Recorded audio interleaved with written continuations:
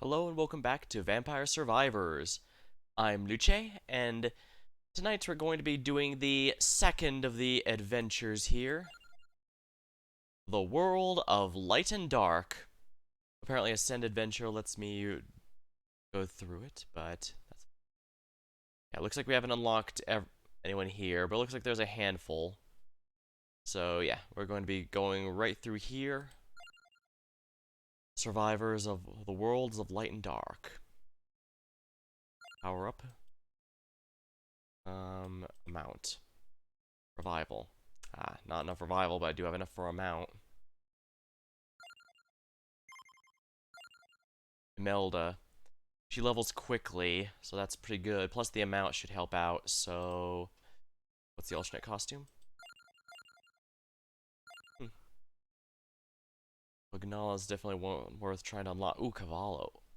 Actually, I'm not sure if Cavallo upgrades without the Chaos Stone. Think more about later. Imelda has sought a new life in the church until one night the peace is shattered by monstrous attack. Back in the corner, she must call upon her family's power to survive before concession. Deep lore.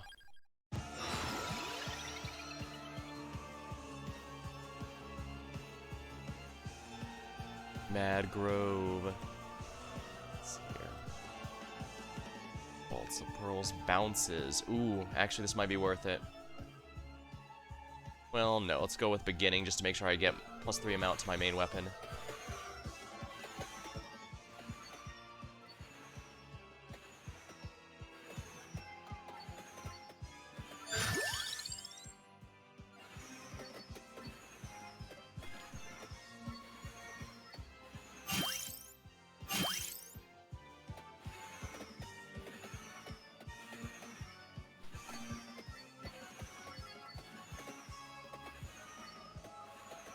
Alright. Now this is a little tricky. Spinach for more damage is going to be good sooner than later. Now we might get the Fire Wand. If so, I might want to get Waltz of Pearls for the bounce effect.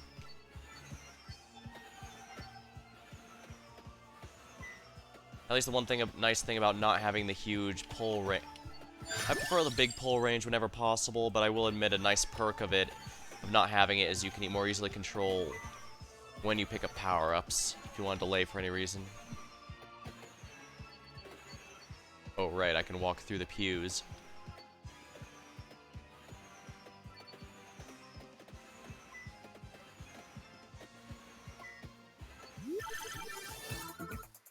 Free level of King Bibble. Sounds good to me.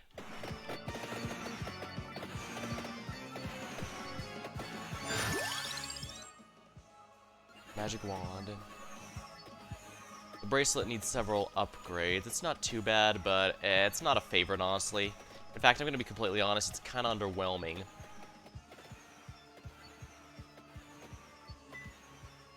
So I'm not a fan of it. I'm sure there's people who swear by it. And I wouldn't be surprised if there's combos I don't even know about.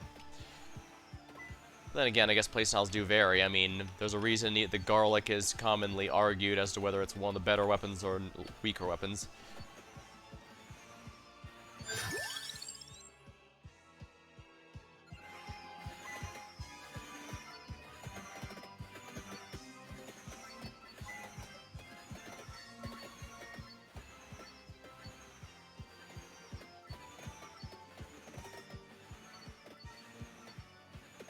Giovanna's definitely one of those characters I'd like to, like.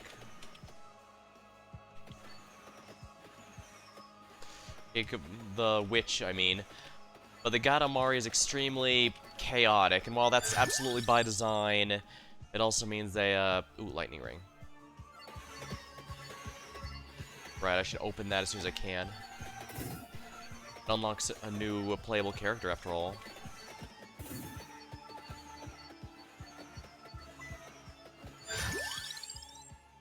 Spinach. We need to up our damage.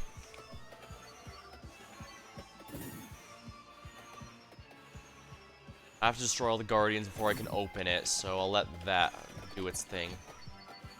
At least the nice thing about Imelda is she levels quickly.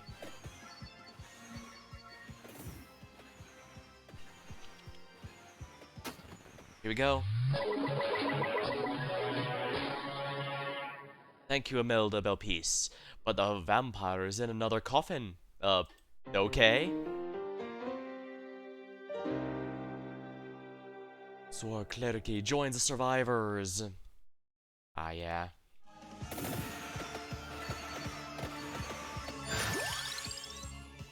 Santa Water's now been added to the drop pool. Or maybe it always was, I just never noticed.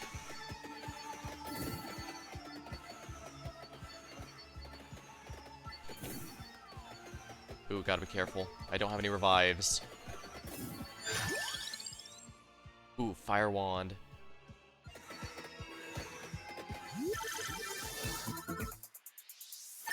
A free lightning ring level sounds good to me.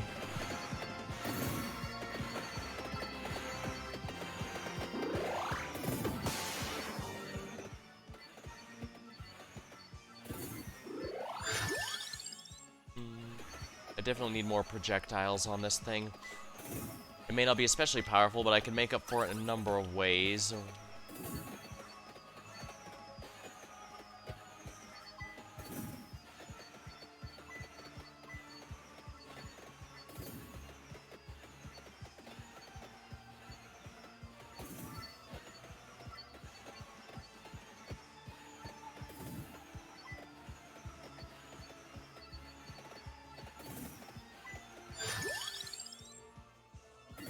A lightning ring level is probably going to be ideal because this is one of the stronger ones here. This map is not particularly large, but that's alright, honestly. I guess when you're suddenly attacked in a church by undead and other such creatures, there'll be good tools for dealing with them.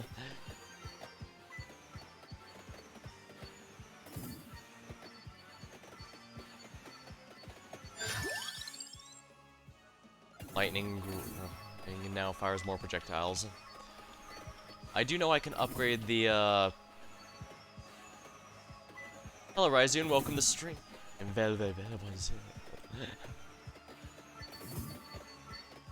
Hey, we're just in the middle of, the adventure mode for Vampire Survivors. Which is basically a short, silly little storyline. With some special rules in place. And special maps.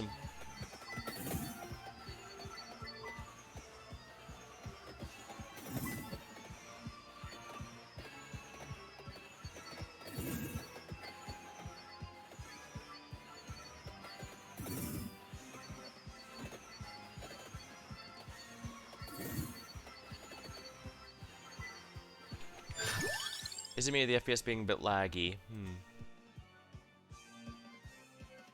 Let's see here. I do have a couple frame drops, but it's nowhere as bad as it was on Tuesday. Oh, now it's dropping again. Hold on, let me try and work something here. Let's see here. Looks like it's not nearly as bad as it was on Tuesday, but it's should not be doing this. Let me try and fix this up a bit. It usually gets better as the night goes by, but I'd rather not have to wait for that.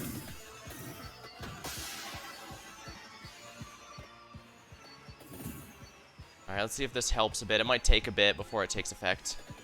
It's Tuesday, indeed. And that was awful. We were finally able to get quite a bit of our crew to fill the whole Lethal Company group, and then I just can't keep connection. Let me put it this way. The VOD for the Tuesday stream was 3 hours, 45 minutes. We actually played for 5 hours. That's how much footage was lost. That is how insane it was. Fire Rod, if you please. Unfortunate indeed, yeah.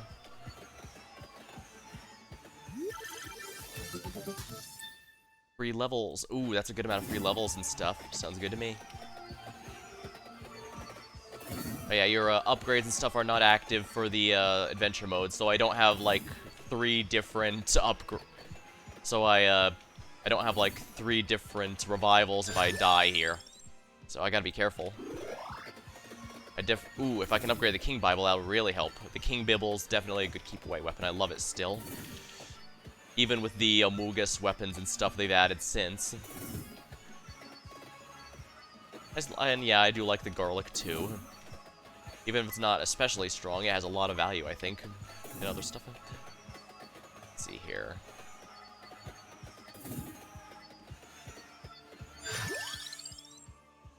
Magic wand.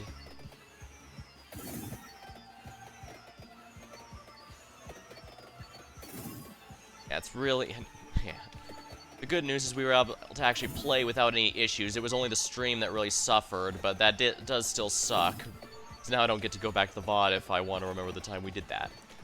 We might be able to get some people back again on Tuesday, but I don't know if it'll be the same crew. We might have to have a different one. Time will tell, I guess.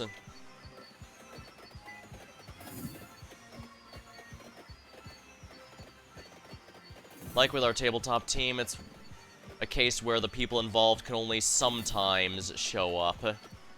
So, it's just difficult to get so many people's schedules lined up.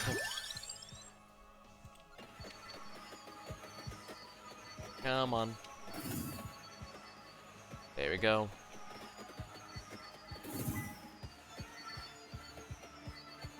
Alright, yeah, nice. Alright, yeah, Imelda's been gaining has her XP gains up, so she should be able to handle this. What gets upgraded? The lightning ring. Sounds good to me.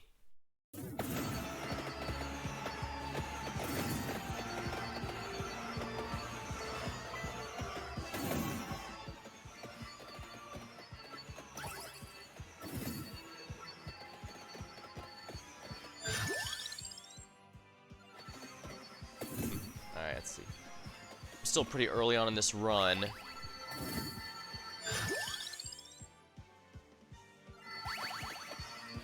Excellent.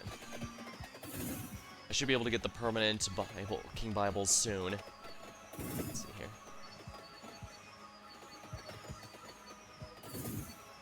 Yeah, that's a good emergency screen clear if I start getting in a rough spot.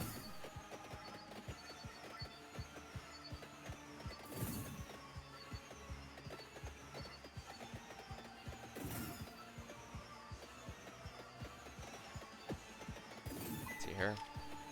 Well, the good news is this adventure is actually apparently from the base game, I think. So, excellent. This should be just as part of the free update, I believe. I think the only ones that require DLC are the Moonspell one and the Among Us crossover story. I'll be getting to those eventually, but I definitely need to splice in a few more regular story games here.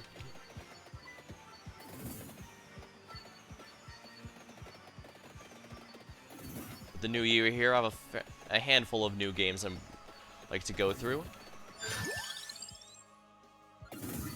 Excellent.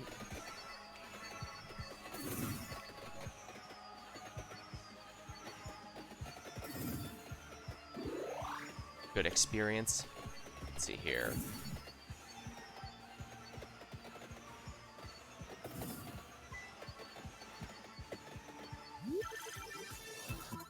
Oh, wonderful. Unholy Vespers. Permanent, King Bible.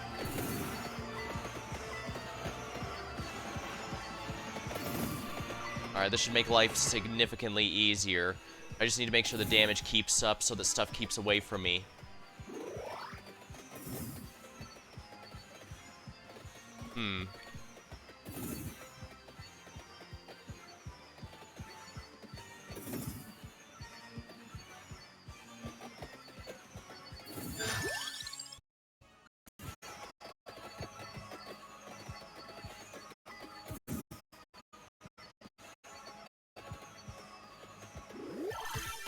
Ooh, nice.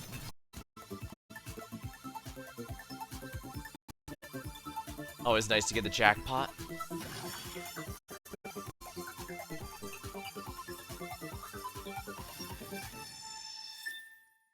Excellent. Now, let's see here. Oh yeah, the candelabra and the spinach are completely leveled. That should make things a bit easier going forward.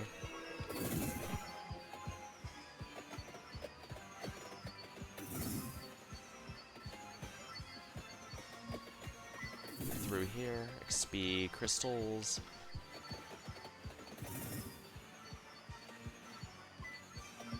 I probably want to try and afford that revive sooner rather than later.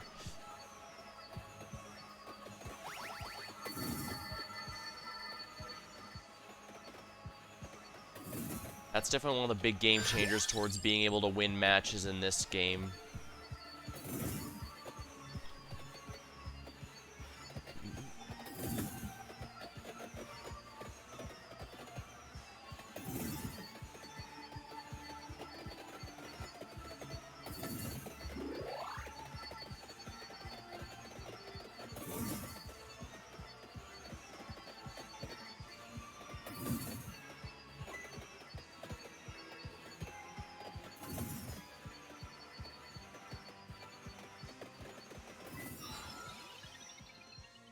Here. I don't have any items that works with. I guess Blood Astronema is fine.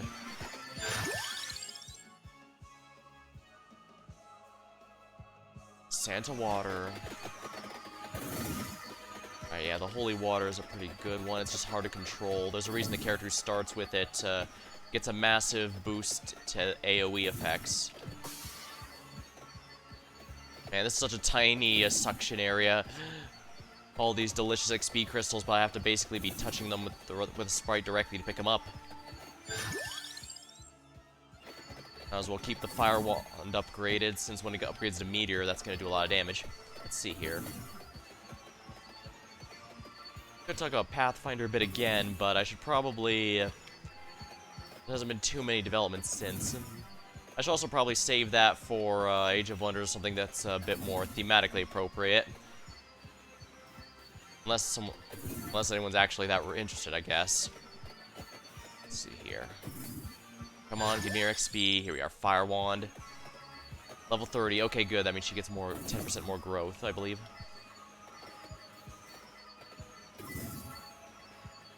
Nice.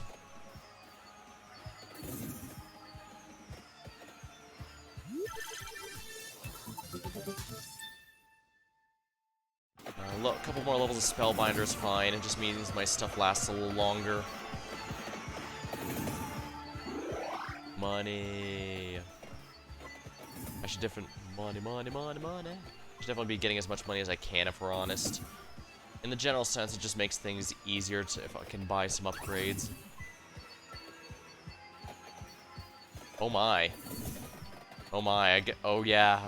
I guess this must be similar to the 11-minute skeletons.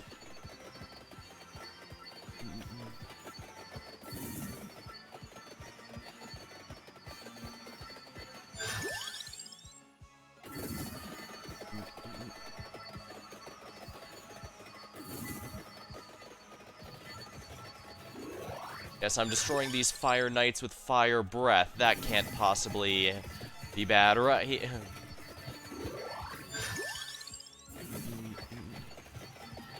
XP, XP, XP.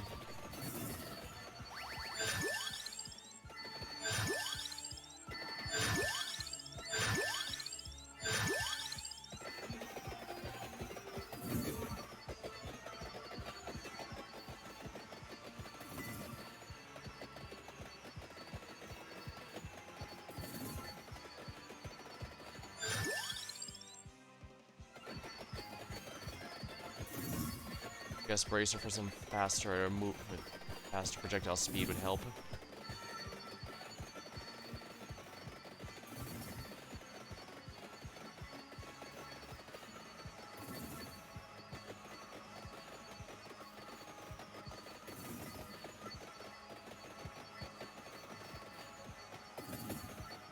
Lots of green crystals.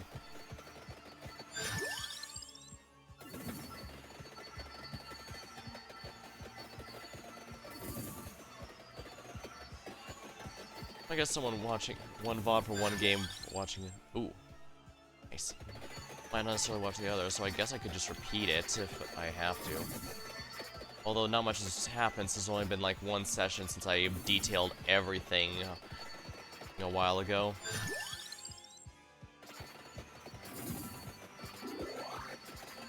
Let's see here.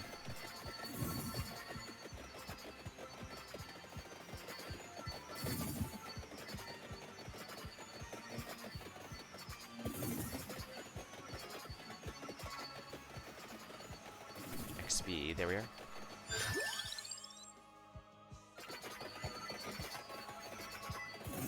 Ah, good money.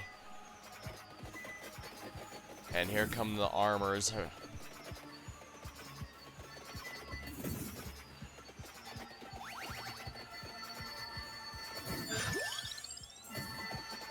guess one thing that did happen was my character had to do a stealth mission. Now, my character is not actually a rogue or anything. They're a sorcerer, to be exact, so I had to use invisibility spells, and I can't run because only rogues get, thieves, rogues, whatever they're called, to get the ability to run without making sound.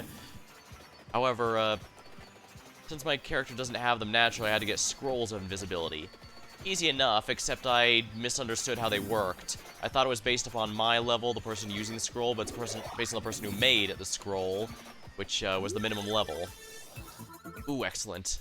The Hellfire upgrade. So, let's see here.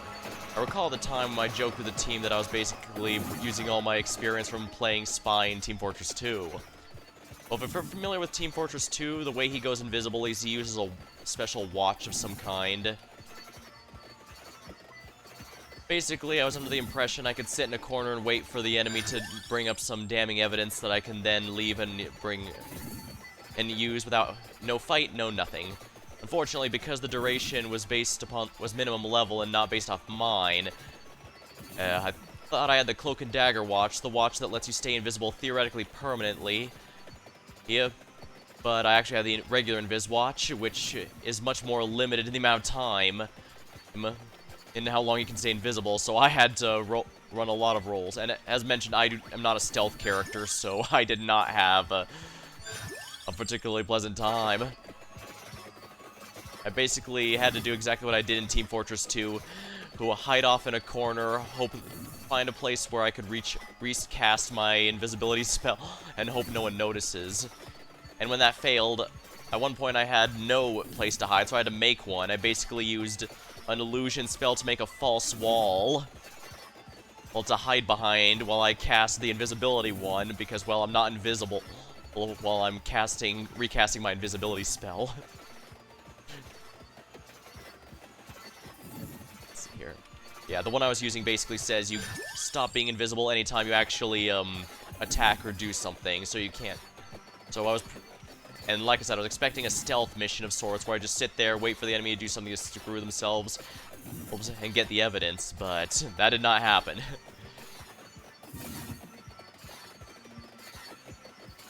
Still, it did work. The false wall was sadly discovered, but apparently one of the guards mentioned, hey, did we also put a false wall here? Which, that was actually the big thing that I needed. Because it was through that our team discovered a false wall to a secret area with everything we needed. So, mission completed, and we didn't have to do any fights. Trust me, I'm just as surprised as everyone else.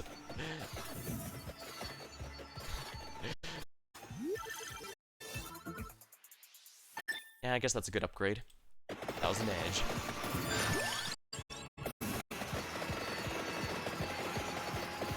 Yeah, I'm gonna leave these chickens around so that I can heal as I go.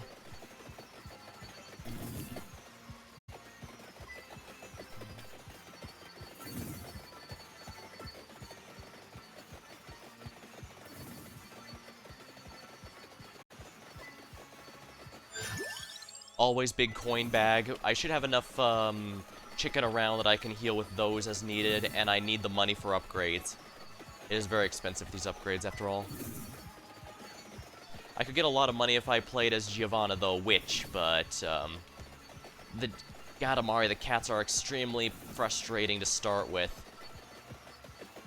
Not to mention they're one of those weapons that doesn't really get really good until they upgrade. It upgrades, so I'm not particularly motivated to try and make her work for this.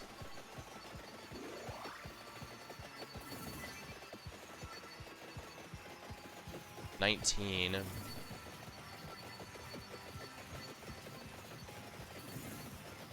On that note, I actually learned what somatic components and tabletops are. Basically, it's the hand gestures.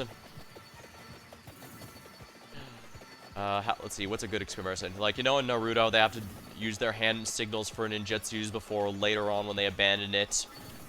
That's basically how it works. And verbal components is pretty simple, just parts when actual magic words you have to speak. As my character was originally Undina's characters, and their default language is the water language. I usually have her spells performed in that language so that people won't necessarily know what they are. As mentioned, our campaign is in a desert biome. Gotta throw up gang signs. Also, hey, Mooney. Yeah, Cat, welcome to stream. Yeah.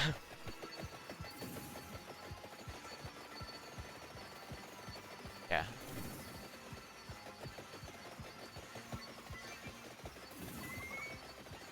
Yeah, I don't think it's like the Fate universe where mystery adds to power or anything like that, but I figure it's probably better if enemies don't know what I'm about to blast them with until they get obliterated by it.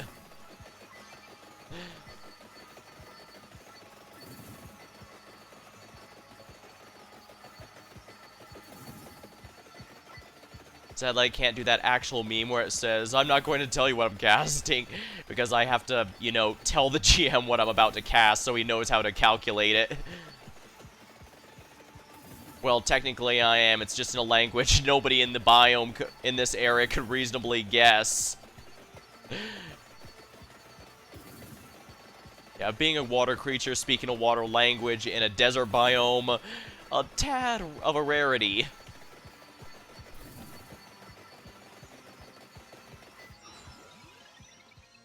You know what? No. Awakening. I don't want to have to risk losing this, so I'm gonna use Awakening here so I get revivals in case I screw up and accidentally get myself killed. Because I can and have died at the last minute. Well, actually the last second, because at one point, and I did get this on stream, I died with precisely 1 second left until victory. An actual 1 second. It was at 29 minutes and 59 seconds, and you win at 30 minutes in, so that was incredibly frustrating.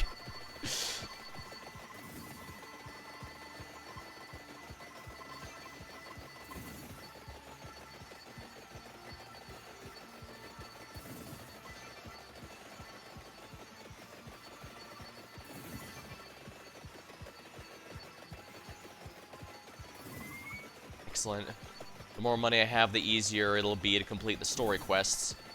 Granted, Imelda herself, honestly, isn't a bad character to play as in general. In fact, from what I understand, she's actually highly recommended for beginners because she grows levels quickly and therefore makes it easier to get good level weapons. And most weapons get ridiculous once they start getting to higher levels, which, of course, by extension makes it easier to win runs.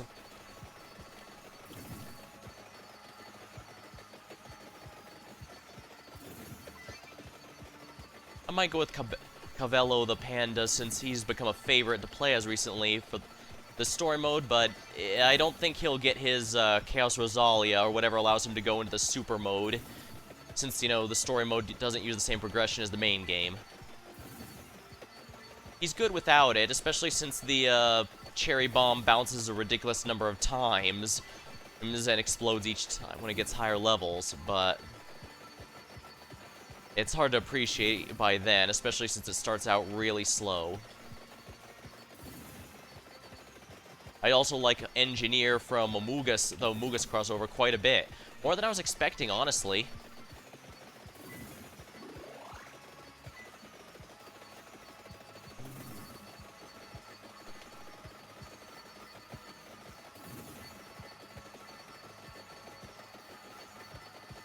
Excellent. Level up, level up, level up.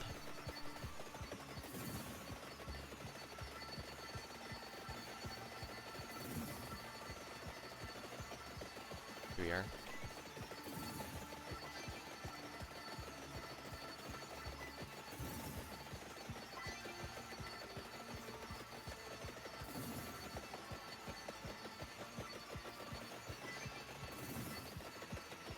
Here we are. Yeah, I should make it to 30 minutes here just fine, but I gotta be careful because these guys are starting to get a lot more durable. Yeah, and Imelda's special XP boost has already capped out, so we're not going to be getting any more innate bonuses. I'm not sure if it's really worth it to be picking up all these individual coins, but I'm going to anyways because I feel like it.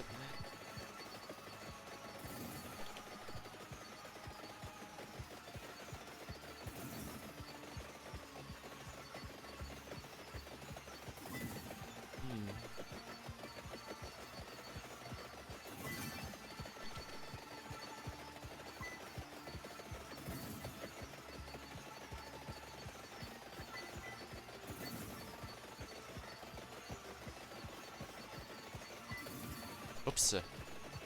Almost didn't see the boss there. Alright, let's focus this one down here. There we go. More money. Sounds good to me.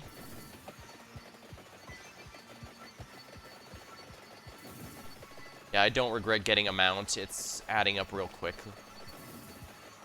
Yeah, there's a reason a mount is one of the more expensive upgrades. It single-handedly boosts any weapon that uses it gets a massive, massive boost.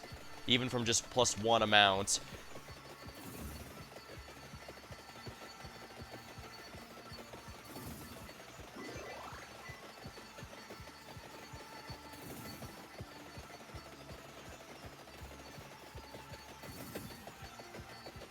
Alright.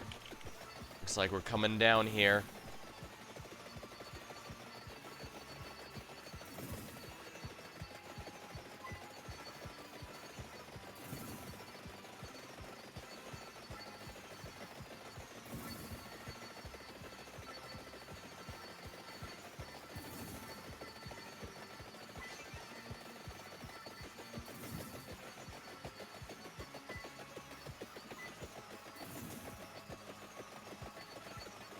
Come on.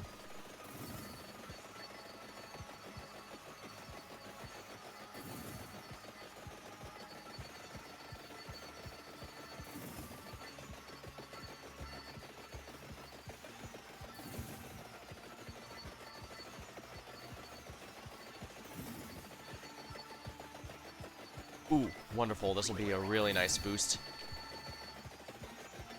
Ah. Wait, did that red crystal just fly off to the where? Huh.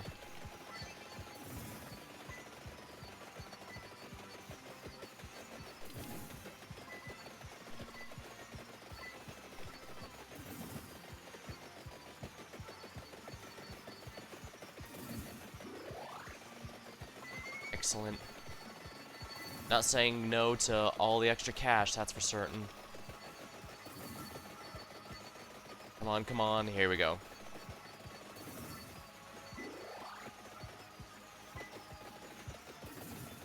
Yeah, I really need to get upgrades to the AoE to suck in items. This is mildly annoying that I can't pick up so many of these so very easily.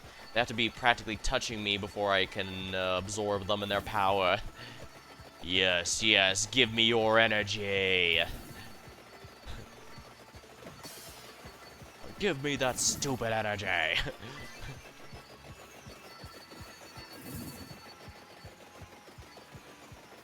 Uh-oh, uh-oh, uh-oh. Uh-oh, uh-oh. Yeah, this is why it was good that I got the revival there.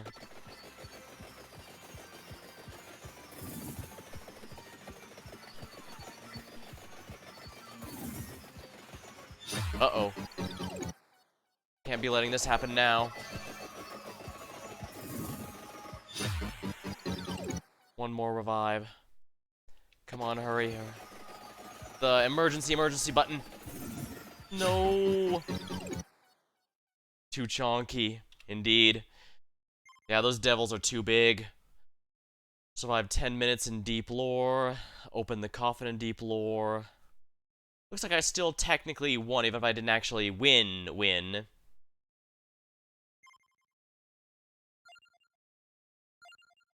Actually, Planar Bazaar, what's that exactly? Betwixt, gather information for the realm. Trade items for the realms. Oh yeah, this is the shops that you can buy items.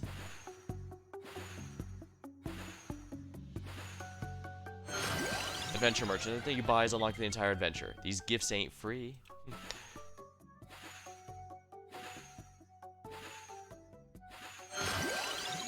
4 hands, 4 guns, no discount. The horse from the Amogus crossover. 8 horse jokes, tell your neighbors.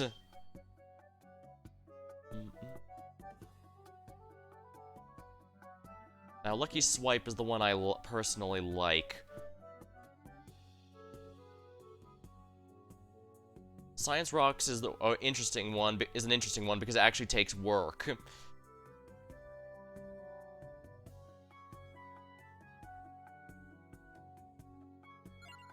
Oops.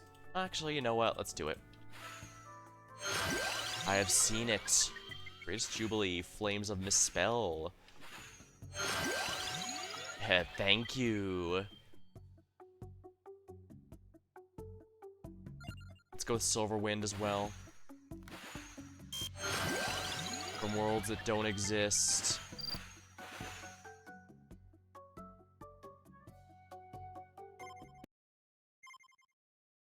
Alrighty here.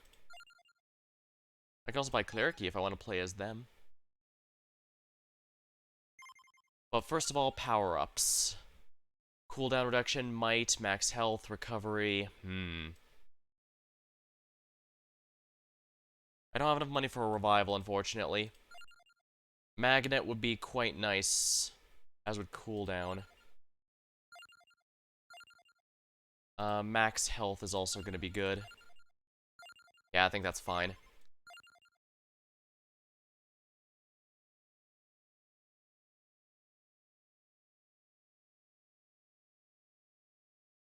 Temporary max area bonus, sounds good.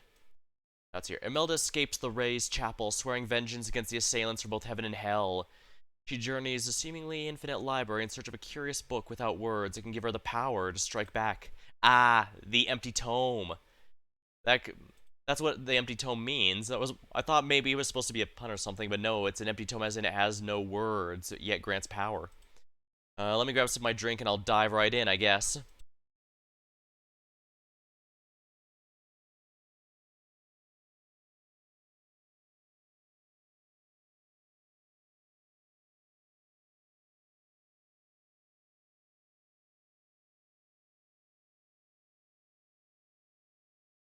Yeah, I did notice there was a mix of angels and devils among that group, so it makes sense.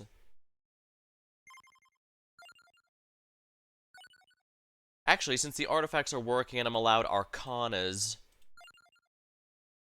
in here. Yeah, relics are still present. Maybe I can use Cavallo in here. Oh well. We'll stick to her for now then, I guess.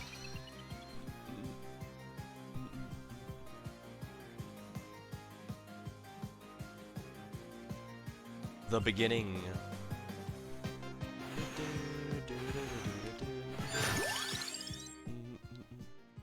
The lightning ring.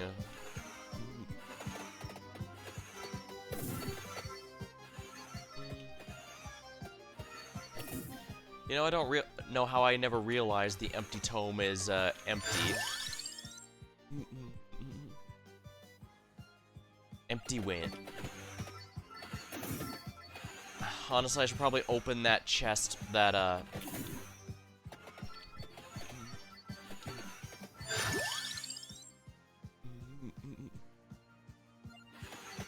Lucky Swipe. You want to completely break immersion? Yeah, sci-fi thing in this blatantly Castlevania fantasy world. No faster way to ruin immersion. It's a good thing, but then again, the game doesn't take itself seriously even before the crossover, so. Then again, I guess they figured not everyone would like the crossover. They promised that all the achievements from it would be in-game only, no Steam stuff or anything to make you think, oh crap, I really need that, don't I? Yeah. I was also surprised at just how many of the characters applied for multiplayer stuff, but it does make sense, if we're honest.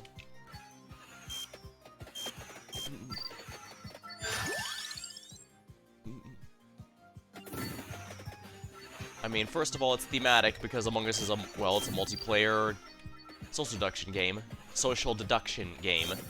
But it also makes sense because it's also the first major update that added characters since they added multiplayer, period. Come here.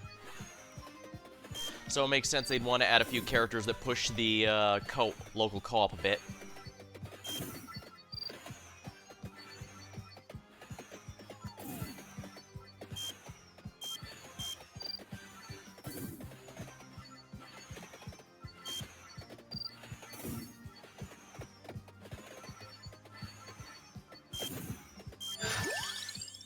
King Bibble. Here we are.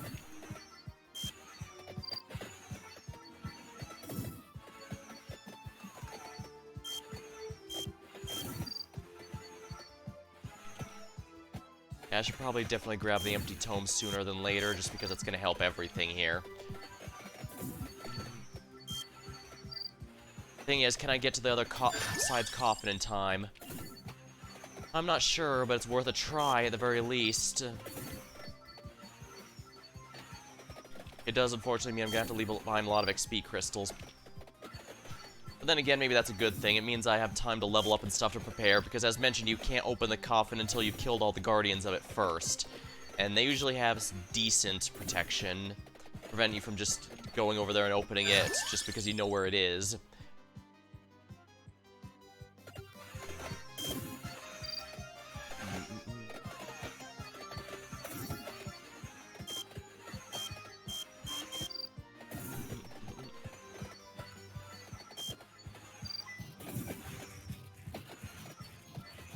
Come on, you.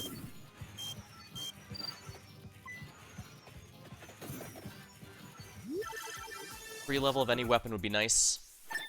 I'll take it. Oh, and I just noticed I have all my weapons filled. Interesting. Well, that's fine. Ultimately, I need to be leveling them anyways, because that's the big part. Spinach. Well, spinach to add damage to them all is also going to help, so...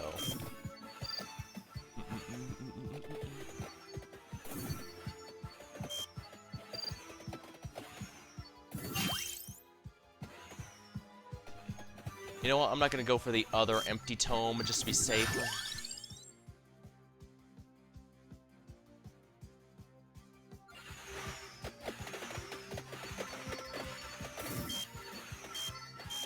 Maybe I could.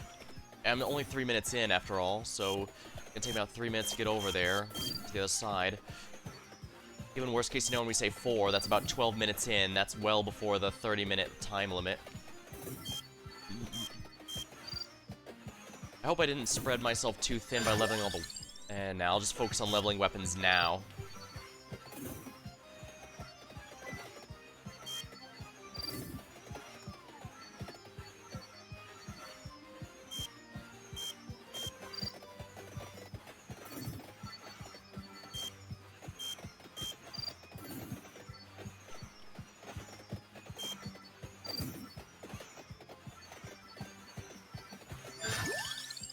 Empty tome up.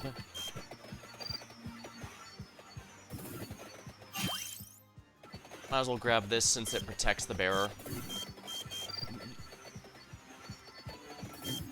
Only thing is, because I have no upgrades, including no damage, this also means this mini-boss here is actually going to be rather beefy.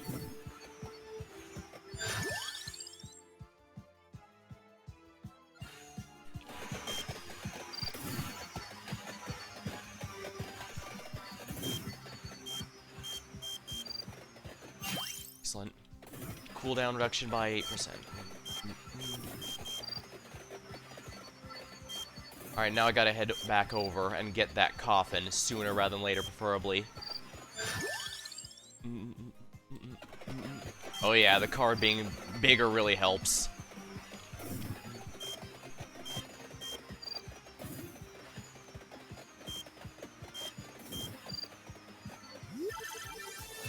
Free level of anything, please. King Bibble, I'll take it.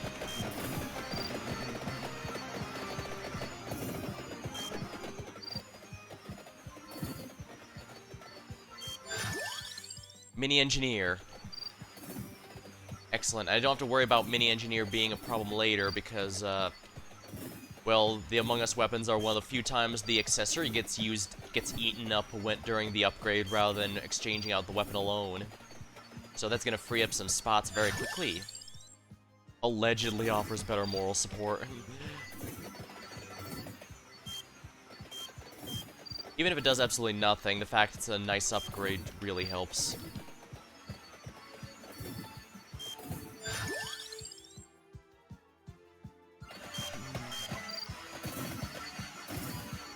And thanks to the empty tome, we now have the item that upgrades Imelda's base weapon, so that's gonna be really nice. Yeah, before scaling, these guys here have like 30k HP, so they're not going down anytime soon.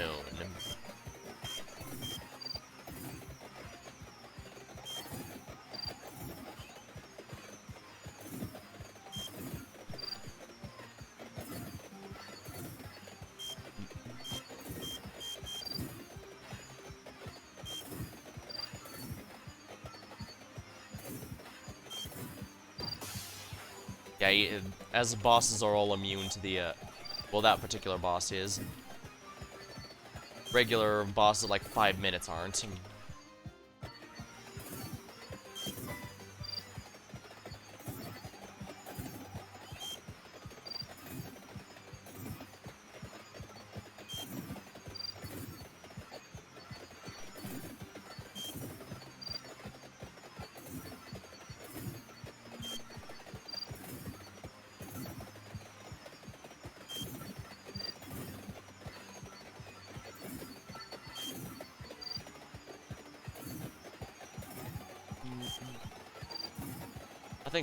I think the upgrade of the card was probably a bit better in a vertical area, but it should be fine here, I think.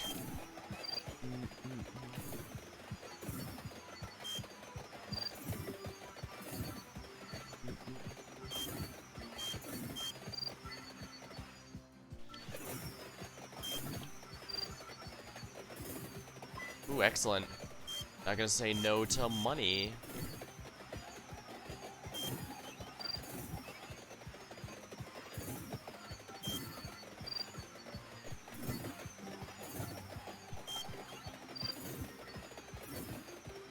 Or I'm scanning my card to that guy. Just not taking it.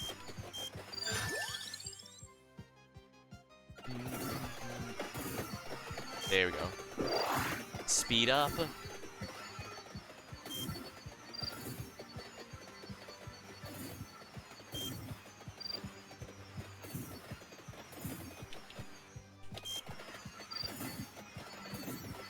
Excellent, lots of XP here.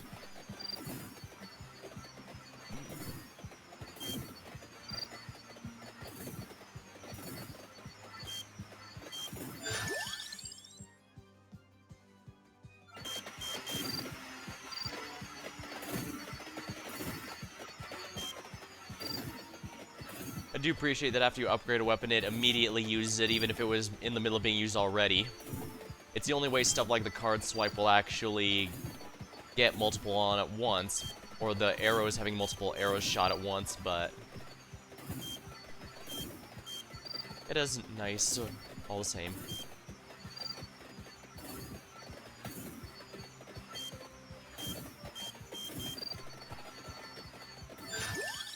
Fire Wand, King Bible. Let's just get the King Bible up because that really is going to make or break this run, I think.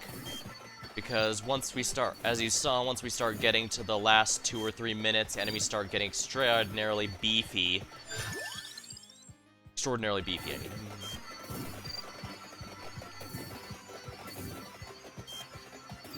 Oh, give me XP, give me XP, give me XP. Lightning.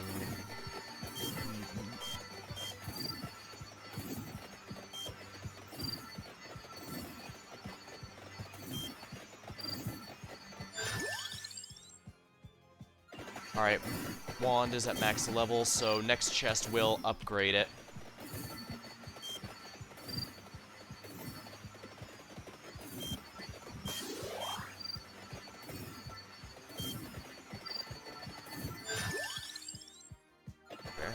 King Bible is also maxed, so that's also ready to upgrade.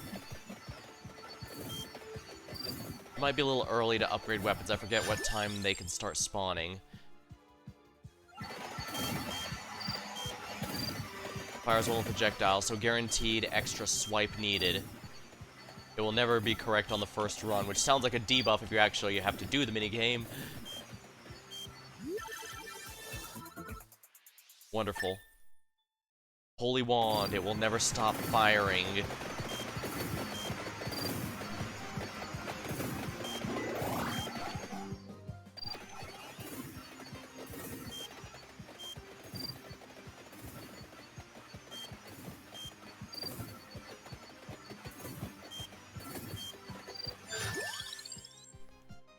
Allegedly offers better support.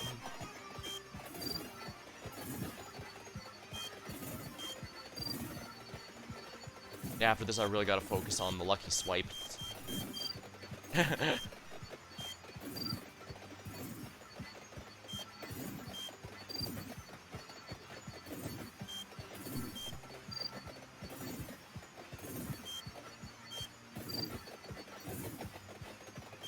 That's like a machine gun. Let's see here. Gemini. Iron Blue Wall. Listed weapons game of 3 bounces.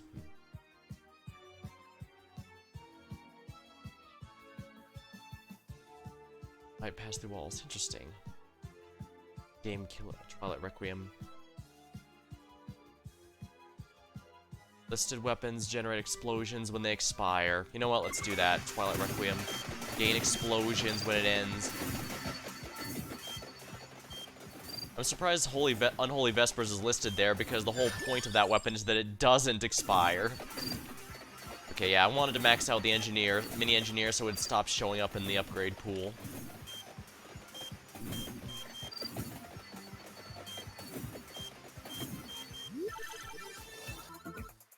Excellent. Unholy Vespers prepared.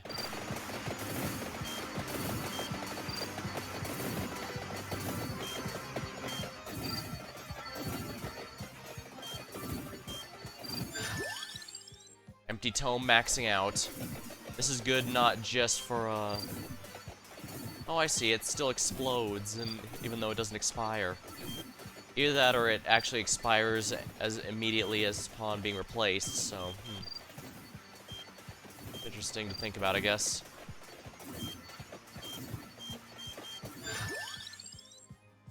The spinach is probably worthwhile just to upgrade everything I'm doing regularly.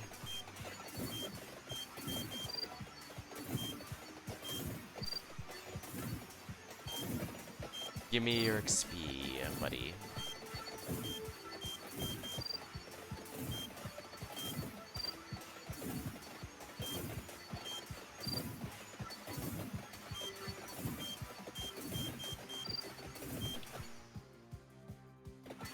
That's a lot of shopkeepers, but I don't have the money, I'm afraid.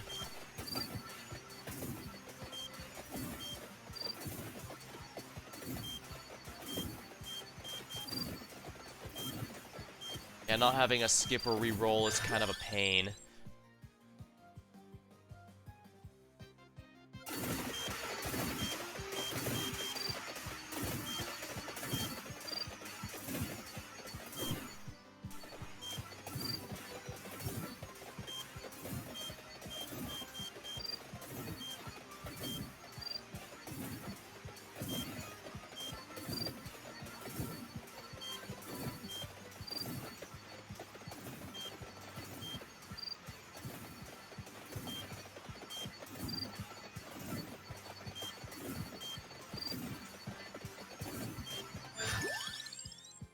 Candelabra door, then. I need to get this so that I can pick up the, so I can pick up the golden mask.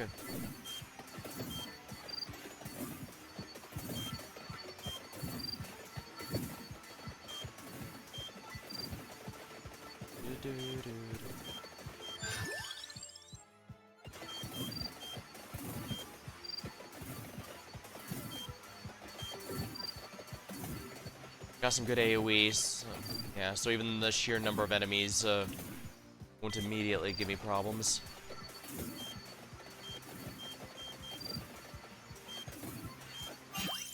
Earn 10% gold coins. Sounds good to me. I probably should have leveled up greed before raw stats, but I don't think it matters too much, honestly.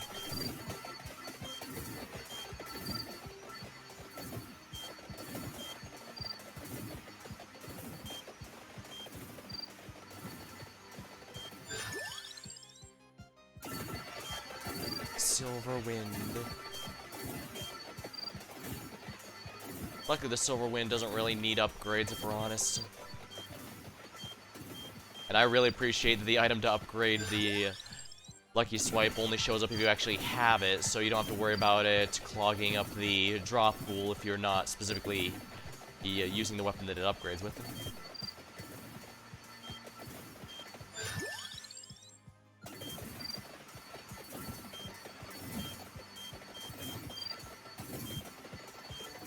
Speed crystals, speed crystals, speed crystals.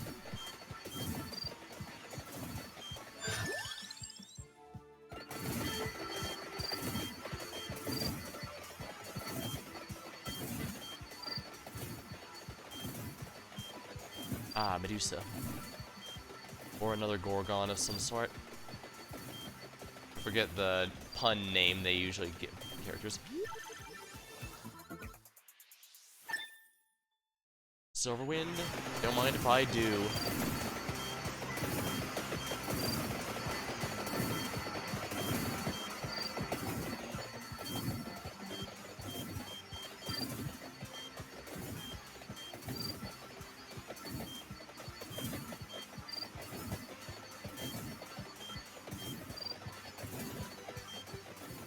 I forgot to reactivate the roulette wheel, but I guess it's not a big deal for this particular run. Ah, here we are.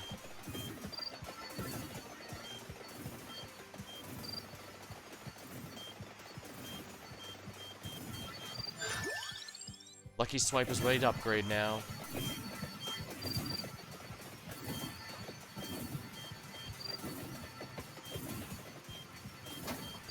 Here we are. Ah, yeah, this is the same person who was in the... Thank you, Imelda, but the vampire's in another coffin. Ah, yeah, it's Giovanna, the same one who was in the coffin for the inlaid library in the main game. Interesting.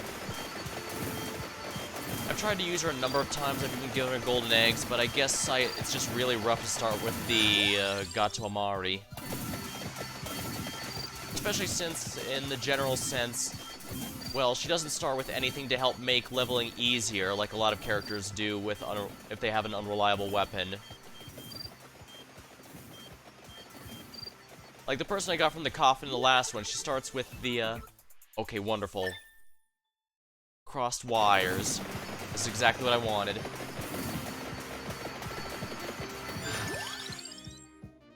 Spin jumper.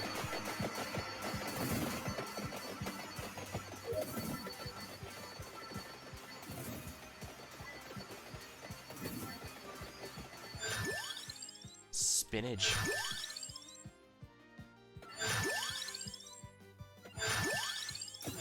Spinach is maxed out.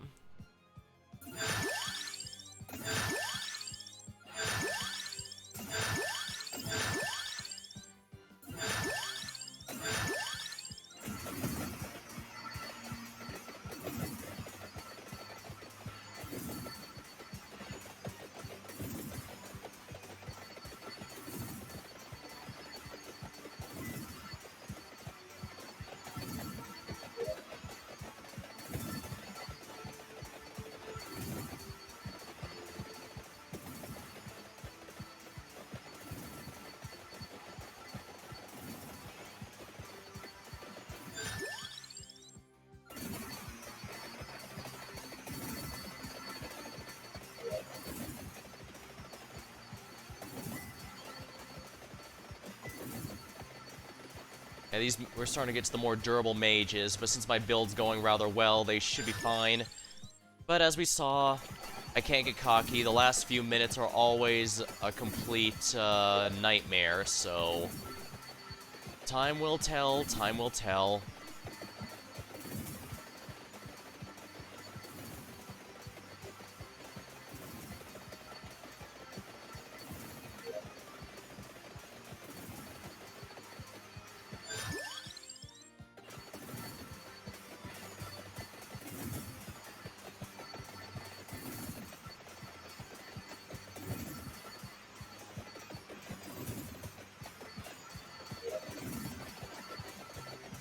Oh yeah, I really love this weapon. The crossed wires, I mean.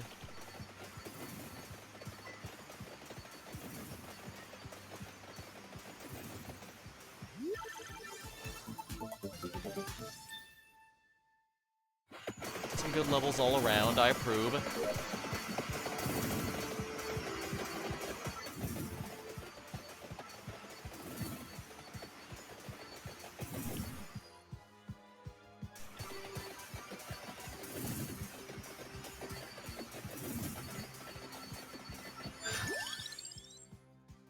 Stone mask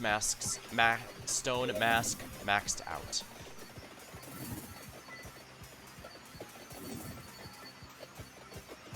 It's always tricky whether I want to make a JoJo reference or a reference to the mask.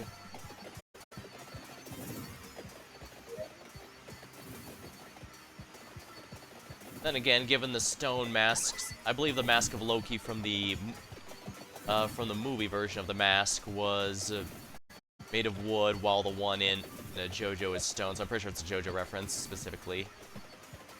Then again, there was a historical jade mask, or some other green-looking mask that was discovered that looks basically the same. So, naturally, fans of both know that you want to put that shit back. It should be fine, indeed.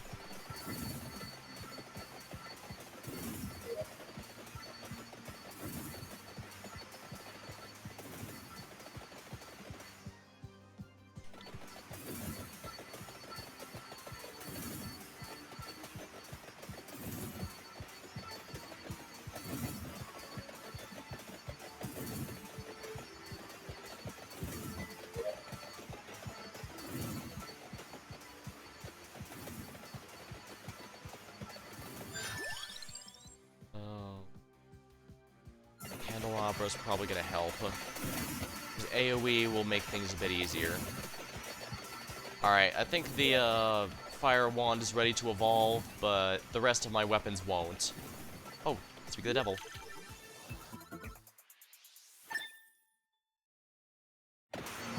Well, I think it should be fine, honestly.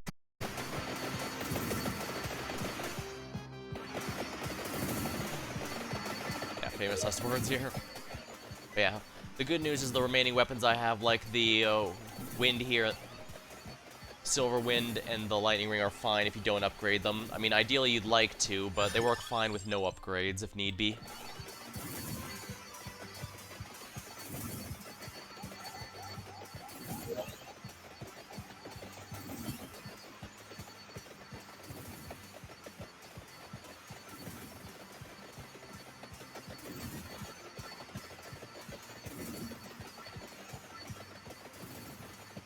I did debate with picking up the Scientist's weapons because the Science Rocks and the upgrade is really, really good, but it actually also takes work. You have to actually do the minigame if you want the max out of it, which can be neat, but given we're doing the story here, it might be a bit much to focus on that. Alright, we're at maximum size.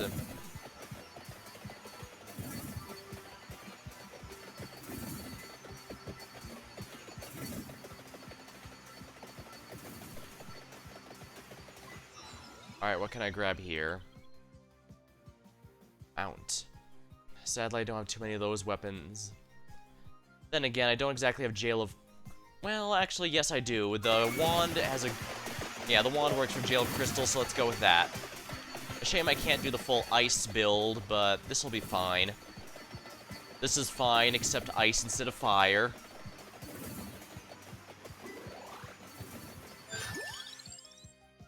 Spellbinder, everything lasts longer. Come on, come on. Magic.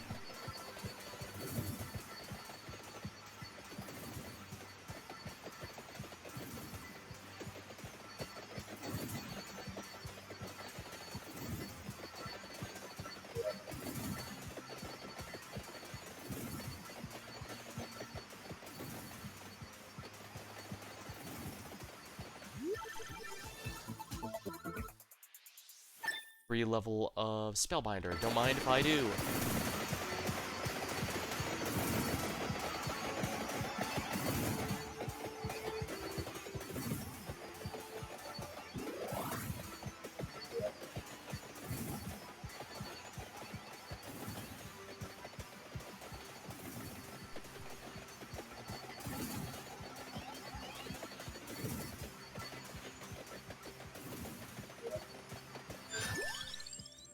Alright, as soon as I max out the Spellbinder, I can just get the Metal Gleo.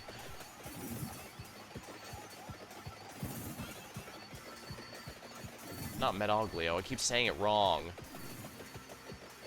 Why do I keep saying that wrong? Yeah, adding Jail Crystal is going to be a big help, I think. Because the chance of freezing enemies is pretty good when the weapon that does so never stops firing.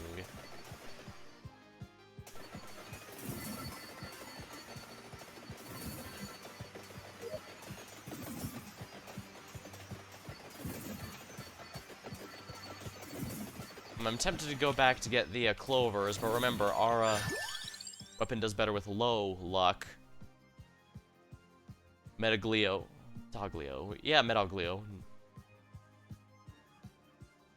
Spellbinder just to finish that off.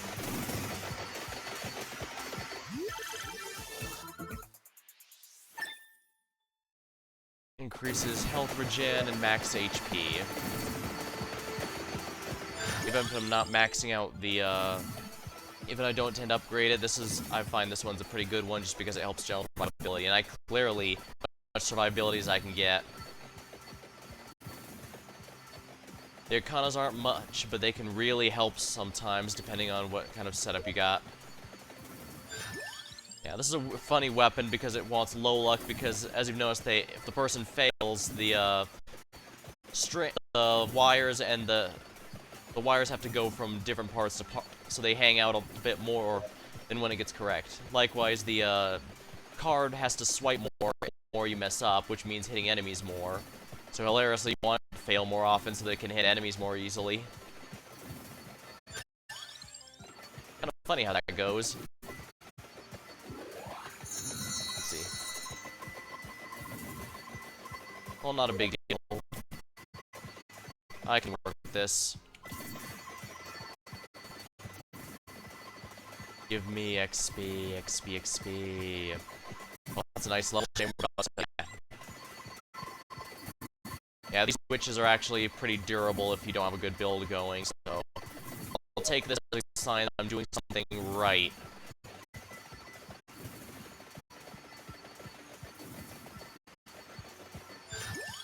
Mets left. There we are. Right.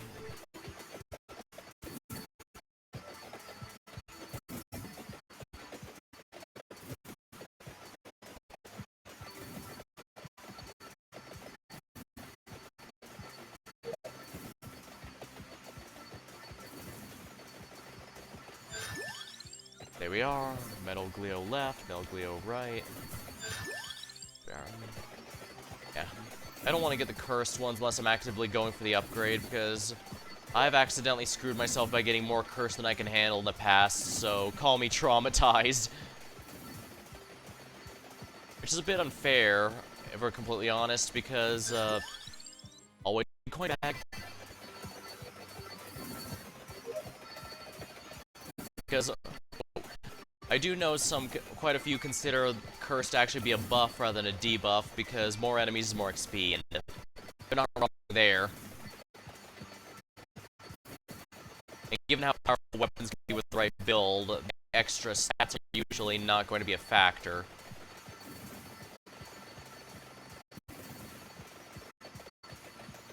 I'm just not particularly good at this game, which is kind of funny, because this is one of those games that actively wants you to find whatever powerful combos you can get.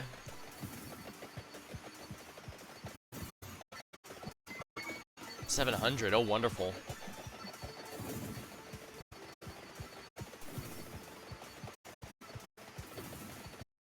Come to me, come.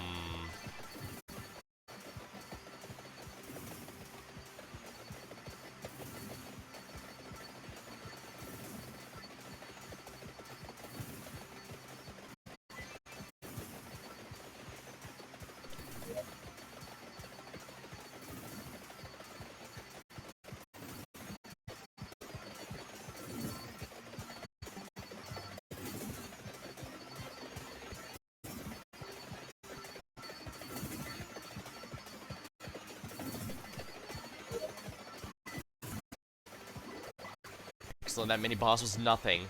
But remember, it always gets really, really nasty in the last couple minutes, so we're not out of the woods yet.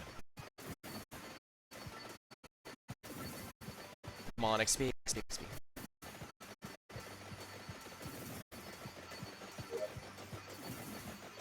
Come on, come on. Give me XP. Well...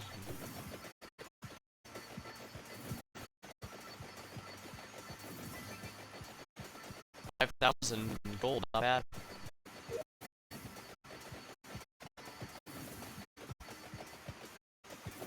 Yeah, crystals really doing work here. Tell because of how many frozen blue enemies there are.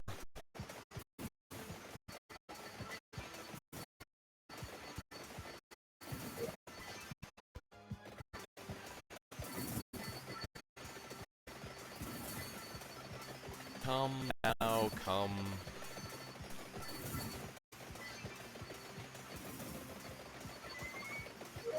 Only 200 that time, disappointing. And now we're starting to get to the last few waves. Yeah, the perk, one of the one of the things that can also contribute to good drops from light sources, but since I'm keeping luck as low as I can, I'm not getting too many of the attract orbs to get the stuff left behind.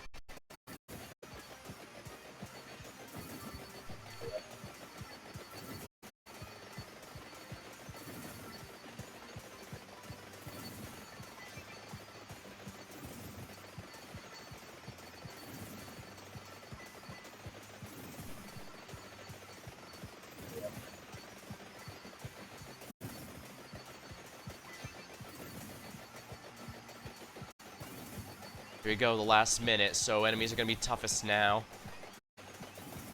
Luckily, the library is one of the less stressful maps, so I'm feeling pretty confident about winning this one.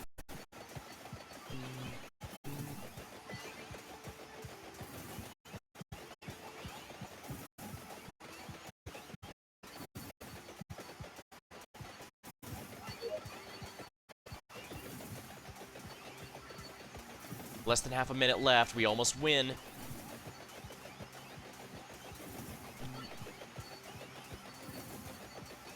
You know, I realized I probably should have made an SMT reference when I read the text said that she'd been attacked by angels and demons within the church, and apparently it ended with it being burned down. Going by flavor text. 3, 2, 1. There we are. We win. Bonus coins for winning. Empty tome. Progress. Mad Forest, Gallo Tower, and Beats. Find the Song of Mana. And the Magic Mirror. I do have a rough idea of where the Magic Mirror is. I just need to be careful. A lot of the progress here is primarily for unlocking, so...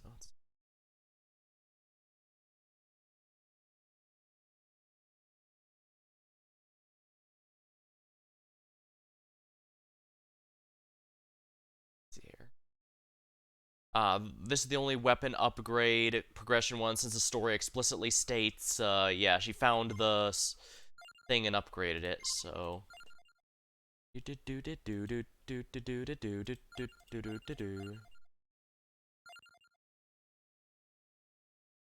we are. Might is at max. Giovanna's nice and all, but maybe later. We're gonna stick with Imelda.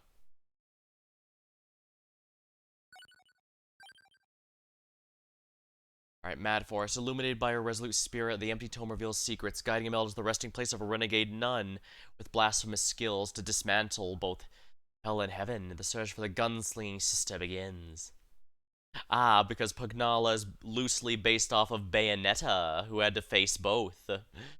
Indeed, easy.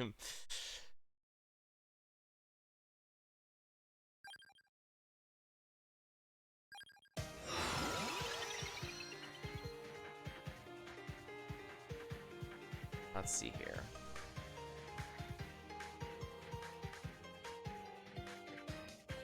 Don't need these, honestly, so let's go with beginning again.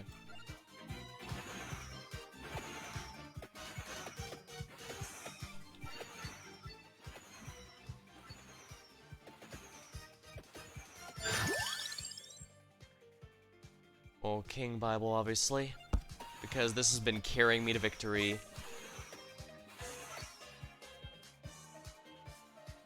Alright, so upper right is the question mark area.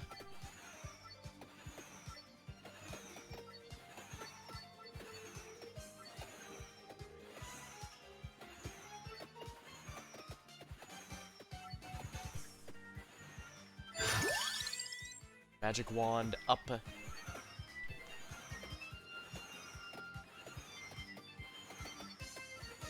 Early on, I really don't want to leave behind these crystals simply because they add up. Later on, I don't have to be as picky, but the sooner I get my weapons going, the better, because the Mad Forest is a pretty wide open area. It's not too difficult, but it's also not easy like the Inlaid Library, since Inlaid Library is very straightforward. Spellbinder, sounds good to me.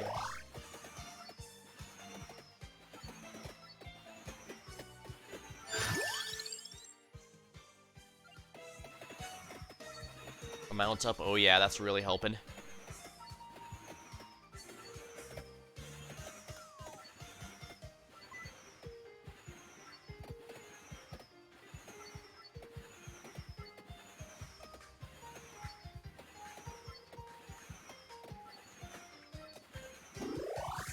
Yeah, Pugnala was also featured in the crossover trailer, along with Gennaro and, the guy whose ability is the random bullshit go that drops furniture on you. I forget his name, but I never forget him because his weapon is hilarious.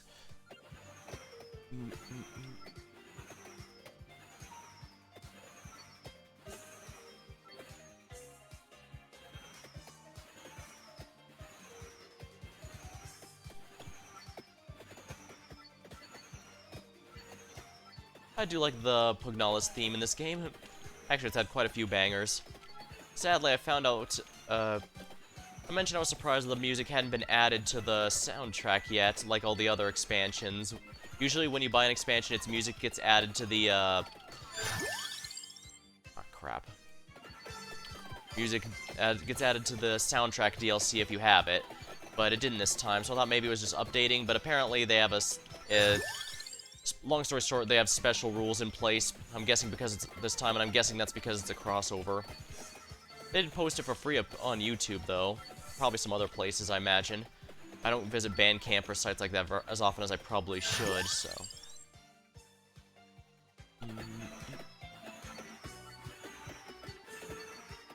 Yeah, I'm in a lot more pain than I really should be.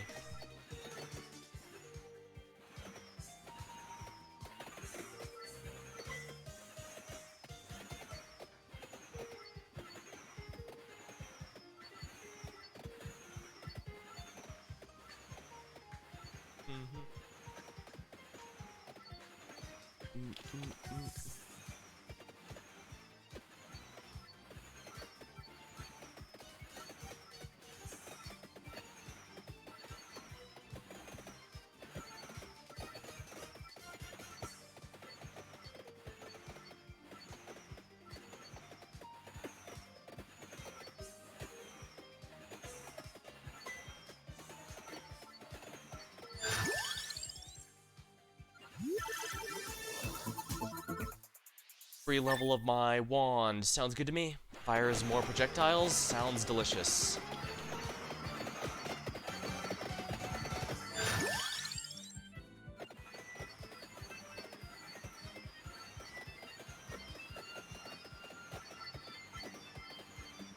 Alright, light sources I need to smash just in hopes they have a chicken, because I am out of chicken. Could also... No, there hasn't been any chicken spawn yet. Huh, interesting. Well, it's not mysterious wall chicken, it's mysterious floor chicken.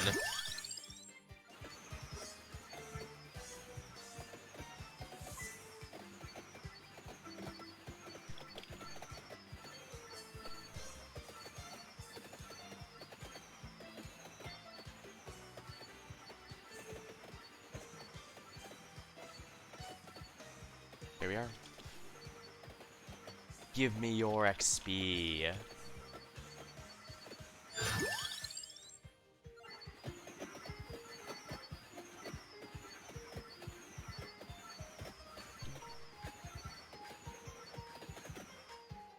I really need to get the empty tome upgraded so that the there's a lot less cooldown on the King Bible.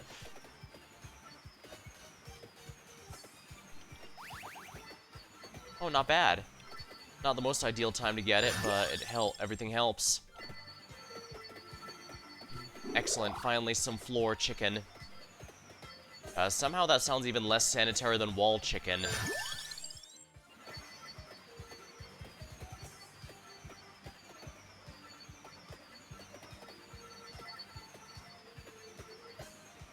Five-minute boss.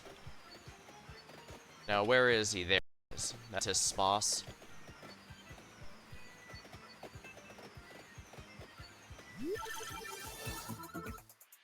Wand level. Sounds good to me.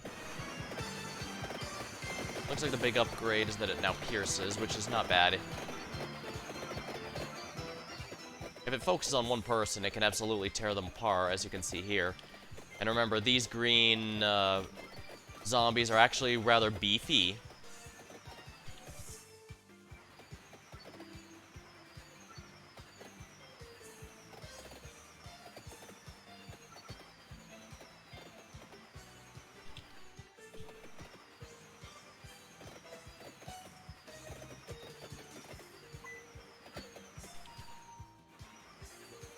Now, where's the green one?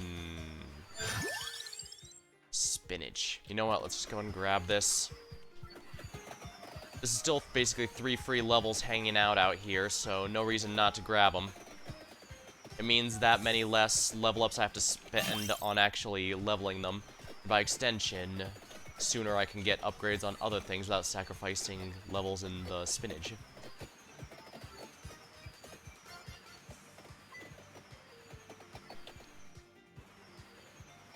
I'm absolutely not taking the, what's it called? Yeah, the Medalglia. Oh, right, because that's a cursed one.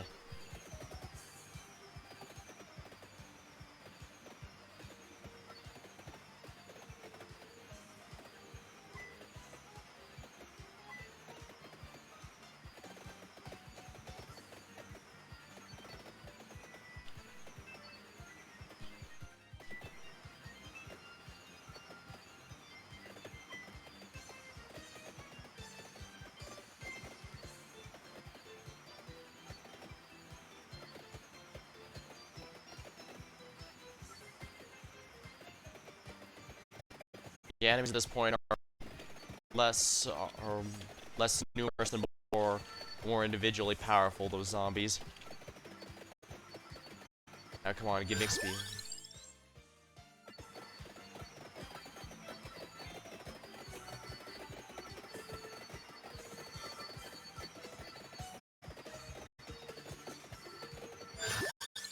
Empty tome, excellent, I need that cooldown reduction.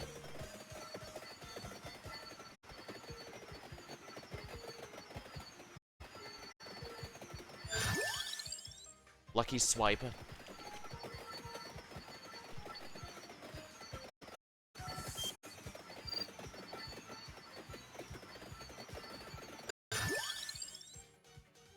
Magic wand, as soon as the first evolved weapon should be good here. There we are, we're evolving the weapon here.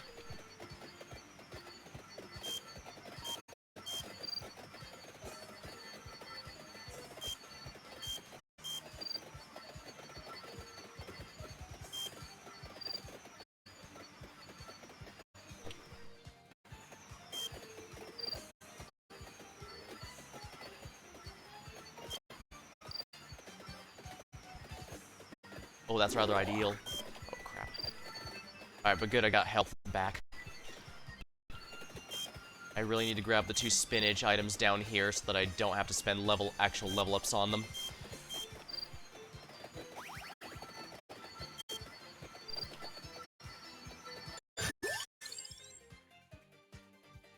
King Bible up.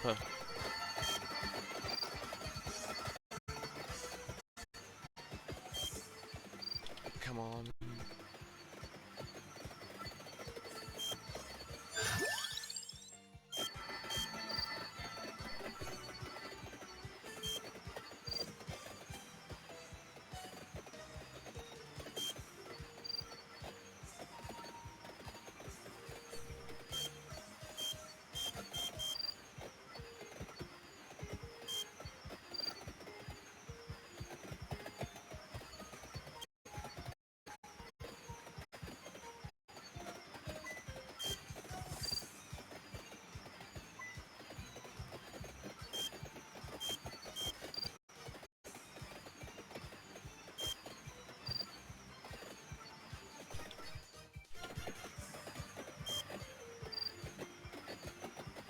Excellent.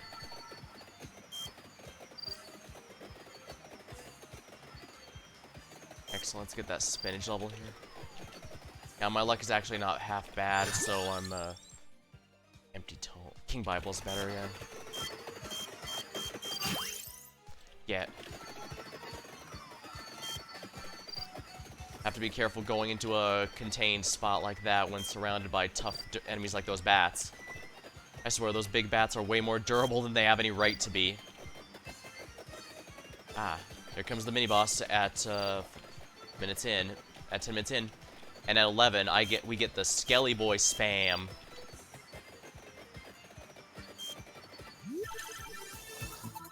Here we are, the magic... Excellent. Holy Wand. It will never stop firing. King Bible also needs to be upgraded sooner than later, so let's keep that going.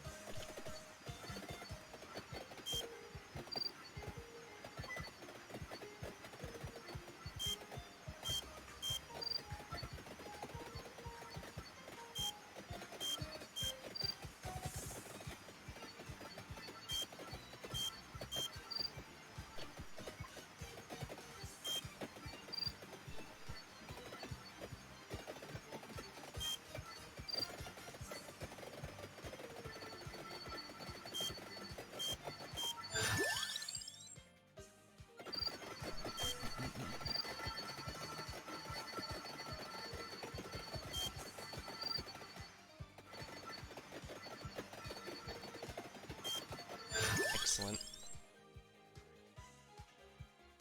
Silverland's fine. Disco of Gold. Fire. Does fire upgrade anything I do have? No, it does not, actually. Just light sources and fire wand if I grab that later, which I might, to be fair, but... Yeah, Disco of Gold. I'd rather make myself healed from money, because money is a lot more common than healing. Actual healing. I definitely need to get the card swipe going, too.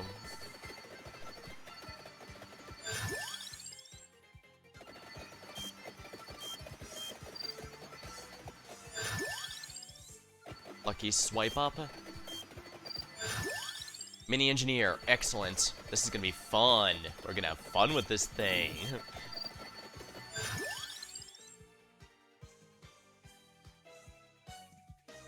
Flames of Misspell, interesting.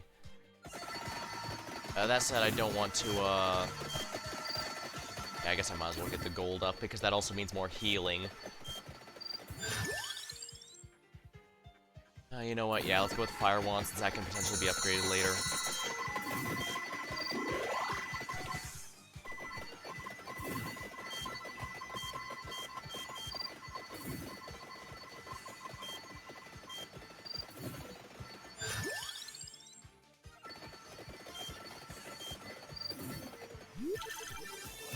Excellent, the Unholy Vespers. Evolved King Bibble. It will never end. Ah, the skeletons are gone, so it's just the werewolves. The werewolves are another tough enemy that's more individually powerful. Yeah, I forgot the Mini Engineer basically has Zeus effect.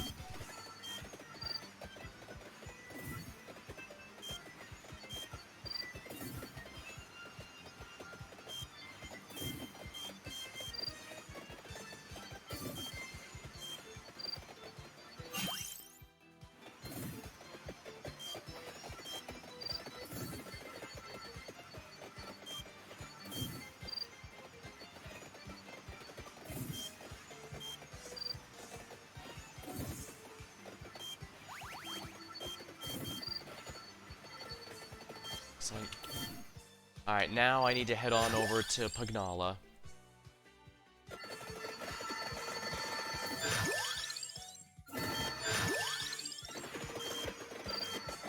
Oh, wonderful. Oh yeah, this could have been really bad if I hadn't got all those upgrades. Yeah, those ghosts are not really a threat. The issue is they push the werewolves into you, and the werewolves actually are pretty durable, as I mentioned, so...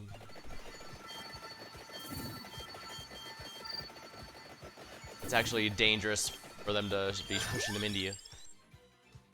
Mini engineer. Yes.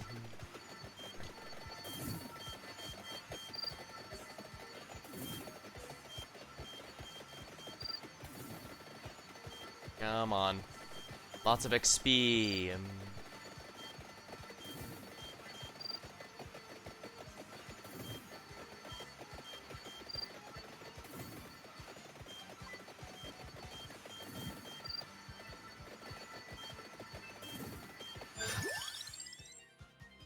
I guess I should get the stone mask up since that I kind of need gold.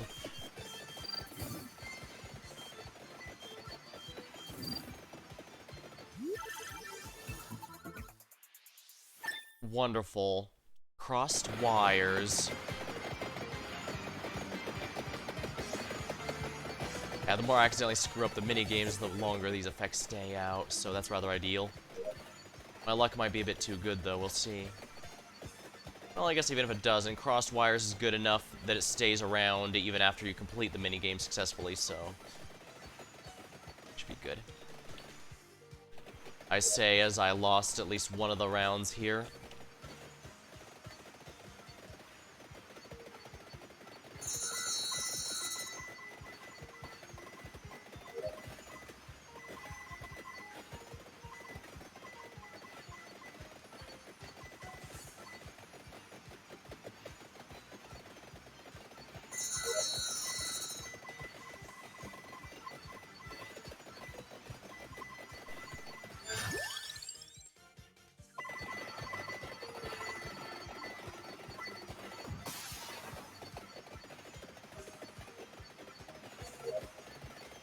Oh, the chest down here. I can't leave that.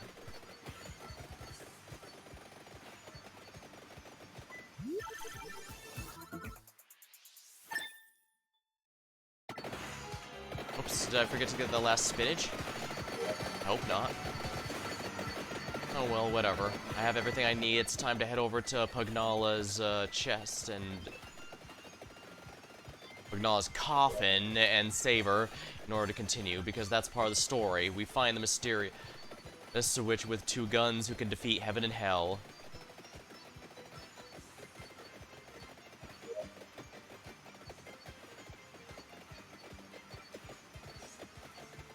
I was gonna say this one seems a bit more tied to the main story, but then again, I guess even Pose does say... I guess even Pose does directly say, well, he has enough money to retire, but he doesn't have to move, but can he truly just, is he truly the type of person to just sit down and retire like that? I guess with that implication that this is what leads to him eventually joining the survivors.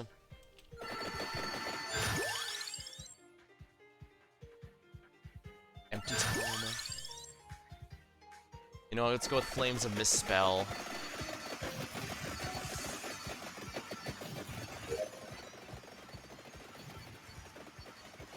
Right, this goes in front, like the, yeah.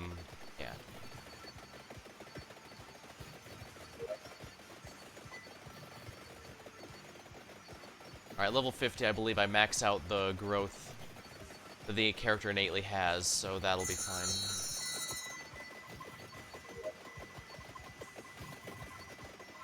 So let's keep going. I need to head northwest. Go west.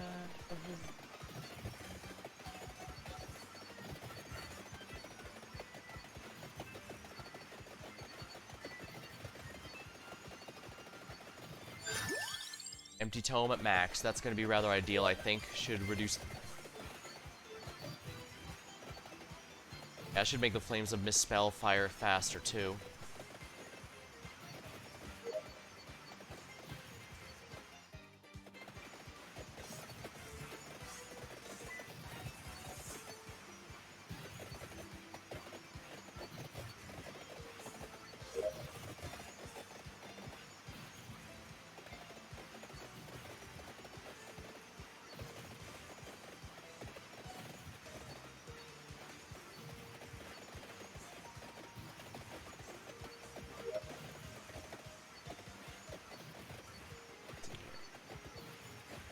have plenty of time before the map ends, so I should be able to get this going just fine. Yeah, I should make it with plenty of time. I'll open it up and continue just fine. I think the actual progression, the letters are the actual progression. The numbers, I mean, while the others are just nice bonuses.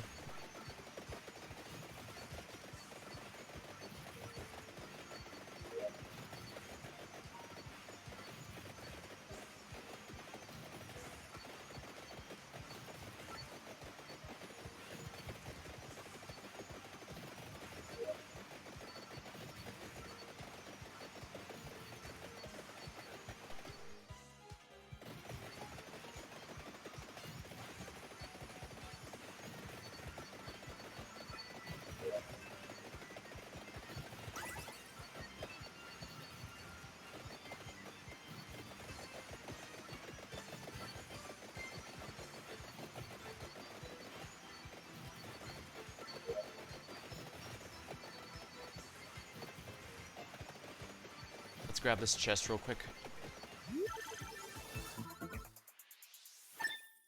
Free stone mask. Sounds good to me. Here we are. Excellent. Thank you, Imelda, but the vampire's in another coffin. Okay. Pugnala joins the survivors.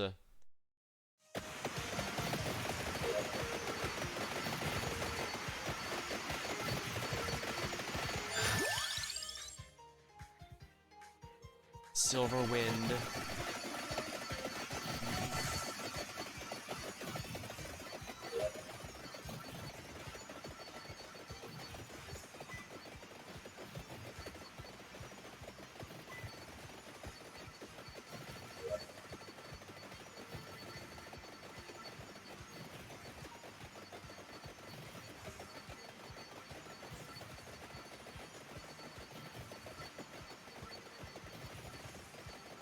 I suppose getting the Among Us item does break the theme, but then again, that's kind of why they have the shop.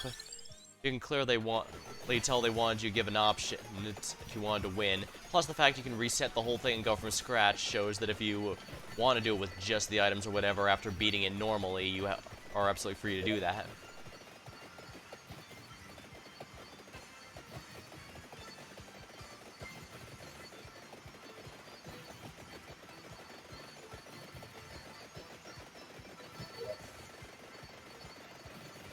That's a lot of XP here.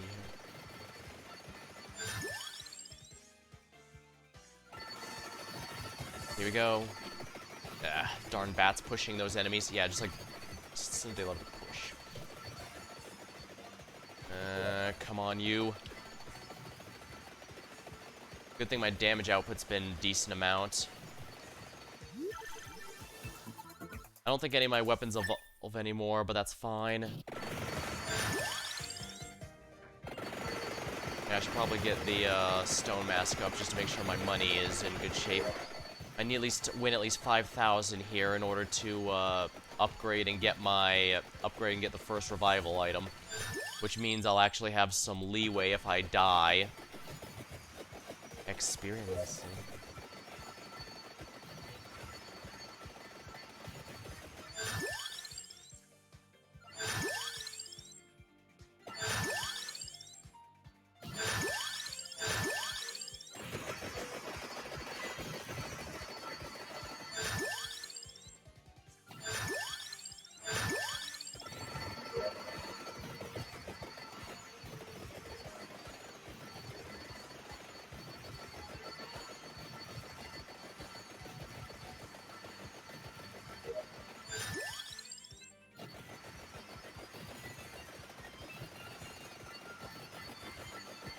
We're just doing a little pruning on the garden, nothing major.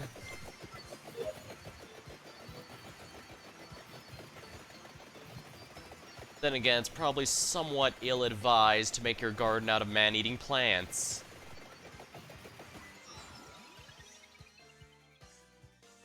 Yeah, you know what? Mad Grove.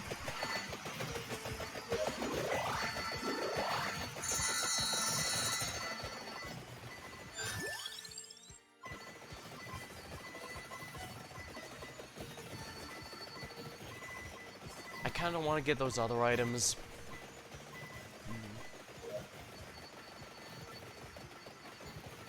Because those are going to start appearing in the pool. And if they start appearing in the pool, that's going to be a pain in the rear.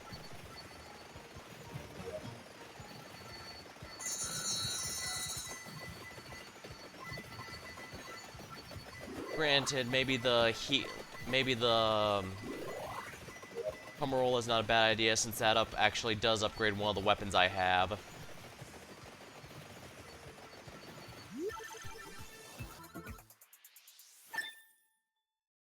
Unless you're into that kind of thing. I mean, I guess so.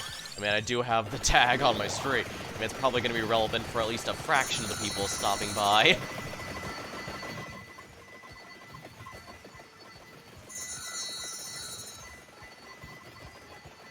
Let's see here.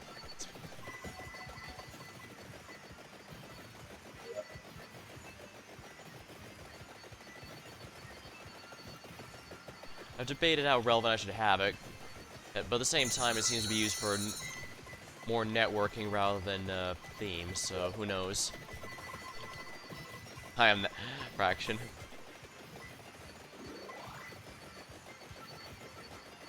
Well, rest assured, I do. Oh. Rest assured, it does show up here and there. Sometimes even when I don't realize it.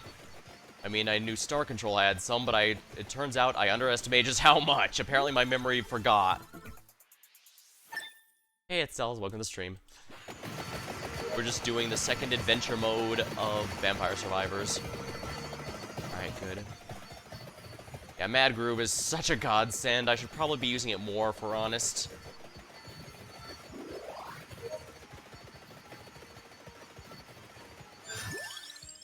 Fire Wand. Here.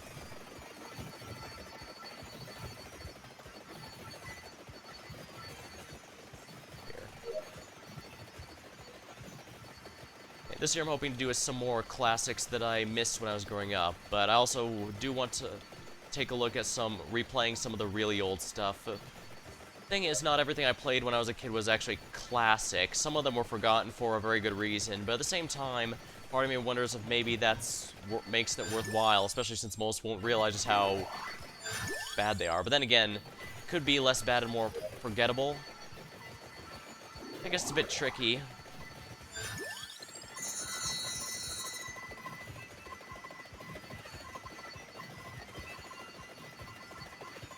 It does also mean I can be indecisive sometimes. I won't lie, I can be a very indecisive person a lot of the time.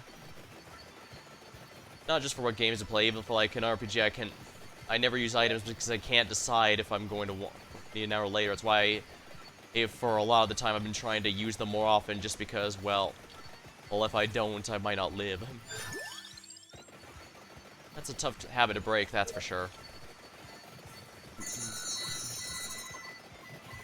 I also do know there's a few games I played before that I could reasonably pick up again, since... like, I know Freedom Planet 2 still has a couple storylines I haven't done yet, so those could be worth thinking about.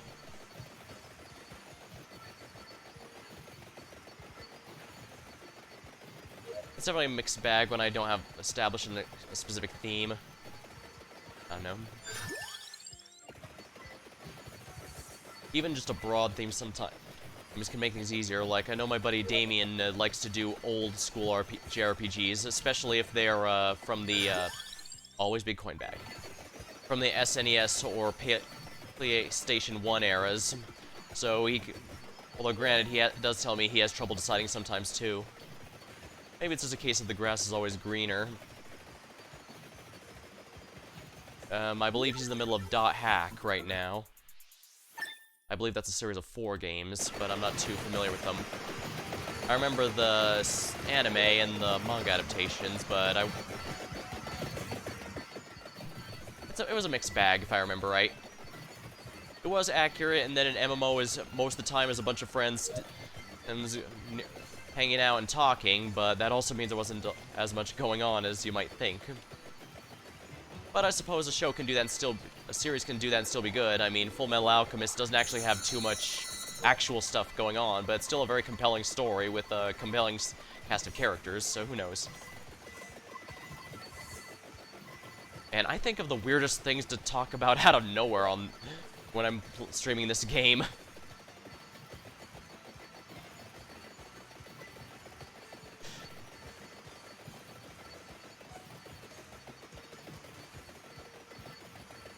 Yeah, more Vor plants, apparently. But with the 25-minute boss complete, we're done, even if we die. Obviously, I don't want to die, so,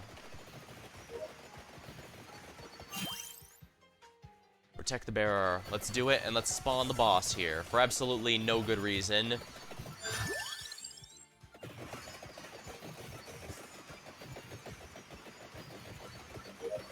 Yeah, these guys have like 30k HP, that's a ton. Of course, when you're powerful enough, it doesn't matter. AoE up. This mode doesn't seem to use golden eggs, so I'm not sure if gathering them actually does anything. I just thought it was funny.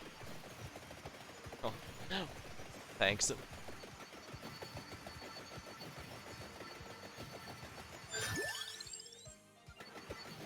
Funny enough, it actually took a while before I was talking pretty regularly on these streams. Like, I've been going for a few years. For about, yeah, about 3 years now, and when I first started, I was actually way more awkward than I am right now. Weird as that probably sounds. Excellent.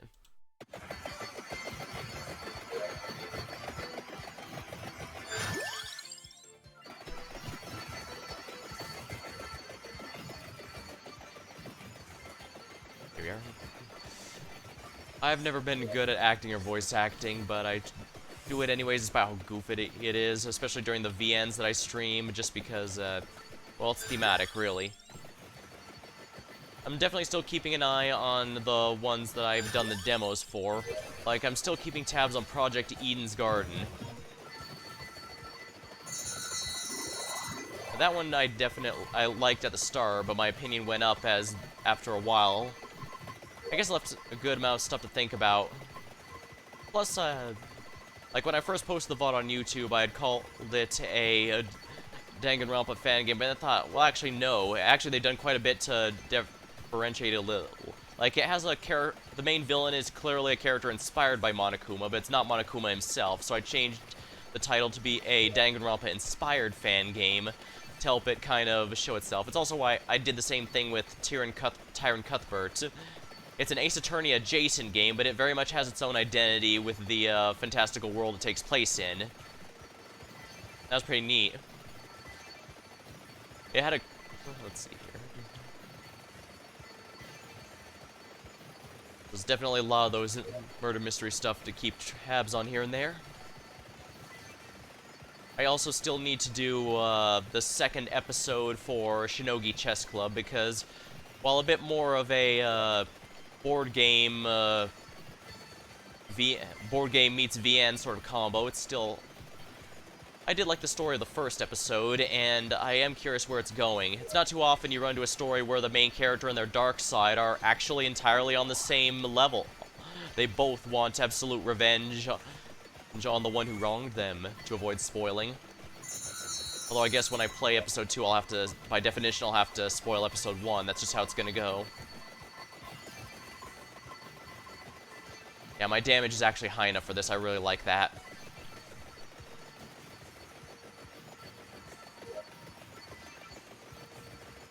Alright, 10 seconds left. We're almost there.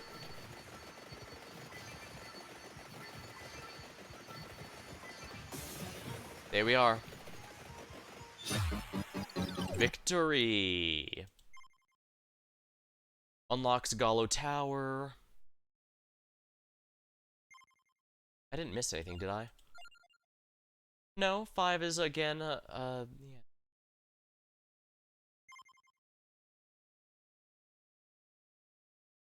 Easiest 30 minutes. Yeah, that was actually a lot easier than I was expecting. Oh yeah, let's buy the revival. Pugnala, up, buy. Giovanna, buy. I'm not gonna use Giovanna. She's an adorable witch, but, that starting weapon is just such a pain to work with. Pugnala I'm perfectly fine with, honestly. Oh dang, that's almost a oh yeah, I get it. This one's supposed to be based off her Bayonetta 1 outfit, and this is based off her Bayonetta 2 outfit. I don't know how I didn't realize that before. Neat. Personally, I'm a much bigger fan of the Bayonetta 2 outfit, so I'm going to be sticking with that one. Luck, Curse, Growth. Charm is... Oh, I can't afford Charm. I can, however, afford Growth. And I guess Recovery might not be too bad, just to make sure I have a bit better survival. And you know what? Let's play as Pugnala, since I like her a lot.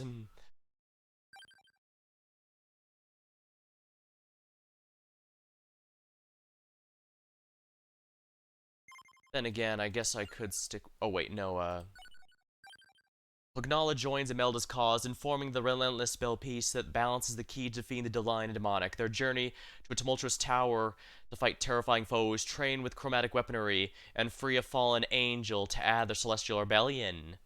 Ah! So that explains who the, devil-looking creature in the coffin is. That is genuinely interesting. Okay. Because the main story does seem to have does seem to kind of have a story to it, where you search for the vampire in the Mad Forest, seek the library, which leads you to the Milk Factory, which leads to Gallo Tower, which then leads to the Capella Magna. Chapter 4. Progress. Yeah, I have to unlock Croce for the story completion. Let me leave the adventure here and see. Alright, so yeah, progress are all the achievements, so let me just double check here. Is there anything I'm missing? Find the Song of Mana, enter the magic missile. Find 8 the Sparrow. Open Yada's coffin. Find these. Yeah, okay, so yeah.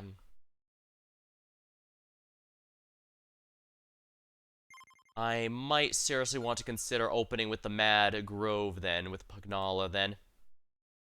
Alright. Alright, well, first things first, I'm gonna grab a sip of my drink, and then I'll start the new area.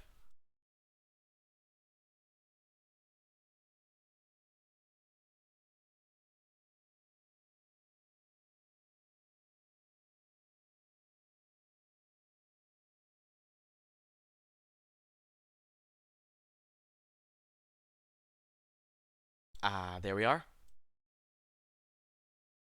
And I forgot already. Am I playing as Pugnala? Yes, I am. Of course, in the very nice Bayonetta 2 outfit. Gold up, clock speed, movement plus 25. Mad Grove. Then again, mount. I really love this one. And I guess I don't have to get it immediately, so you know what, let's grab this. Where is the Song of Mana? Oh boy. I immediately regret not getting that. Yeah, I really like the Bayonetta 2 outfit. She looks a lot better in my opinion.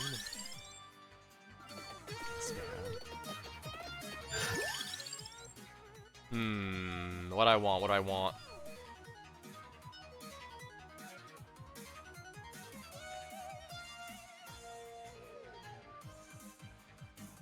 You know what, let's go with Fire Rod, I guess.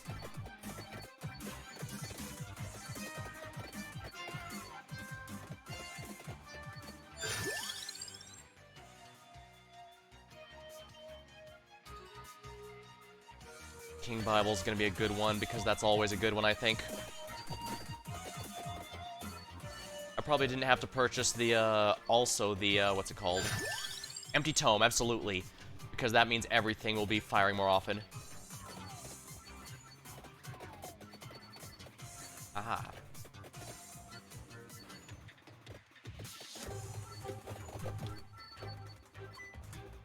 And obviously, as an SMT fan, I do appreciate that Bayonetta is one of the few game series where you regularly fight angels. I don't hate them or anything, it's just you don't get to fight them very often, and it's fun to see how their powers often get interpreted. I mean, in some universes, their magic isn't even classified as well, divine power isn't even classified as magic, it's given its own classification entirely. And that's kinda neat.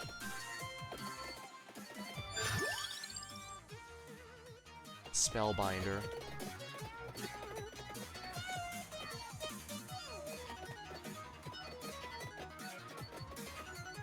if I ever do another one of these tabletop things, I'll definitely have to think about something like that for the character I make. I'm definitely glad I decided to take the plunge there, because I actually almost didn't. Like, when I was given the offer, I was really worried, what if I just make it less fun for everyone by being there? Well, first of all, it was a lot easier because I had friends in there, so most of it was people I already knew. So, plus they offered to help, and I figured, you know what, I'm just gonna go for it, and I actually had a lot of fun. And it's a good thing I had help, too, because, the website for all the details is about as, concise and user-friendly as my college textbooks, and that is not a compliment. It's absolutely horrid. So yeah, having someone to help parse through that, and showing me how to, you know, figure out how to handle things there really helped. Back doing the same situation, first I did, yeah. Had I known all this stuff at this... Yeah, had I known it actually wasn't that bad at the start, I probably would have been a lot less nervous. But I just lucked out that most of the people involved were people I knew, so, you know, I knew they wouldn't hold against me if I screwed up royally. Now, granted, I did have a point in the game where I almost caused a total party wipe, but the GM and the rest of the team just told me, yeah, that's part of the game sometimes.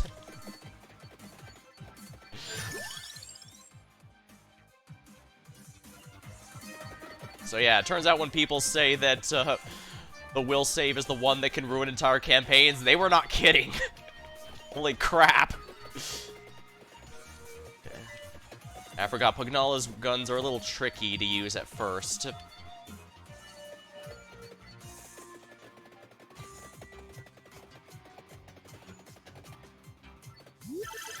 Oh boy, I don't like the red skellies very much. Easy mode into basic shootout as ranger with a pet. Yeah, I went as simple as I could. I mentioned it earlier, but my sorcerer is basically just the, basically water elemental Undine. Which, I guess that's fine. I think the D&D equivalent is the Triton race, basically water elf-like creatures.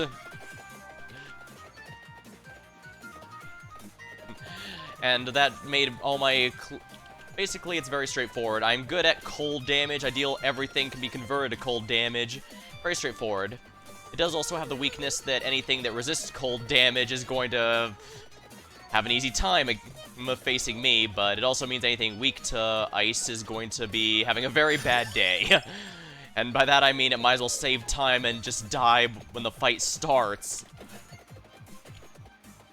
Sometimes there is beauty in simplicity. A lot of the classes look neat, but a lot of them have a lot of complexities to them. And with the old iced coffee brain freeze, indeed. Yeah, the way I almost caused the party wipe is something that happened. I think I've discussed it a couple times. But long story short, my character ended up caught up in a contract with a Kelpie creature, and so the way to break it is to fight, but I have to win a duel. Now, what I did not know at the time is that if I had lost, the Kelpie would have gotten my character's powers and turned on the rest of the team, which would, it might have sucked, that's for sure, especially since that would include the artifact weapon I have. My artifact weapon is hands down the most powerful of the parties. So, that would have been an amusing way for us all to die. I actually felt pretty bad about it at first, but like I said, it felt a lot better after I spoke with the team afterward, and they said, oh no, this is no hard feeling. In fact, the GM even gave me words of encouragement by reminding me the same could happen if the others decide to do something like that and they fail. I could very well get killed because of their stupid decisions, just like they could be killed by mine. Would have been memorable at least? Oh yeah. In fact, I'm pretty confident that if I had lost, that Kelpie would have actually ended up the main villain of the storyline overall, because our current one is mostly a political villain. Been dealing with assassins and stuff. But, yeah, a big thing about my character is she gets really, she kind of grew up isolated, so she isn't really big on politics and stuff. That's why she lets someone else be the face of the party. However, that does mean she has the advantage in that, political power doesn't mean much with raw magical strength, but this also means, that Kelpie would have now had the raw magical strength to do whatever the hell it wanted, and that would not have been pleasant. But yeah, it certainly would have completely changed the direction of the story.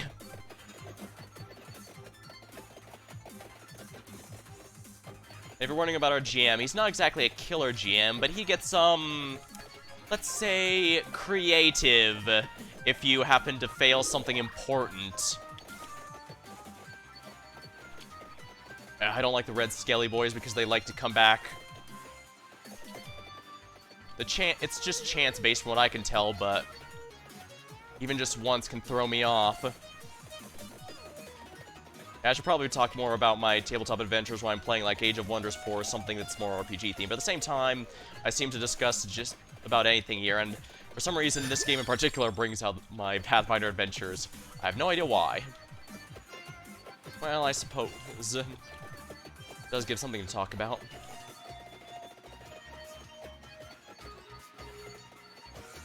Oh yeah, and a big thing that would have also caused the party wipe, at the time I had my duel with that Kelpie, our main tank, our Oracle, basically think like a Paladin or Cleric, except the god chooses you instead of you choosing them. He was cursed at the time and couldn't heal properly, so he was at less than half his max HP. I don't think he was going to survive very much, and since most of our party is magic users, I don't think we have done much. The other one's an Alchemist, which is actually kind of neat. Oh wow, that thing is down there. Why did I not get the Mad Season again? Sheesh.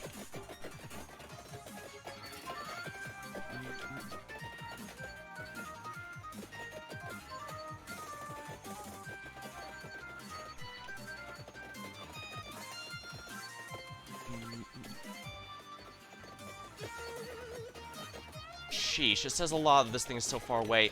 I really should have just gotten the Mad Season at the start. Part of me is tempted to restart and just do that, actually.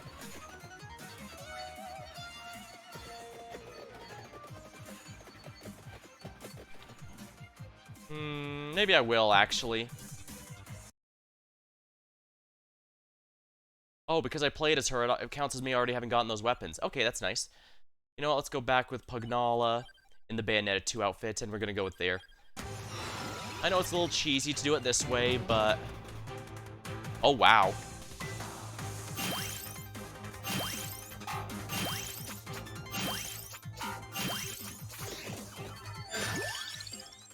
Lucky swipe. Gotta love this one.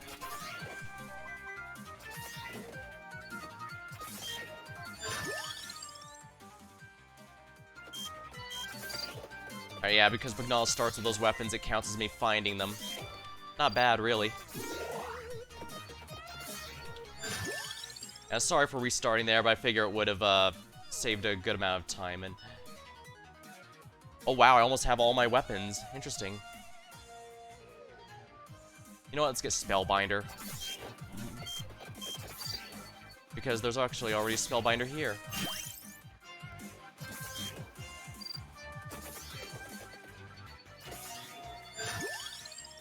Lucky swipe.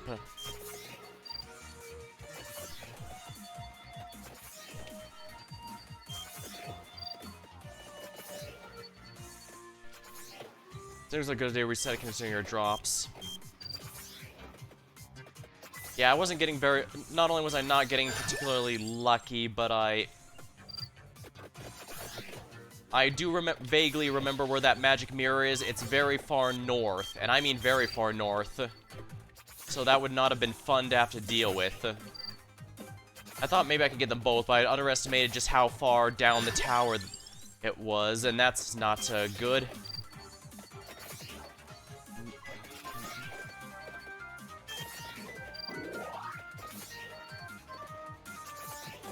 On the note, I actually wouldn't mind doing more of the multiplayer games with my teams, but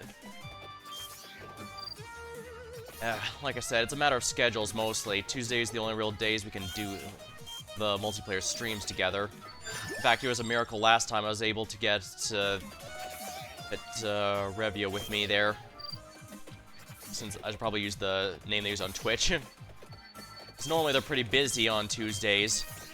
We just got lucky. Which, of course, is also why I was so upset that the stream recording went so poorly. That's Lethal Company playthrough we did lasted 5 hours, and my stream somehow only recorded 3 hours worth. Talk about frustrating.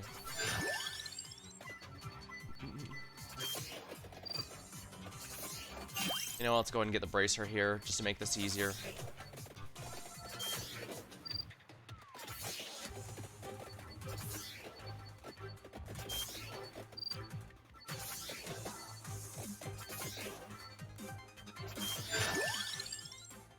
I want the fire wand, but no.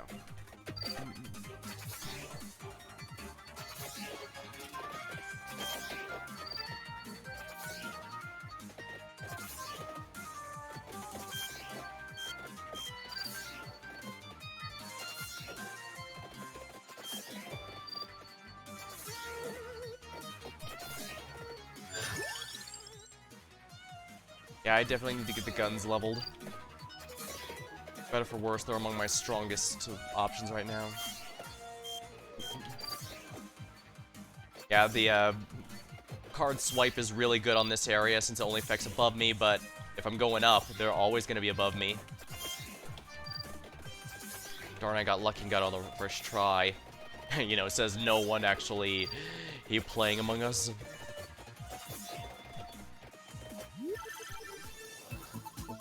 Which would you say, Mad 3D? Oh, wow. I didn't even know that was possible. I thought it had to be a different set.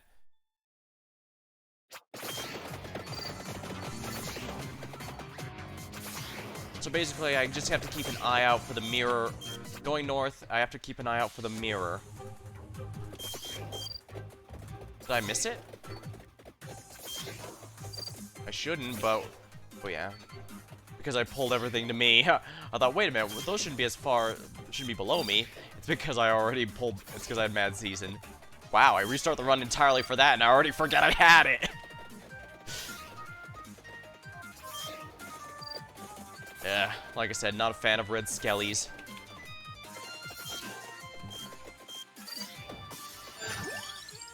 And, of course, they all just immediately revive after the screen wipe.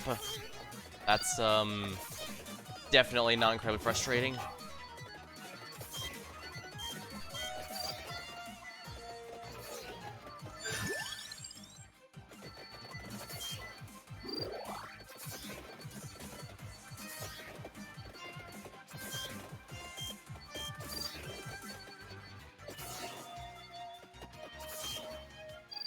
Really wanted to buy the truck, dang.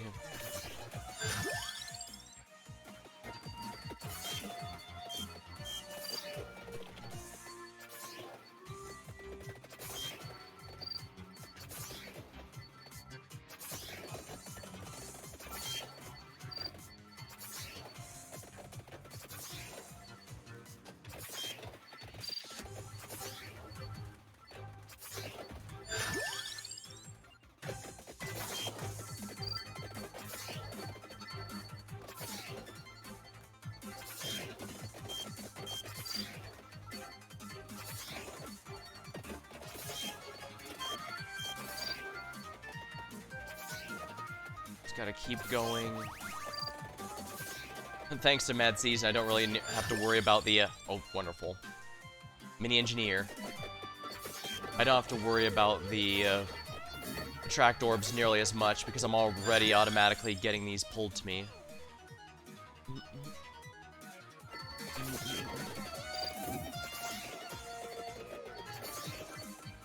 I don't like darny red skellies coming back handful of times. I think I don't know if there's a hard cap on how many times they can revive, or if it's just I know it's a random chance each time. I just don't know if it, like, goes down each time or what.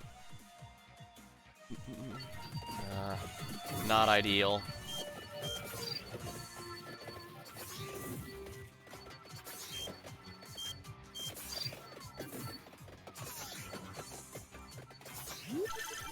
Revive, revive, revive.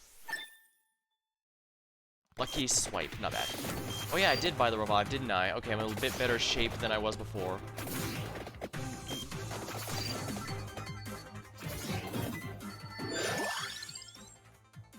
spinach for damage up.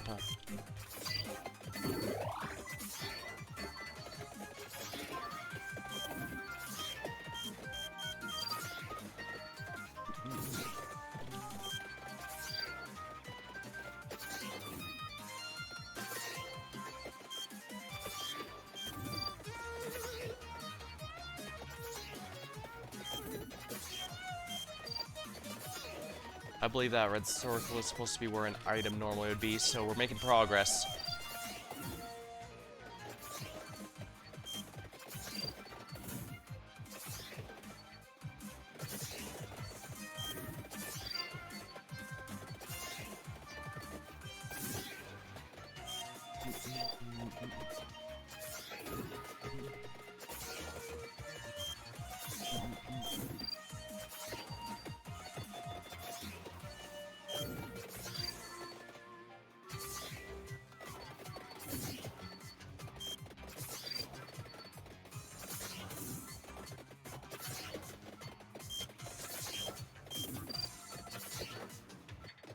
Here it is, the magic mirror.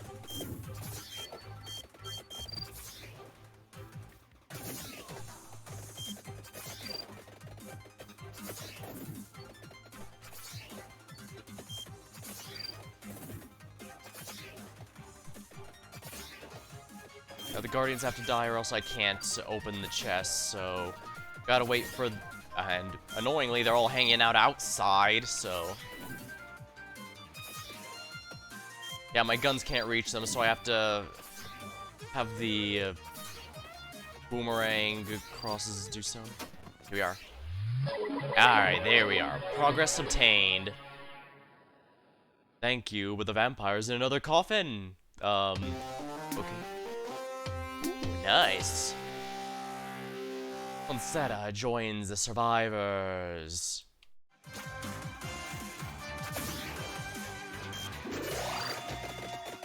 It's really annoying if you're in there and the drowning Reaper shows up in there because it's a pain in the ass.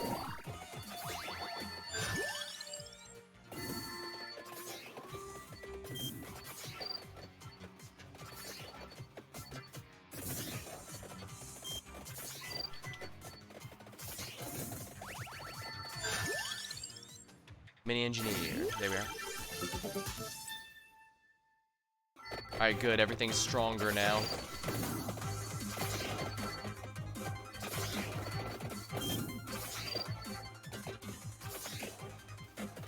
Alright, fill. There we are.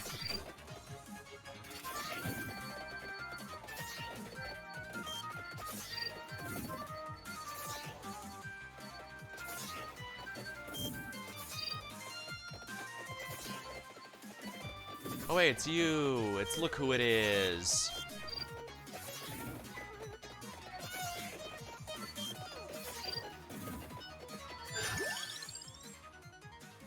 You know, I should probably get the Song of Mana leveled a bit more.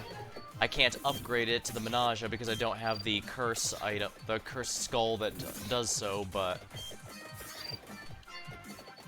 Probably a good idea to work on that.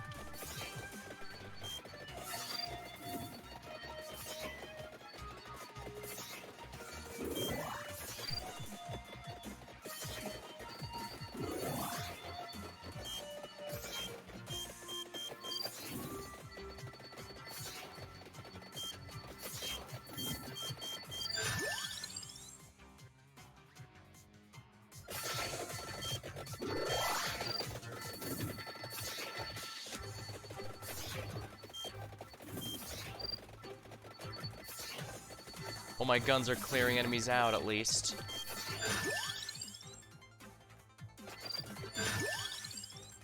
Yeah, I might as well max out the spinach just so that it's out of the pool and everything gets a nice upgrade.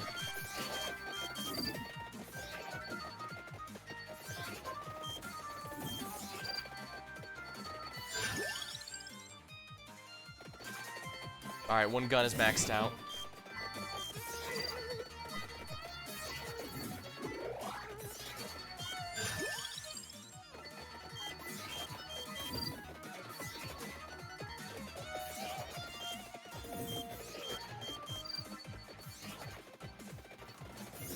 Oopsie.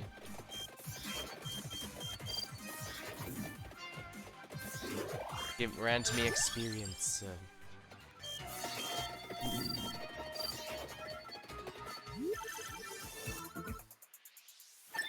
I can't help but notice I didn't actually get any items that can upgrade. Oh dear. I mean, it's not a huge deal, it's just kind of annoying.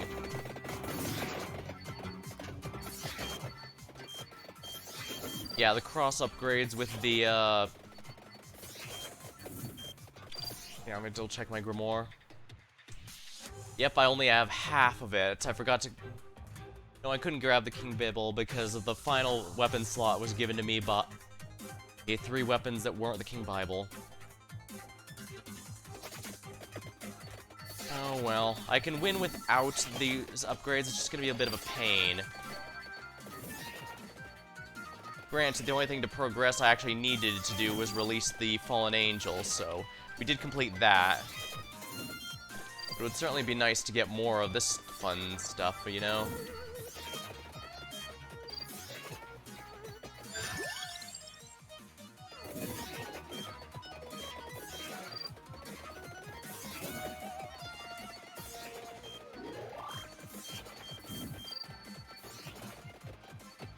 Come on. Oopsies.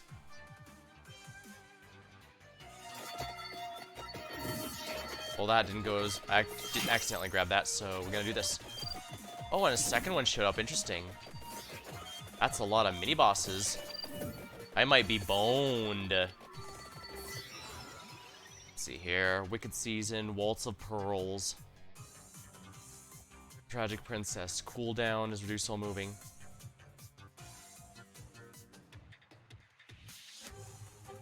You know what? Let's do Waltz of Pearls. Oh yeah, that's a lot better, actually. Yeah, yeah, allowing the cross to bounce is really doing a lot to help.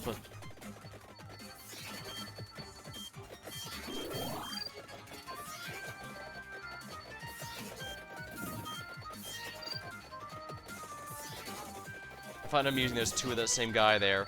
I guess when you use Mad Season, it teleports in a new one to go after you when you grab the Guardian. Grab the item there, and the Guardian that's where it's usually placed still remains. I guess to make sure that you always have to fight a Guardian when you grab it. Although I guess I'm mostly surprised they don't just teleport it over to you. Maybe that wasn't feasible, or didn't work out as much as they were hoping.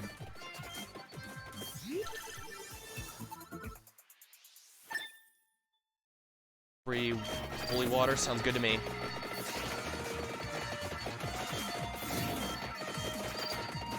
Alright, pull through. Okay, that's 1 golden egg.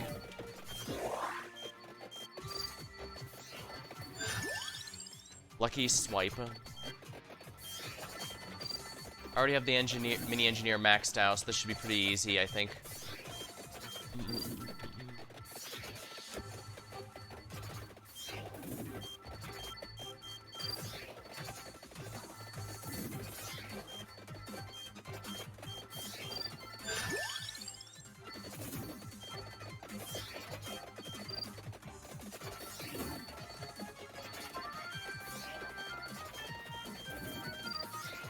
Crap, I need those bosses to get away from the, chest. Now, let's get... Excellent, crossed wires. This is the only upgrade I'm probably getting, but it's gonna be the biggest one I could possibly get. What am I? Possibly. Dang.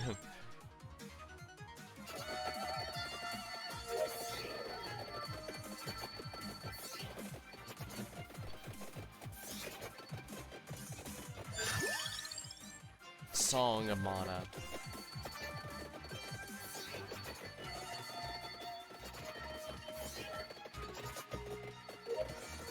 I do miss not having the cooldown reduction available, but whatever.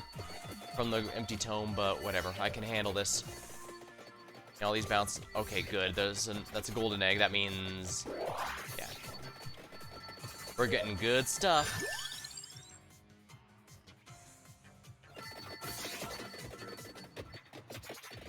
And last golden egg.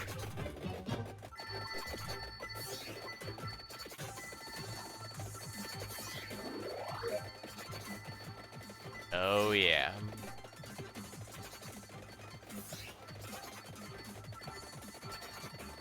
I do know if they're off screen for a while, the blue crystals will coalesce into a red one. I don't know the exact mechanics behind it, though. Then again, if I did, I'd probably forget by the time I stream it next. Or I'd remember right after the stream ends, because I can't tell you how many times that happens.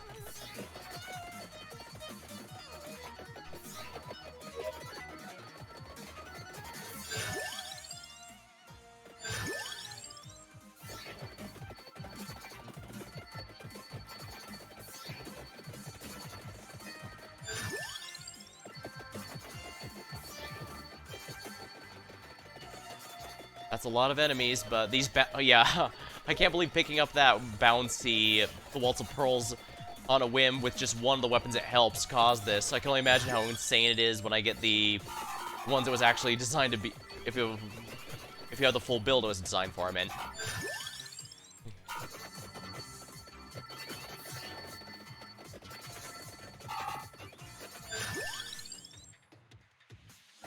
Hopes and dreams coalesce into a single star.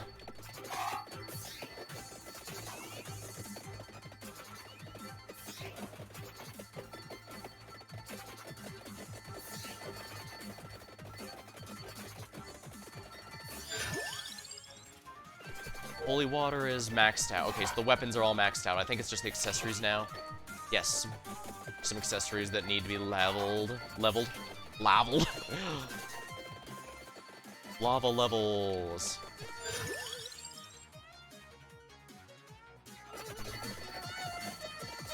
Speed up might not be a bad option, just because that means the crosses can clear out these crowds. Look how quickly they're doing so, yeah.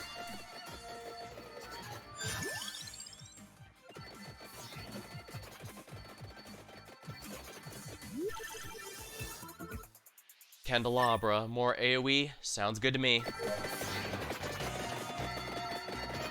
That means, like, the crosses are now bigger, so that's gonna be nice. Bracer is maxed out, so that's out of the upgrade pool.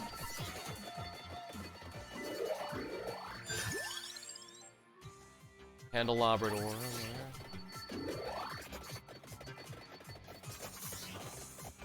Oopsie. Oh dear. Yeah, I have to wait until the marker there reappears before I can go back in the mirror again. I'm guessing it's so you don't accidentally dive in and accidentally keep going in and out. I mean, I could hang out here, but the thing is, a lot of enemies actually can find you in here.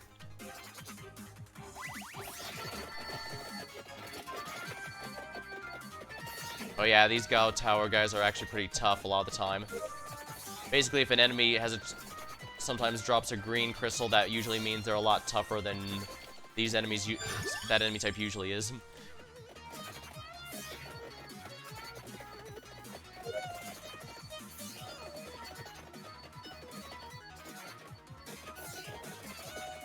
Oh crap, I forgot these guys have range attacks.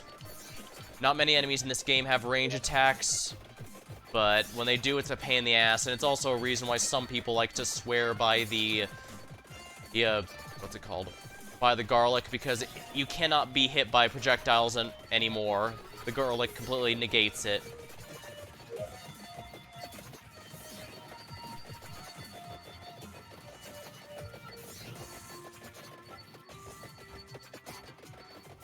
I should probably start heading down so I don't accidentally go in that room again. Let's max out the candelabra so that I don't have to worry about it in the upgrade pool anymore.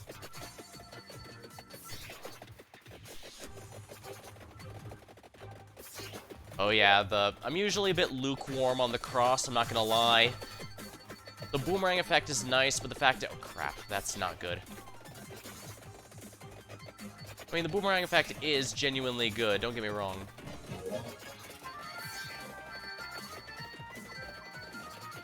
Crap, that. Oh no. I only have one revive, so I gotta make this count.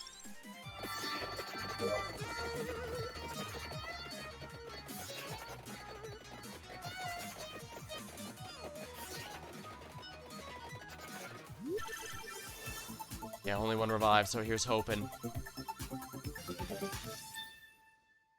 Good. HP and HP regen, so that's going to do a lot to help keep me going without necessarily having to, you know, hope and pray for chicken. But dang, these shrimp, I think they're called.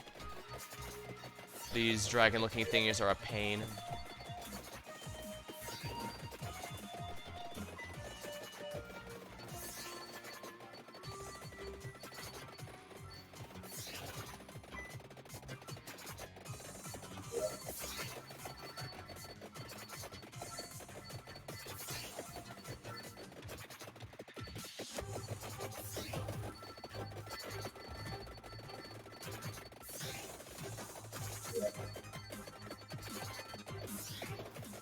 Crap, more of the red skelly boys.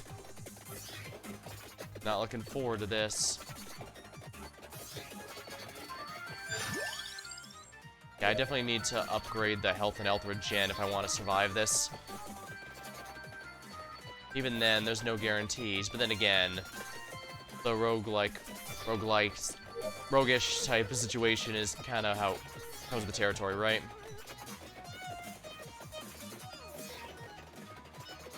I mean, I played Streets of Rogue a little while ago and I lost every round, spoiler alert, so sometimes that's just how it goes. Though granted, Streets of Rogue doesn't really have permanent upgrades, rather it's one of those ones that you unlock things that can show up in future runs. The genre could really use a proper name, if only because nobody can agree on one. Alright, there we are, we're almost full. Oh, crap.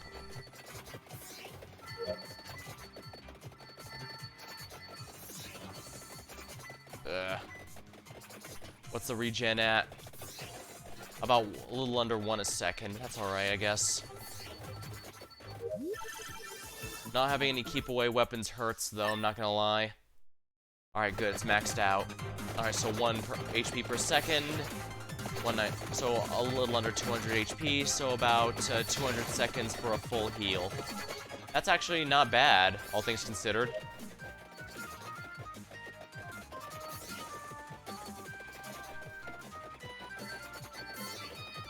XP, XP, XP, here we are.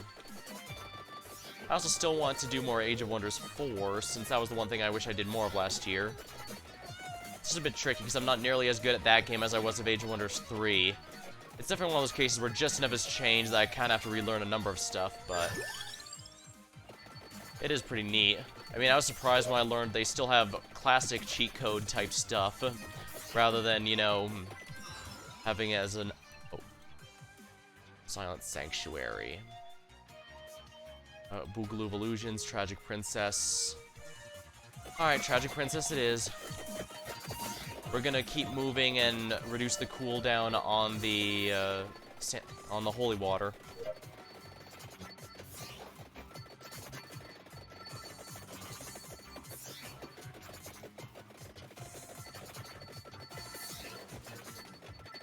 I don't think I'm gonna be able to win this run, not with how tough the enemies are and how imperfect my build is, we shall say.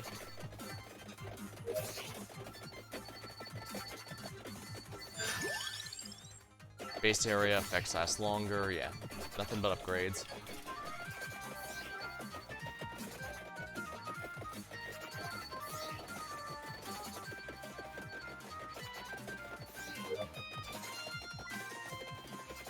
Let's keep going here.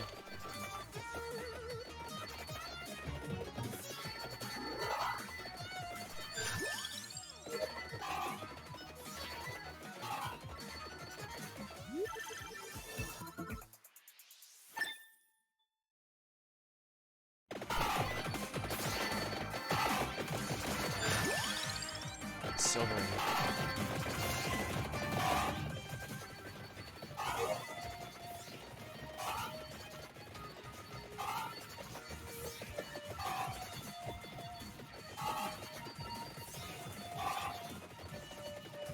These shooting stars are being a pain in my rear.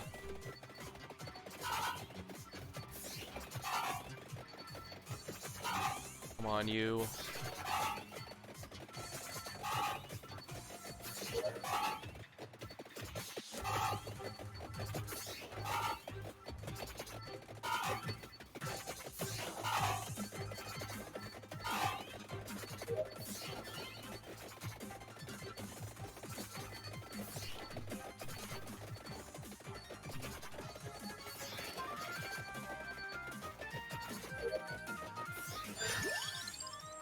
Alright, here we are.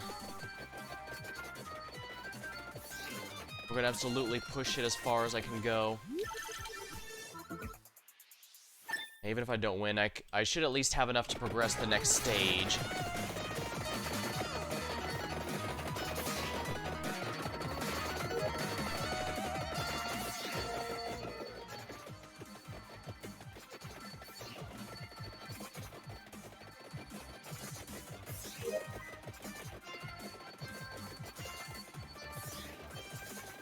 Ooh, nice. 9, there we are. Always big coin bag. My HP is dropping too much. If I go with always chicken, it'll just always be chicken. Might as well just get as much money as I can before I go.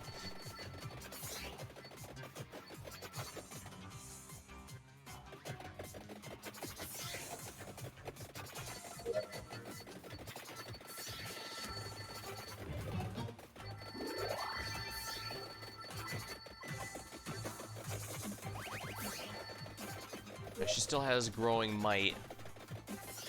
And it doesn't have a cap if I remember right, so as long as I keep leveling up, I should deal more and more damage. And I'm gonna have to really, you know, rely on that because these guys are starting to get pretty beefy.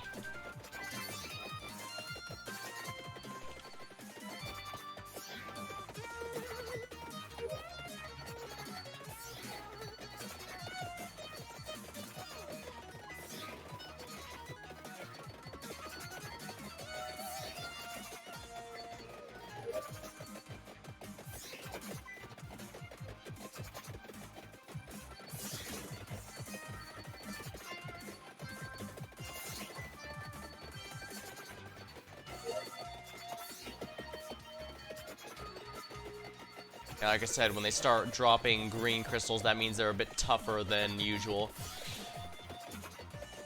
Yeah, you want to fight this giant enemy crab from the bottom.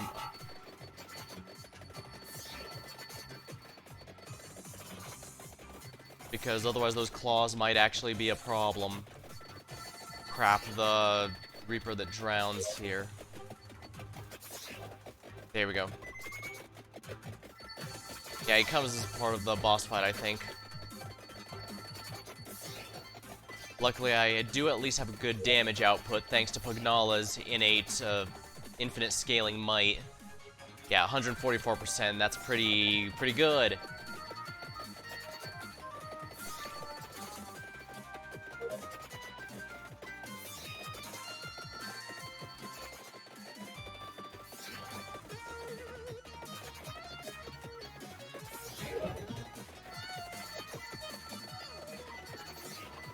Flesh golems, those guys are actually really tough, so I need to be very careful.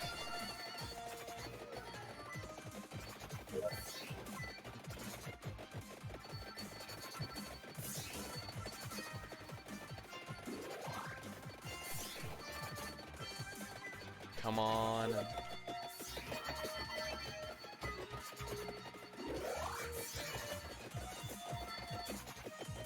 Come on.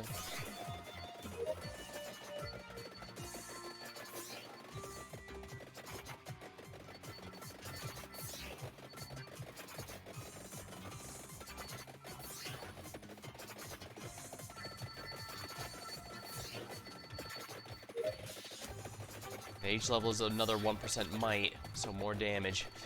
Just gotta keep going. The longer I can survive, the more damage I deal, and the easier it'll be going forward. Pugnal is definitely one of the good passives. It's not complicated or anything, it's just a nice buff that never stops scaling, so it's gonna add up if you can stay alive long enough.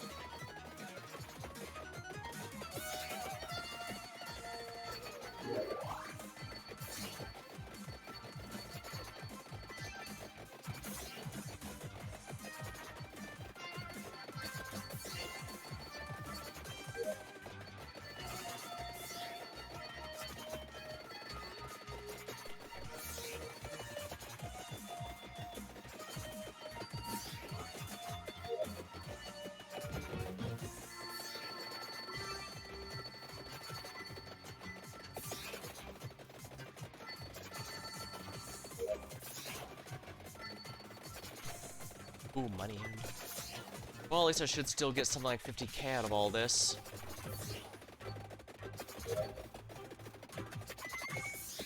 Good, good, good.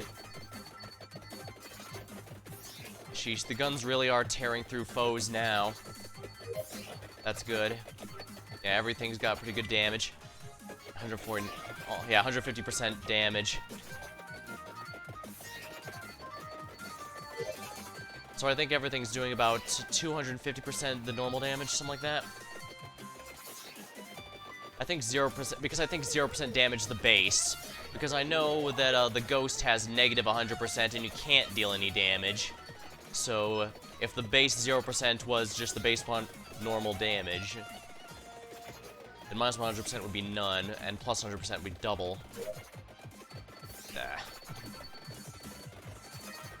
Looks like we're in the final stretch, but I don't know if I'm gonna live long enough. We're gonna have to hurry and hope.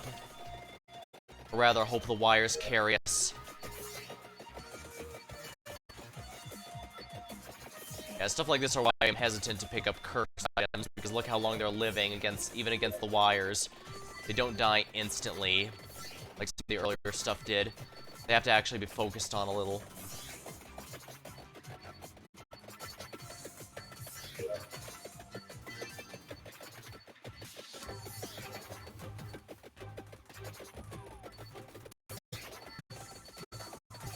Oh no. I already used up my revive. Don't think I've forgotten. So. 3, 2, 1. Wow, we actually won! Not bad. Alright, let's go ahead and quit then. Adventure progress. We found the Song of Mana, and we, opened the...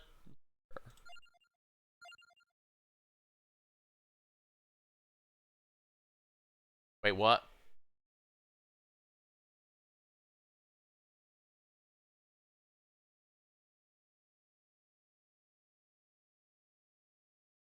What? I did that, though, didn't I?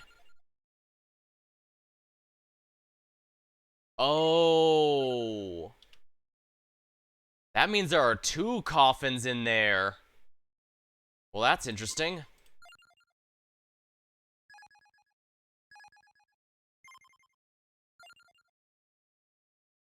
Huh.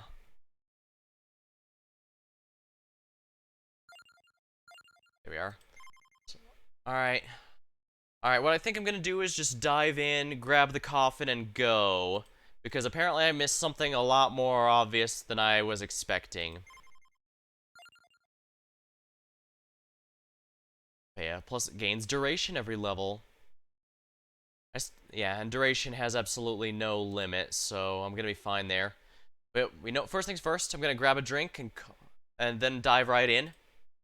What am I for some reason I was gonna say call, but no, I'm not calling it yet. I intend to complete this adventure here. Alright, first things first, grab my drink.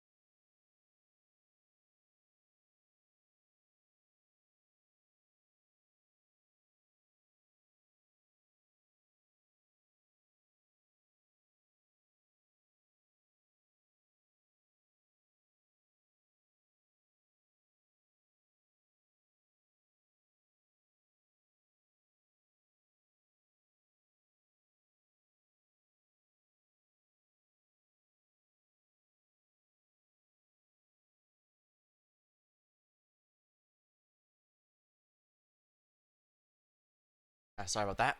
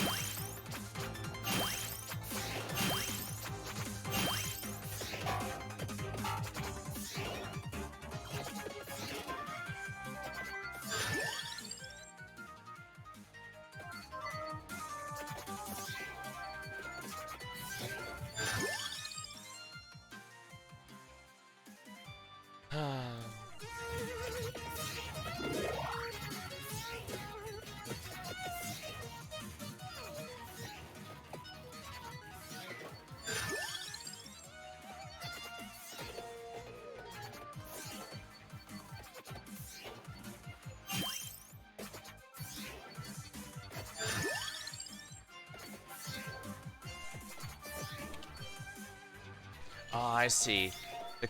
Okay, that's it. The coffin was south. Granted, I still did eventually have to open up that coffin, it's just it wasn't the one the story needs.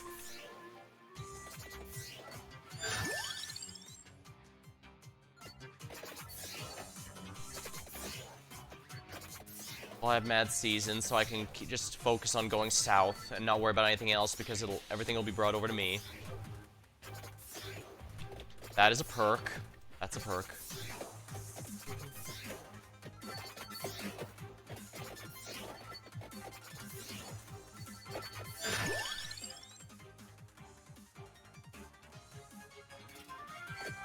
Yeah, the Silver Wind is fine even if I never max it out. Because it is a good keep away, heals me, all the good stuff.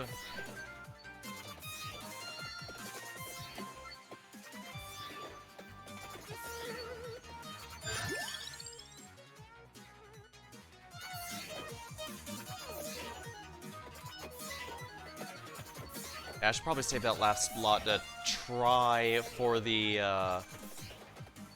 lucky swipe.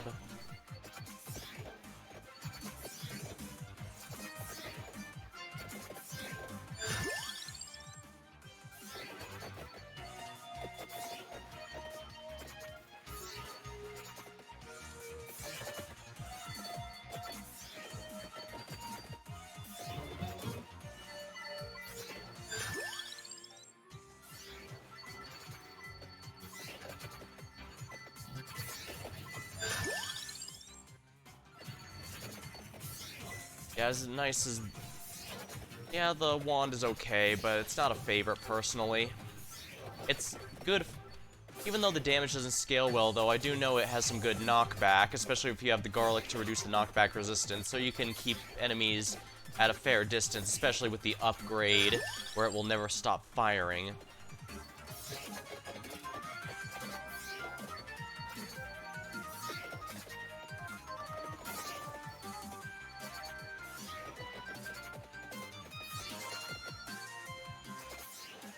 Yeah, when I unlocked Leda from the main game, as I went further and further south, that text gradually changed until it said, "I'm still alive down here."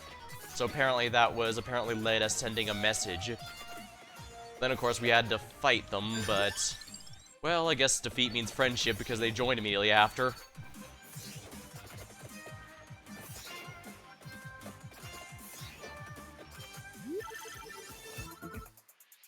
Brace her? That's alright.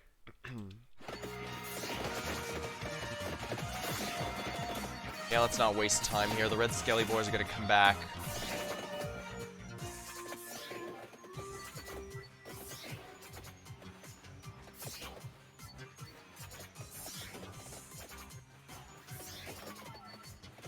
Additional duration each level basically means this stuff is gonna last quite a while.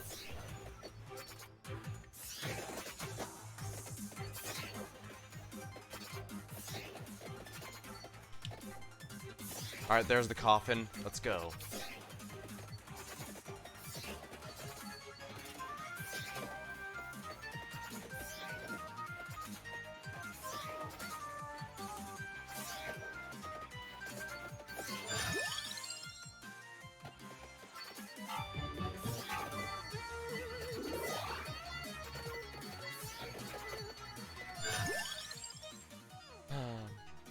Bible and the item to upgrade it.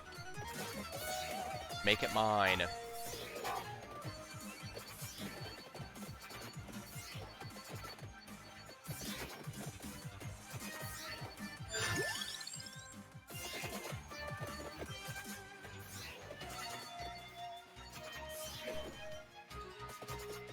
Alright, we're getting close. As neat as... I think I actually could win with this, but I kinda don't want to hold off completing the mission.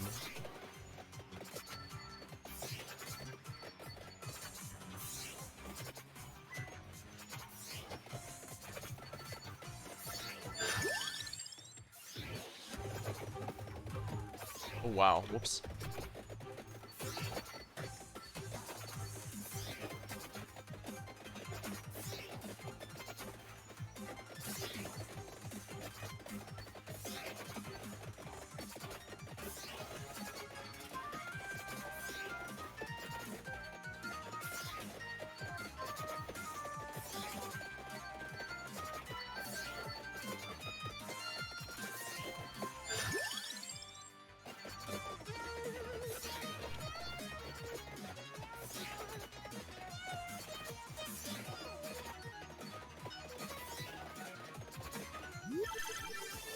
Alright, let's get a free level here just to make surviving easier.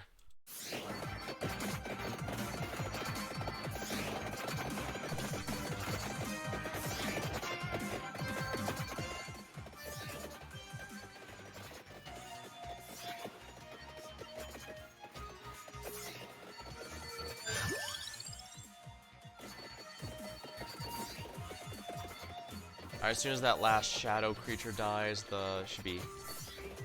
The one up here is the last one. I miscounted. Song of Mon at max.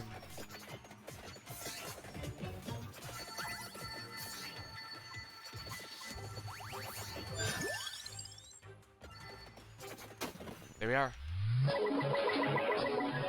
The story one is... This time we got the story one. Thank you, Popeye, but the vampire's in another coffin. Okay. I do like how our response is, okay. Croci Frito joins the survivors.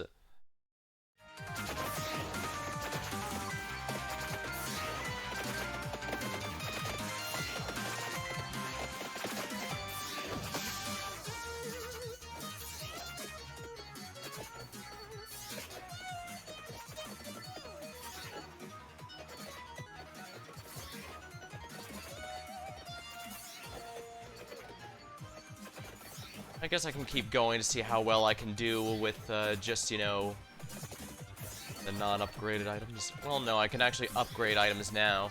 I have the Fire Wand, which becomes Hellfire, and the, yeah, the Cross upgrade is probably going to be good. And the Unholy Vespers.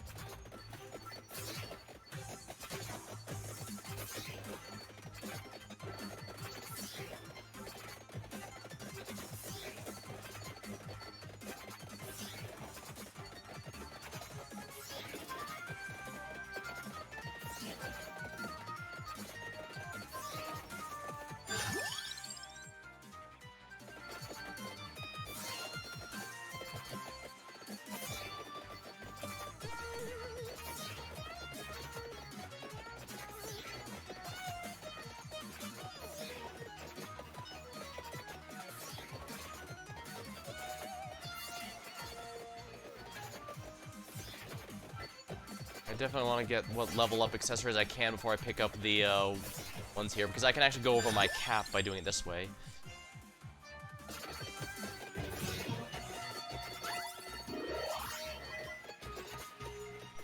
I'm amused that the shrimp's tails retreat in their bodies when time is frozen for some reason.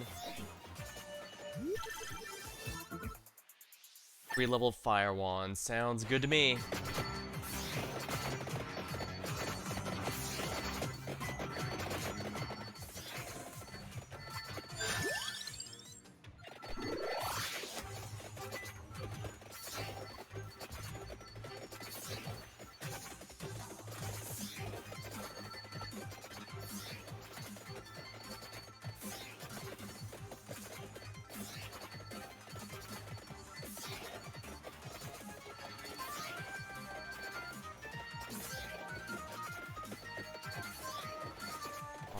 Pull, pull, pull.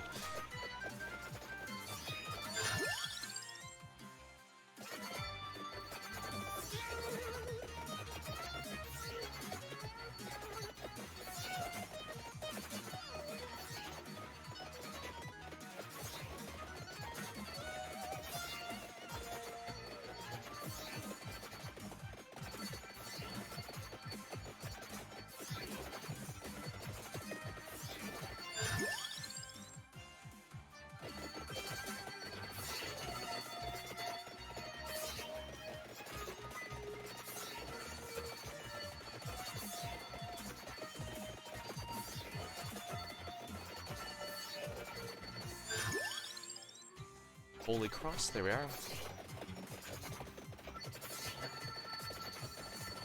It's pretty early on in the run. I wasn't planning to stick around, but honestly I probably should. If only because this is actually going to be a little tricky going forward. Yeah, faster accessories really do fast accessory helps a lot more than I thought it did. I used to turn it off because I didn't think it was such a huge one, but while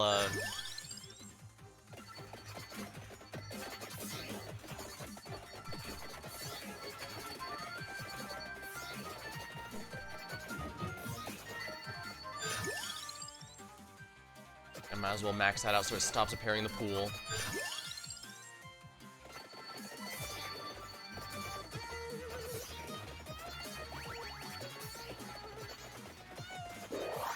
Plus 0 revives. Aw. Discard.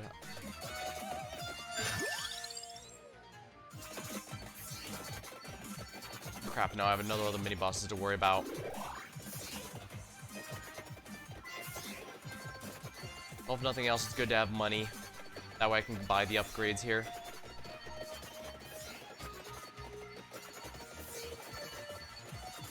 The game definitely does try to be accommodating, including making it easy to refund or turn off upgrades if you want to try beating the game vanilla or whatever. But also giving a ridiculous amount of potential upgrades if you just want to win.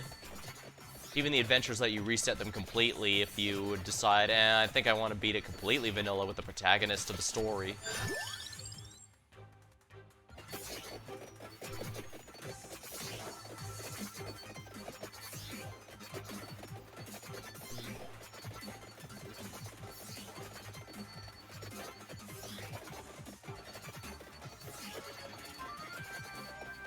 I will say I agonized for ages whether I wanted to vote for this game or Streets of Rogue for the labor of love, because Streets of Rogue actually still has been getting regular updates as well. It's slowed down recently, granted, because the main dev is, working on Streets of Rogue 2, but Iron Will. 3 bounces. Weapon projectiles explode, light sources explode, or reduce cooldown moving. Heart of Fire. Heart of Fire. Yeah, as soon as I get the Fire Wand to max level, I'll grab that. Okay, yeah, the shrimp aren't being nearly as big a pain as they were before, or whatever their name is. I think the shrimp are the enemies that are going across the screen, whereas the spinning ones are something else.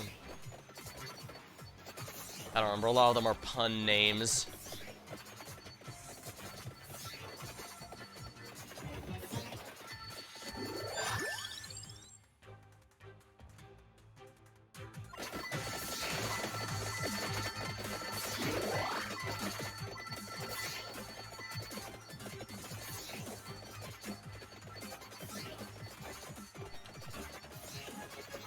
Yeah, increased duration at a decent level starts to really add up.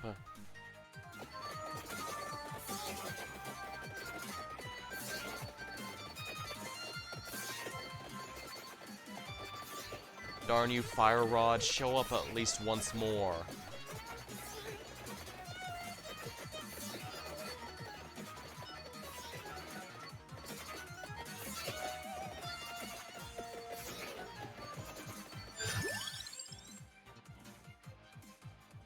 You know, let's go with the spinach, just to increase everything's damage.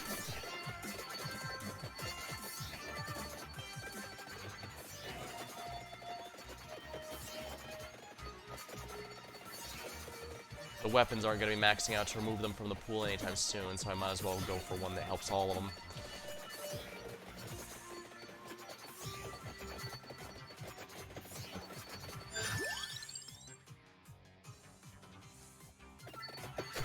One more projectile.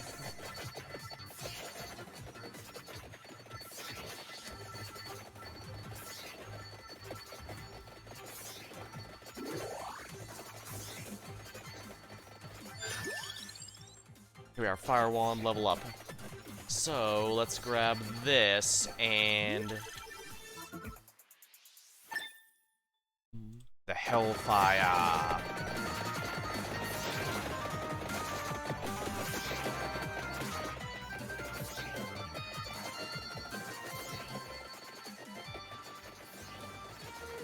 Come on.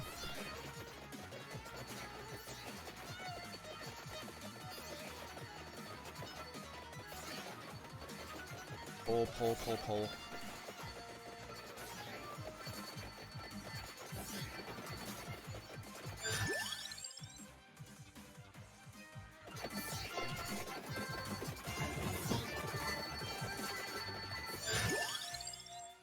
Bible level 8. Bible level 8. There we are. Bible level 8. Let's see here. Unholy Vespers. It'll never end. Candelabra.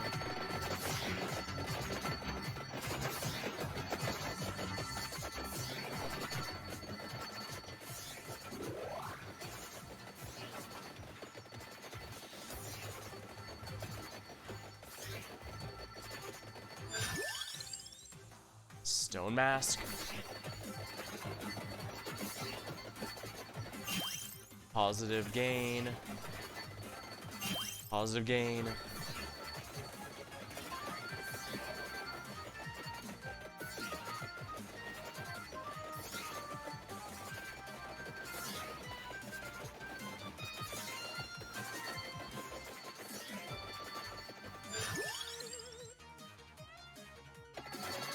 I definitely want to get the Stone Mask up.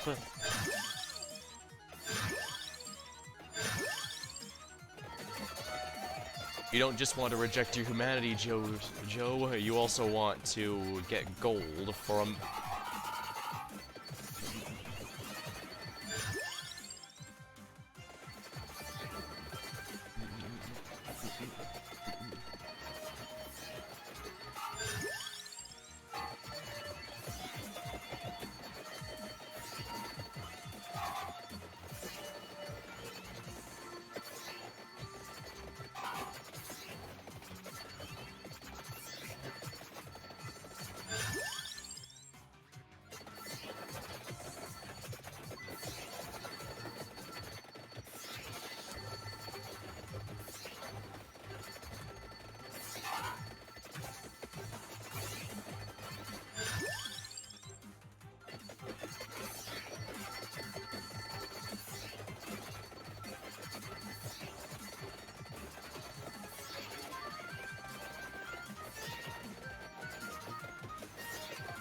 Okay, it's Gallo who owns the tower. Nice, free chest for beating him. I believe that's also how you unlock him in the main game. You find him in the tower and then defeat him. Stone Mask.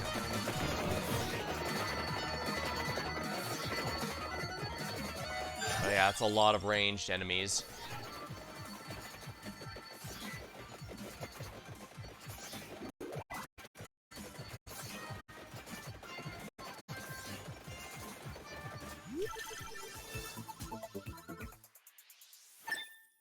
Santa water, that's fine.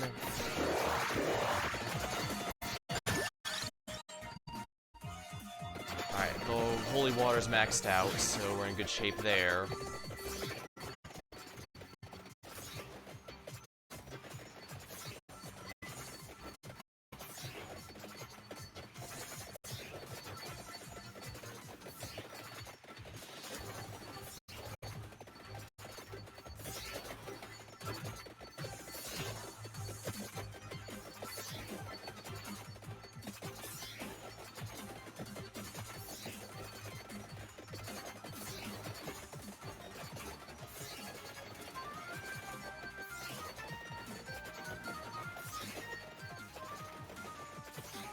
Oh, hey, another one. Dang. Where are you guys coming from? I probably shouldn't be doing a whole other run here, but whatever. We're all having fun, right?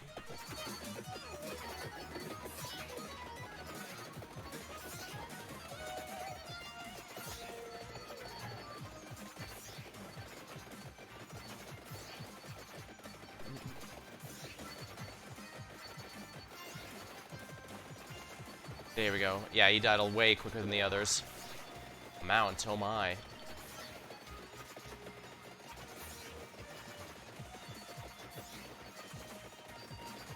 Hmm.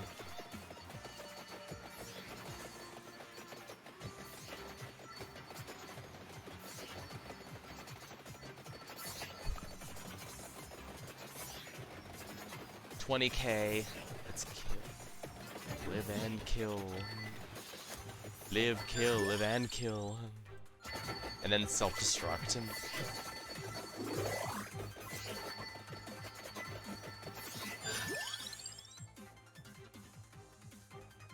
Spellbinder is going to do a lot. I already gained additional duration per level, but Spellbinder can add up to 50% more, I think.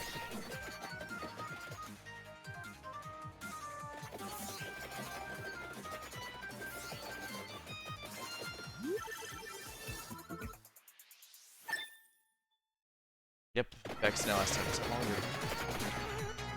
What's duration? 87%. Yeah, stuff is almost lasting twice as long as it used to. That's a little nice. Hard to compete with.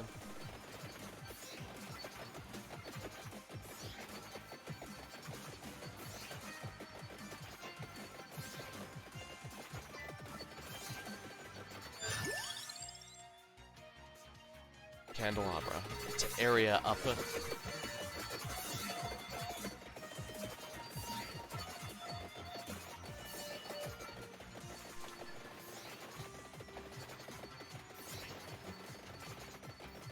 This is very vertical.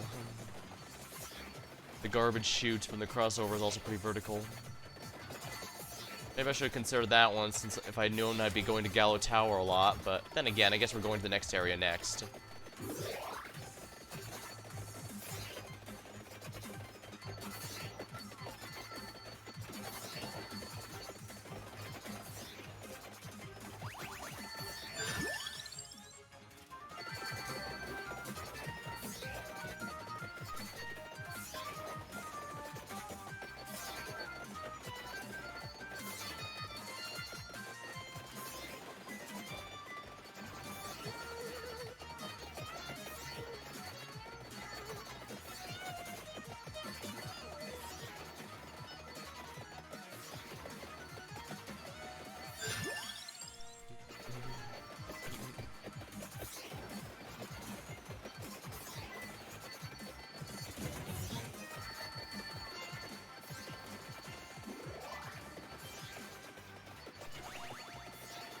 Lots of XP. Not enough to level, sadly.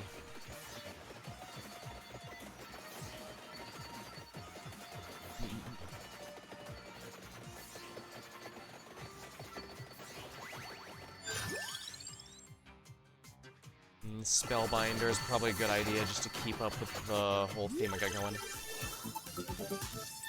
Oh, nice. That actually maxed out both the Candelabra and the... Okay, that's really good for me. Yeah, all that's left is the ones with 9 levels, and that's gonna be a little tricky. That's just gonna take time.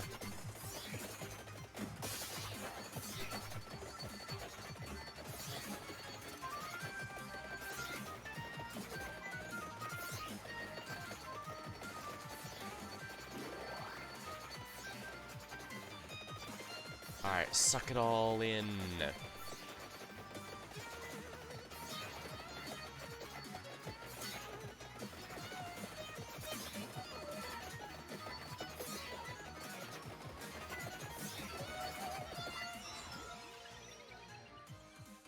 Let's see here.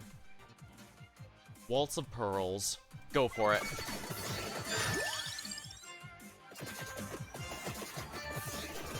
Okay, there we go. Everything's bouncing. Bouncy, bouncy, bouncy. Wait.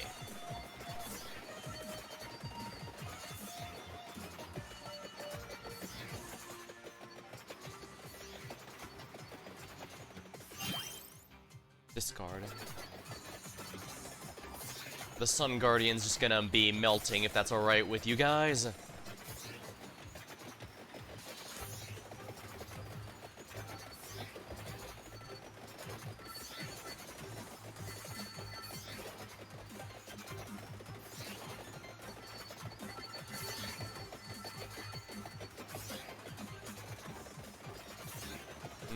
There you go, yeah.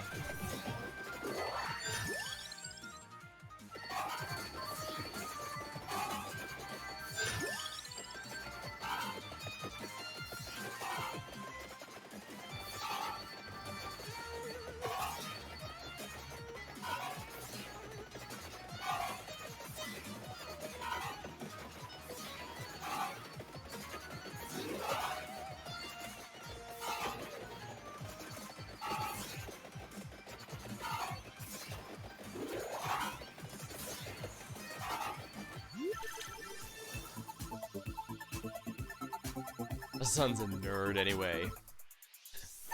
Nerds.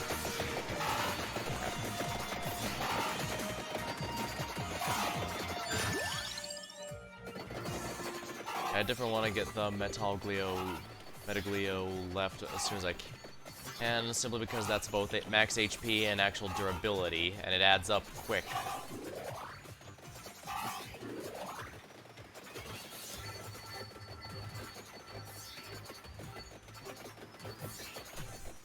Yeah, having at least two weapons with the Waltz of Pearls ridiculously buffs just makes things hilarious. Dang, duration's over 100%, so everything lasts over twice as long now. Basically means I'm one giant pillar of destruction, that's for sure.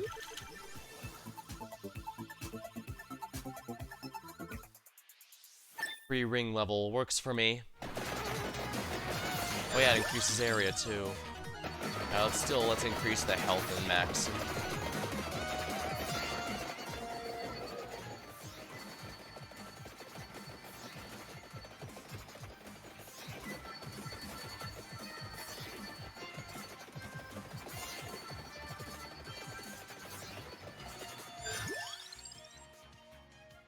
I do still need to get the silver ring up though.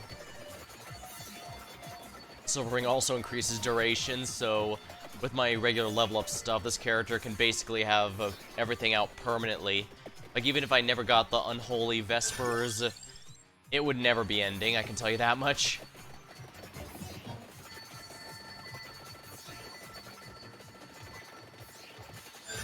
Oh, I missed the nice level. Oh well. Alright, good. Everything's... my health upgrades are maxed out.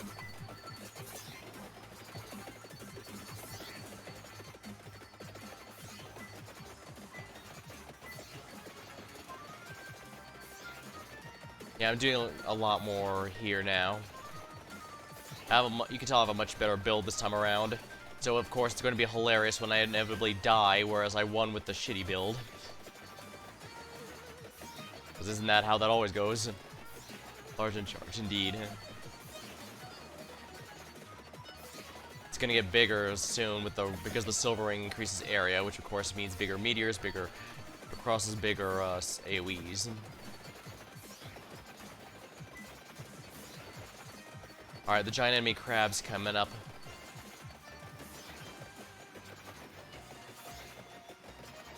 Alright, I have to stay below him. But the thing is, the game knows that's the crab's weakness. That's why the Water Reaper comes to assist him.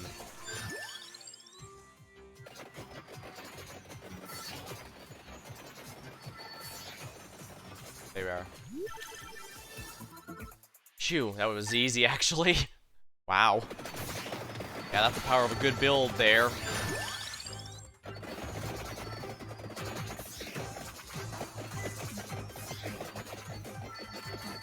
I certainly seem to accomplish a lot of things that that I keep thinking won't.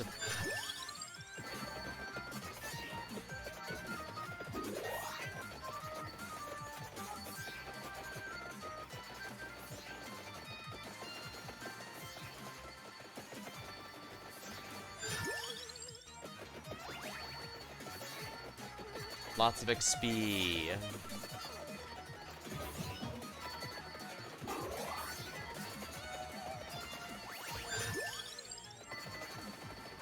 The silver ring is complete.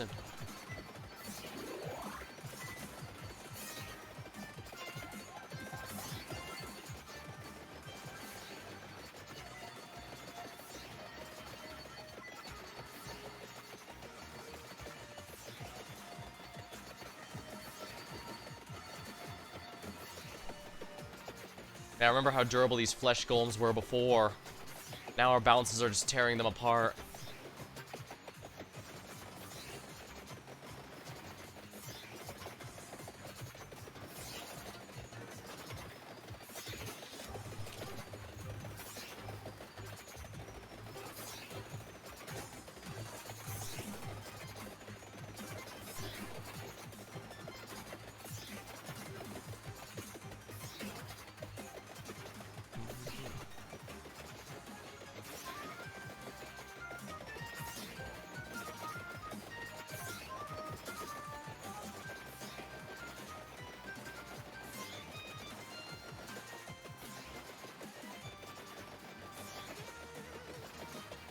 Nice that I can just stand here for a bit.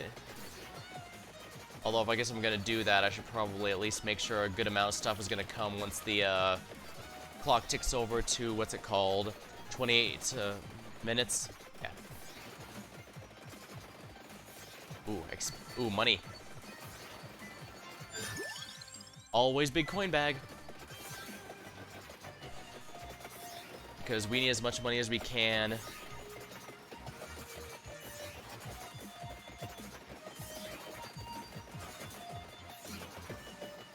I probably shouldn't have played this all the way to the end, but why not? I actually had a fun build. Why? I might as well enjoy it, right?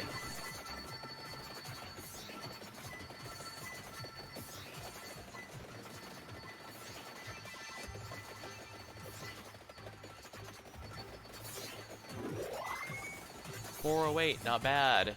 We did good. Money, money, money. Rest them fingers, yeah. Oh yeah, last time I had to do, especially had to focus on moving because I had the Arcana that lowers cooldowns when moving. Plus, if I hadn't moved, I wouldn't be able to kill everything in time. But here, I can let the bouncy bounce go.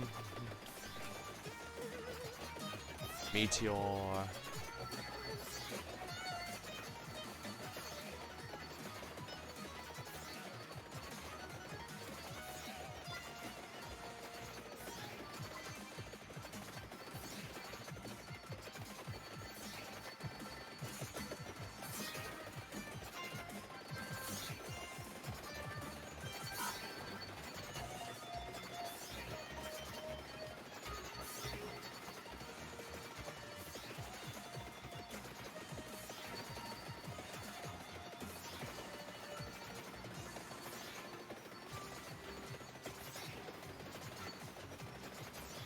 There we are.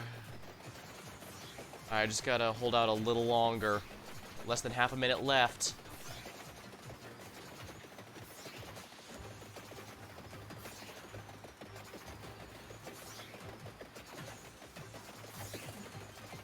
"15 seconds left.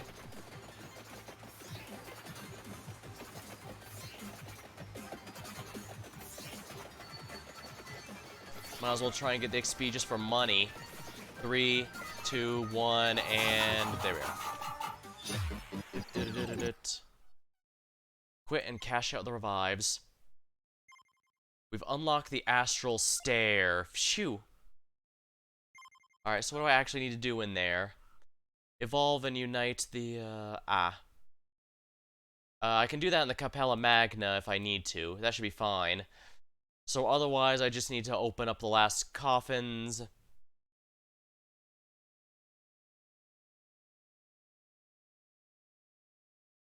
Lock. Oh no, I have to do that earlier. Oh my. So in other words, I have to go to the astral stair with... I either need to get the items to upgrade or... Okay.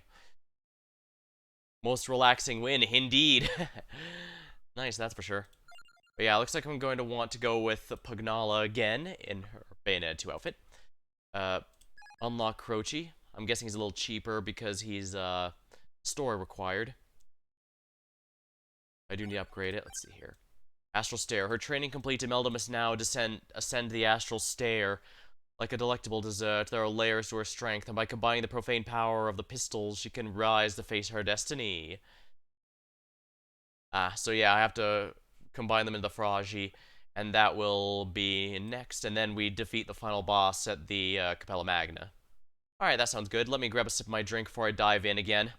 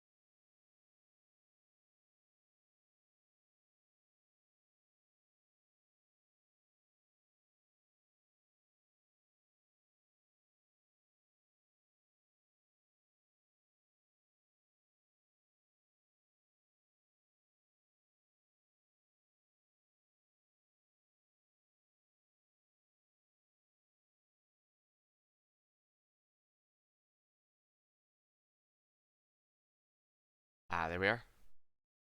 Alrighty, yeah, Astral Stair with Pugnala.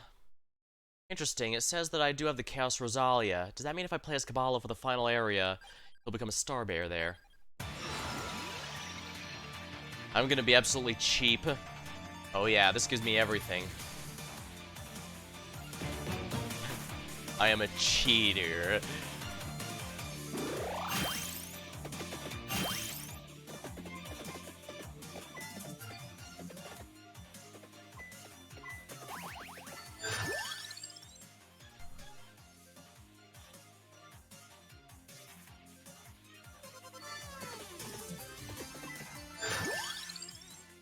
Lucky swiping. Normally I'd wait to pick these up, but I should get the tiramisu right away. I just have to be careful and not die too many times, because if you die the tiramisu gives you a couple revivals, basically, and if you die both of them, the item itself goes away.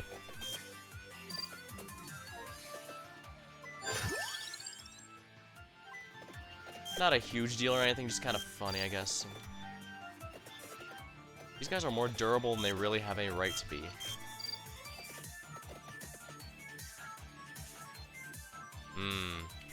I still need to open up that one, the Astral Stair, of course.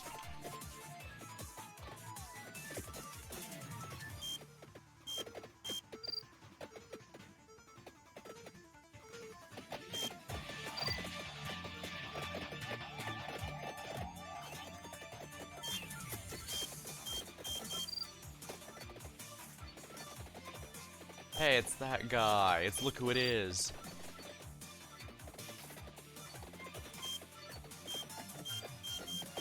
Here we are. Spinach. Actually, you know what? I think I should grab some of these weapons. Well, actually, they're about to come anyway, so I should probably let them come to me.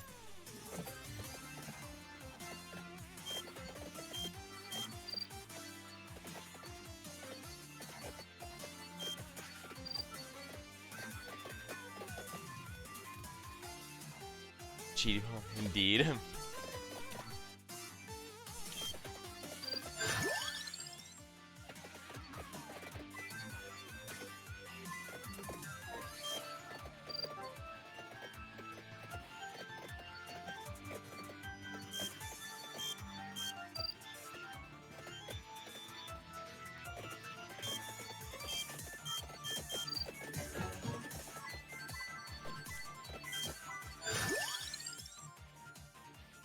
Silver Wind is probably gonna be better here.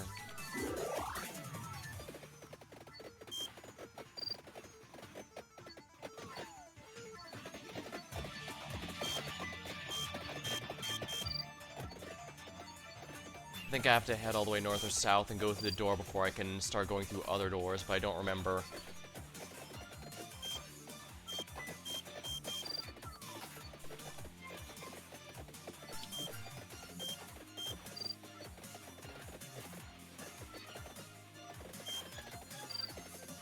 Darn it, it worked on the first try. Mini Engineer, perfect. I now have everything I need to upgrade the weapon here, so I'm not worried. Right, if I can get the crossed wires, I should be completely in good shape. Because as you've noticed, it's been carrying me a little. It's not completely necessary, but it does a lot to help, that's for sure. Oh, I see. The doors being closed doesn't change that I can still go through them.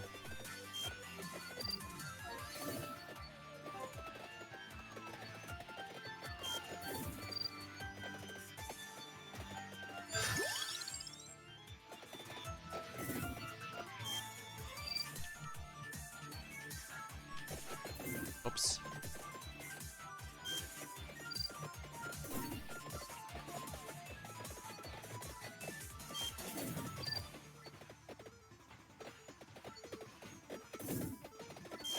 I see.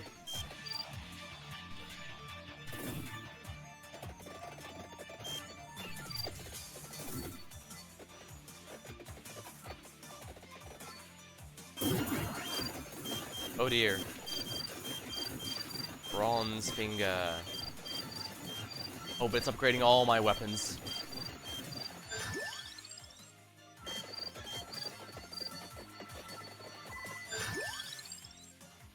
Lucky swipe.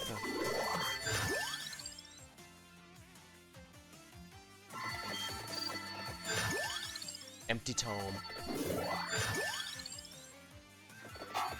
Probably should have gotten the Santa water if we're honest. Free level of fire, don't mind.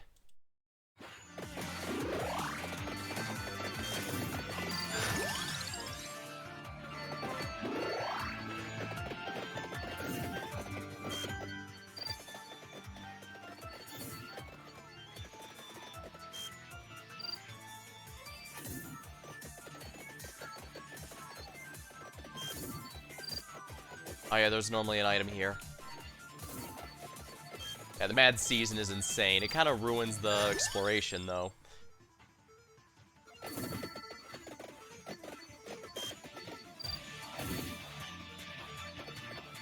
Then again...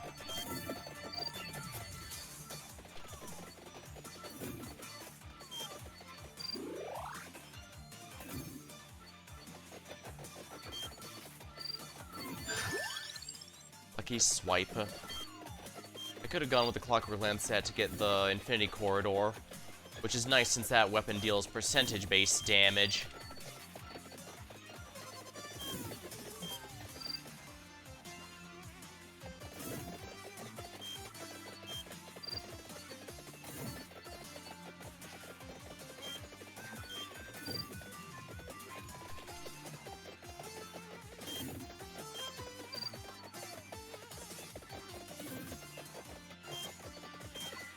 Here we go.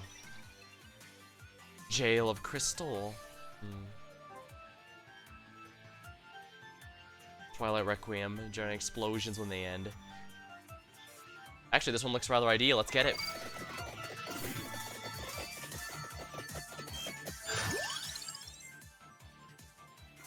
Alright, well, the guns are getting a decent amount of leveling.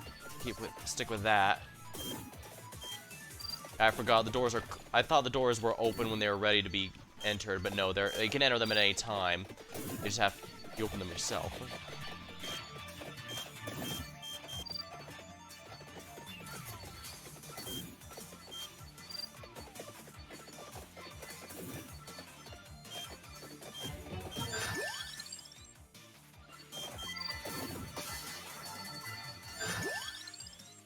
Allegedly offers better moral support. You know what, let's get the weapon upgrade here.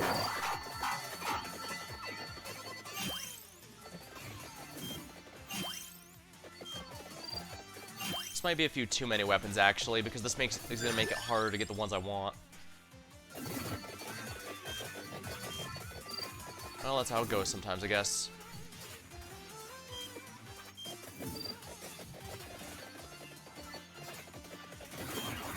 Bronze finger.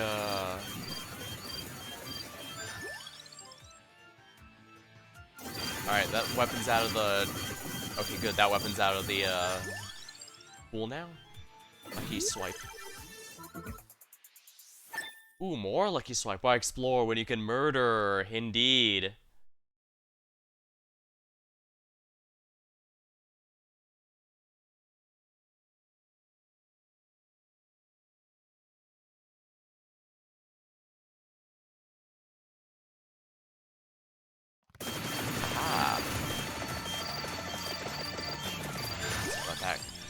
Distractions.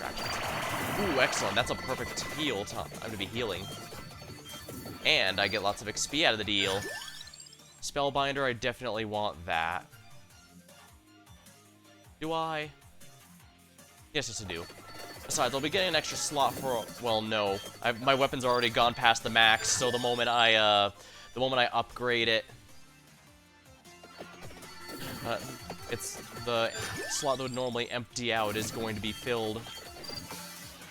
Oh, wow.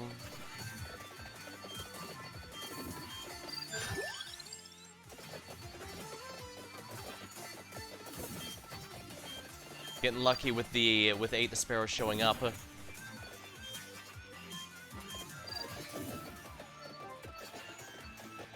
Darn, nothing in here.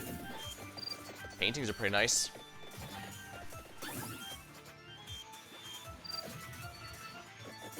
Reminds me of that... what was his name? Long story short, he's a character where every year, instead of him aging, a painting would age instead of him, but if he ever sees the painting, it will transfer the years over to himself, and the painting will restore.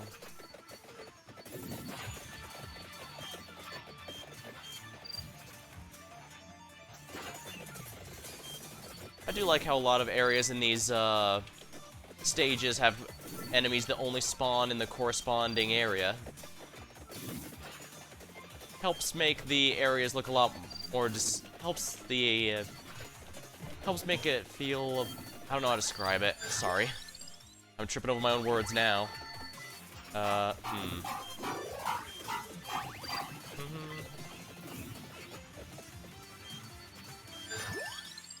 Spinach.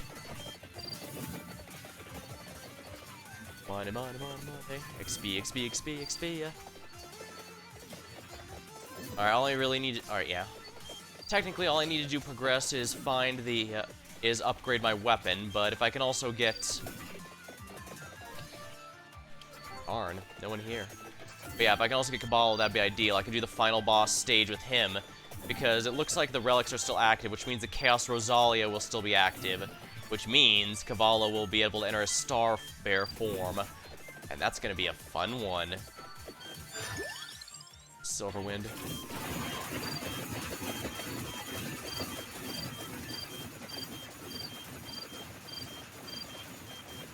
Silver Finger. Golden Finger. Ooh. Yeah, I do need to max out this one for the weapon, I believe. Okay, good. It's ready. Spinach. Spinach. King Bible. Yeah, I don't think I can get upgrades yet, so... Oh yeah, only 9 minutes. I absolutely cannot get weapon upgrades yet. But what matters is that I'm in the right position to make it happen.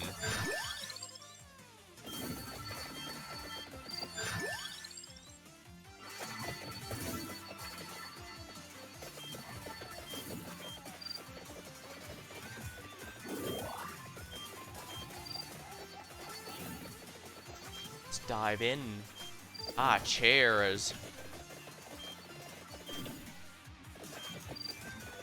Here we are.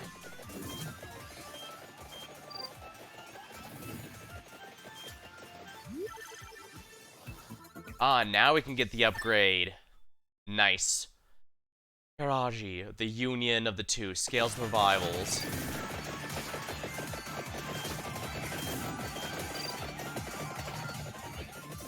Oh, this is gonna be good.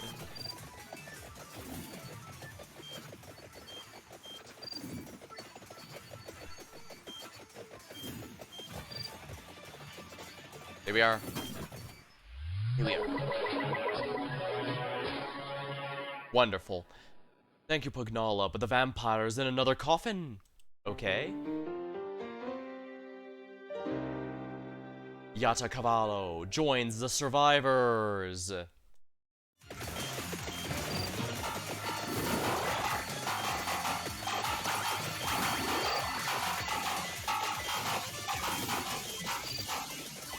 Right, the Astral Stare has random events whether you have them active or not.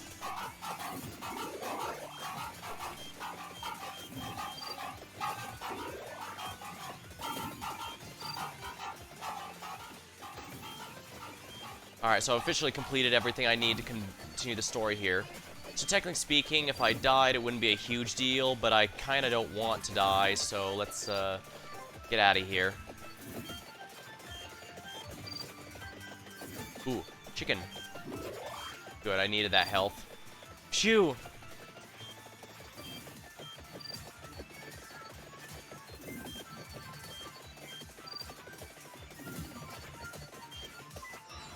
Alright, let's see here. Bounces would be quite helpful here, actually.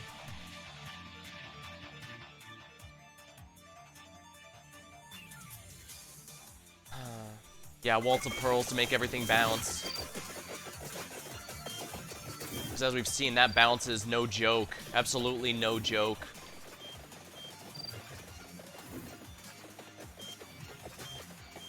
Yeah, after you go through a door, it's disabled for a bit to make sure you don't accidentally teleport back and forth, back and forth.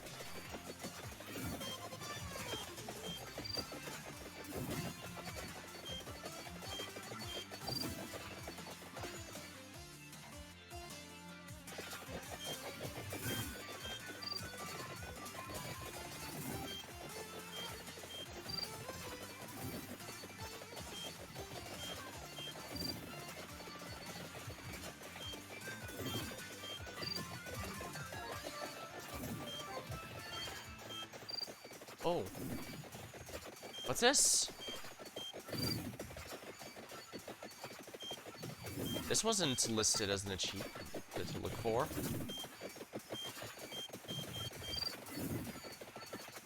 Have we finally found the vampire?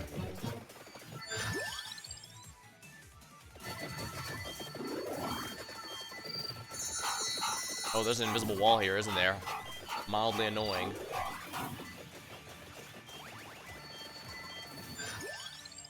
Okay, block's fine.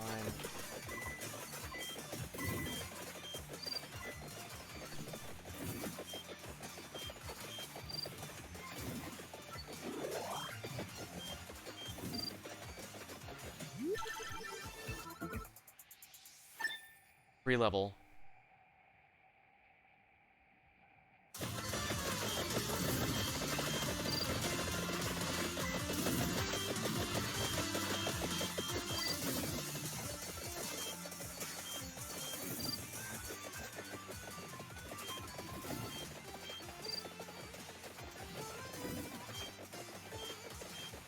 Strange, it's giving me the indication I should be able to interact with it, but it's not letting me.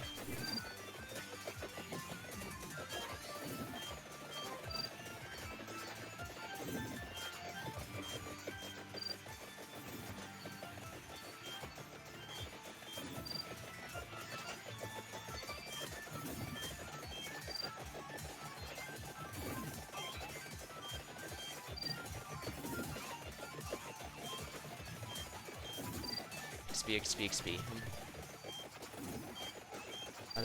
Give me all that XP. I'm very close to some levels here.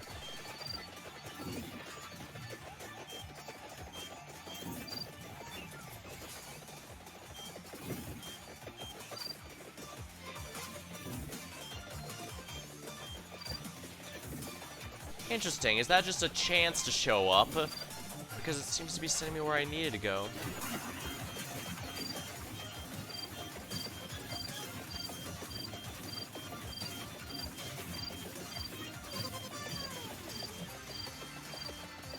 silver, only silver, darn it. Fire wand. Lucky swipe maxed out. Good. This is gonna be easy.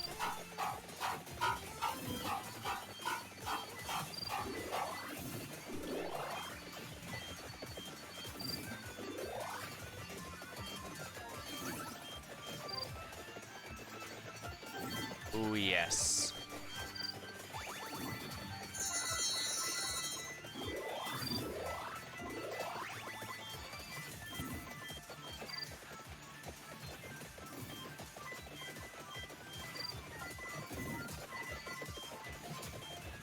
Right.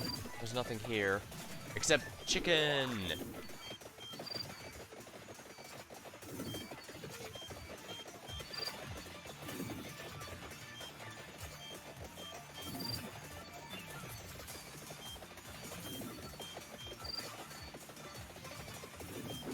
There we go, let's go.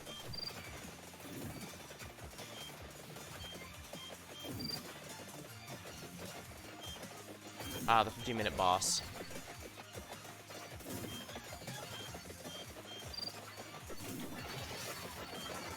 Oh crap, it's got the same thing as the, what's it called?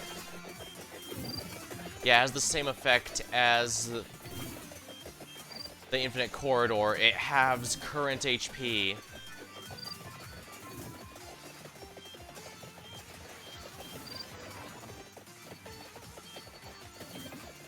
Granted, I don't know if it's doing it for everything here or just me. Gotta be careful then. Stuff that deals percentage damage is extraordinarily dangerous. Unless you're playing one of those characters that's really low HP, like, the Ghosts. If you're playing the low HP, well, not the Among Us Ghosts, the regular Ghosts, like a Toasty.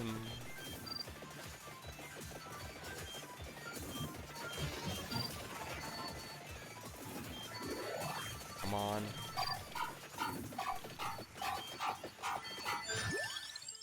Empty tome. Come on.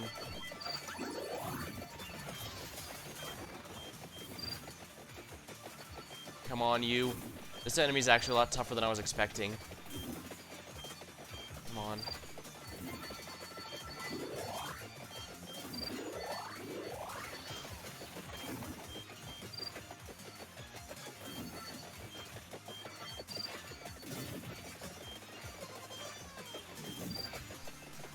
I hope the red means near death.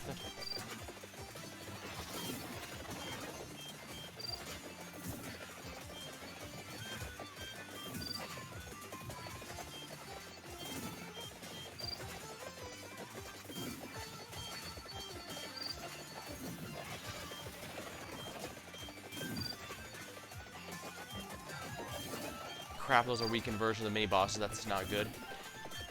Oh no, it's just the cloaks. Come on, you. I need to kill, kill, kill, kill. Ooh. There we go. Phew, and there we go. Crossed wires. So I got the upgrade out of the effort, too. Not bad, not bad.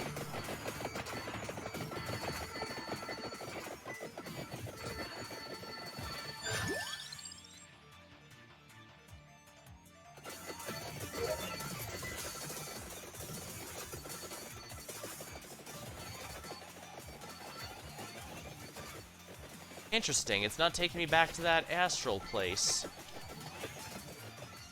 I might have to worry about that later, because that's not an achievement here, so I'll have to worry about it for this particular adventure. It's probably for the main game or something. I'll have to look into it later, but for the moment... Empty tome. Fire wand.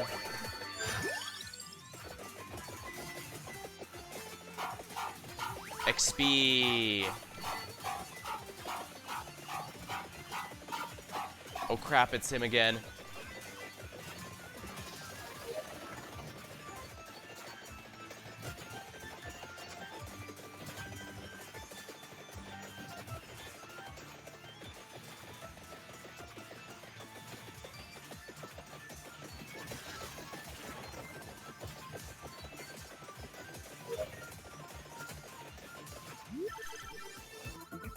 Excellent, a Hellfire upgrade. I think the stage is 30 minutes, but it might be 20. I guess we'll find out soon, won't we?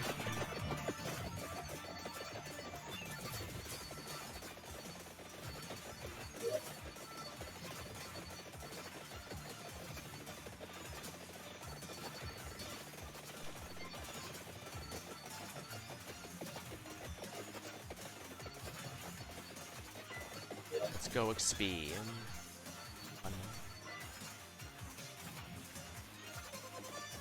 Another of these guys, dang. Oh, there's a lot more where that came from.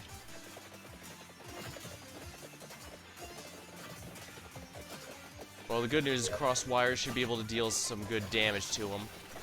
In spite of the damage, good damage they're doing to me.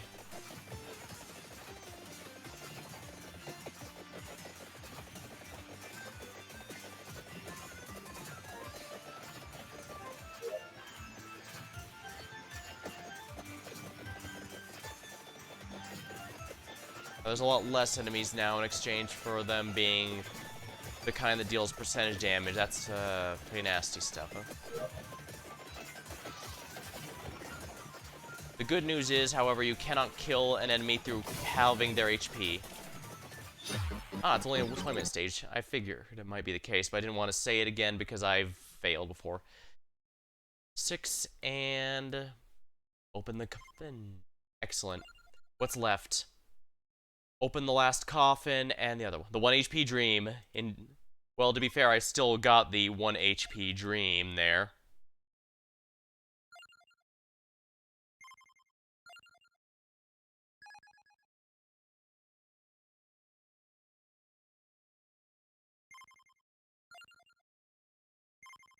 Power up him. There.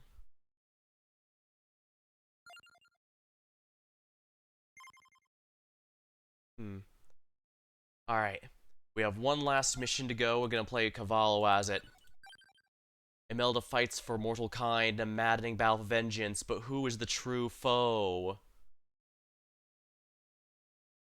Alright, I'm gonna grab a sip of my drink again, and then we're gonna dive right in and take on the final boss of this particular story chapter.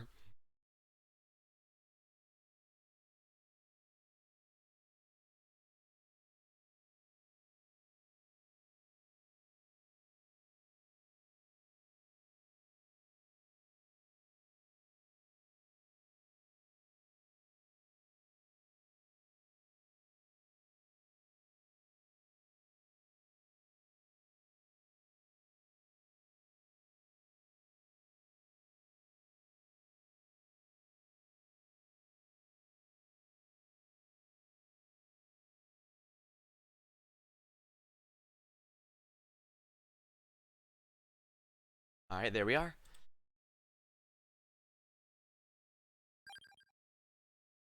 Arcanas are active. Now, let's see here. Ooh, interesting. Every 2 minutes, attract all stage items.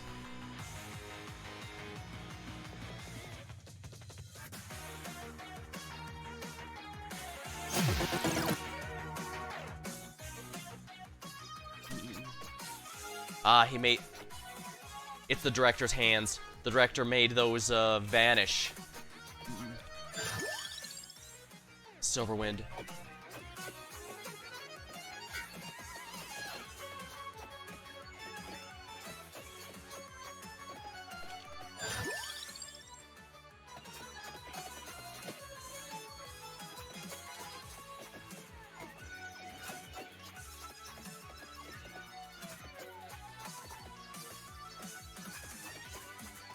Yeah, early on, just a few crystals will level me. Oh, wonderful. That's a really good cooldown reduction. That's really gonna help. I get additional amount every 20 levels, so at 60 it'll be capped.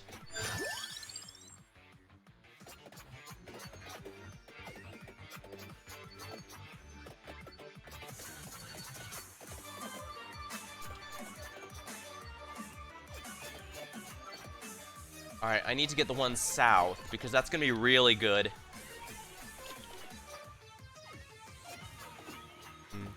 Yeah, for some reason, every time I keep thinking a stage is less than 20 minutes, but when I second guess myself thinking, nah, it's gotta be a regular 30-minute one, it turns out to be. My memory's awful. But this one I do know is 30 because I've done it recently. But I absolutely need to make sure I get the amount increaser here. Because that works, whoops, really well with the character here. He wants to stack as much amount as he can get. Hence why I took the beginning rather than Mad Season to get them all immediately.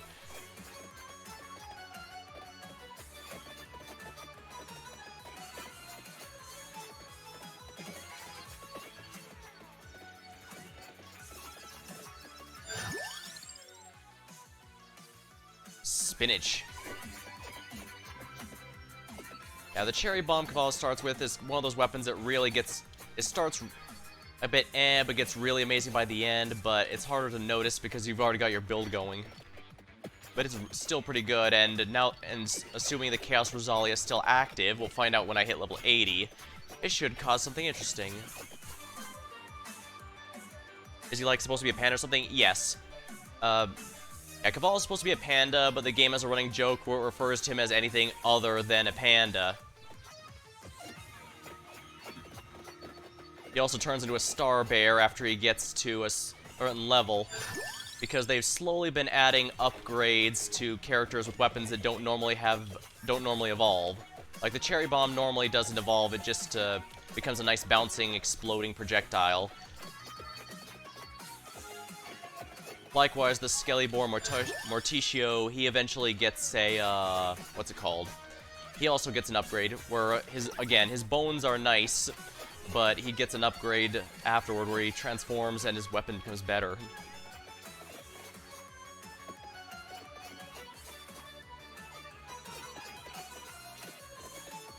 And yeah, it's a bit rough to start with this, but I'm confident. A few cherry bombs and a prayer.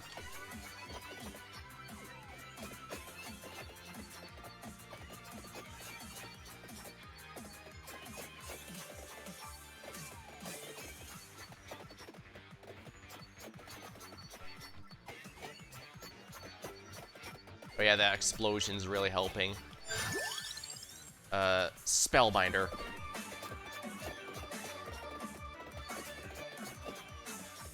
Now this boss has a good amount of HP here.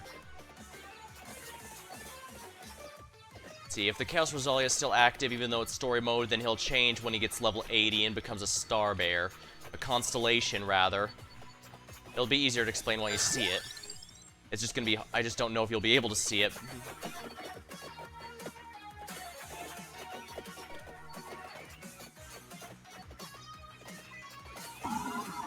There we are.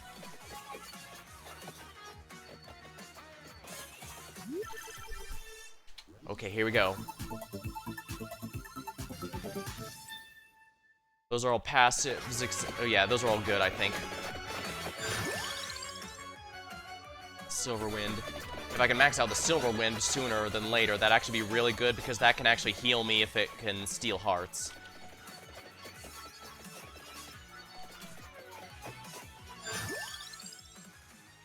Lucky Swipe. Well, I think I'm gonna play one of my favorite characters and not one of my favorite weapons.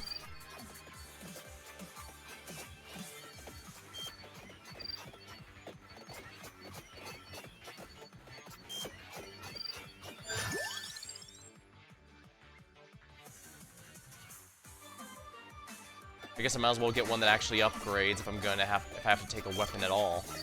I have to take a weapon, period. Alright, now I need to make sure I get the mini engineer before anything else. Before maxing out my passive items, I mean.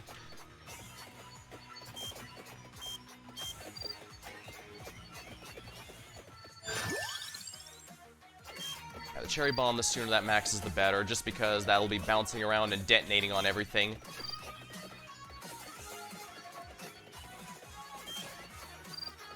That's definitely one of the high-risk, high-reward weapons, since it starts really weak.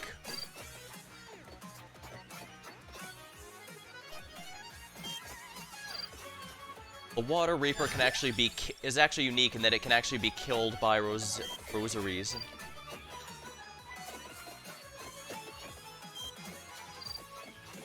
So if I can find one.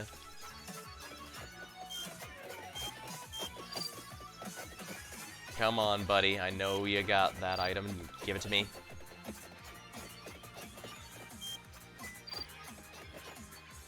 Oh, it vanished. Huh. That was a little anticlimactic.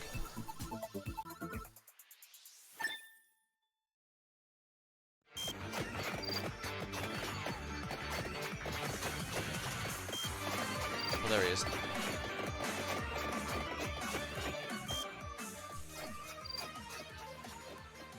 There it is. The problem is he has to be on screen because rosaries clear the screen. Probably should have maxed out. Oh well.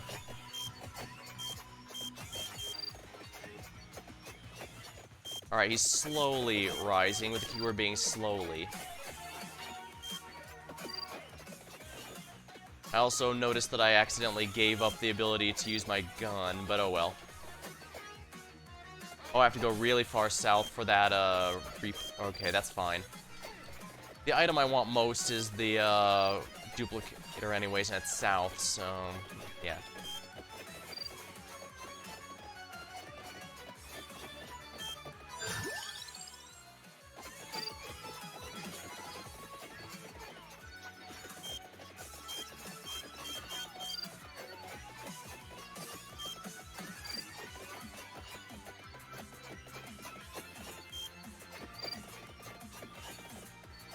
When I hit level 20, I get my first amount upgrade from the character's personal bonus, so that's gonna be nice. Here we are. There we go, an amount. See? I upgraded my cherry bomb, yet the King Bible got upgraded as well.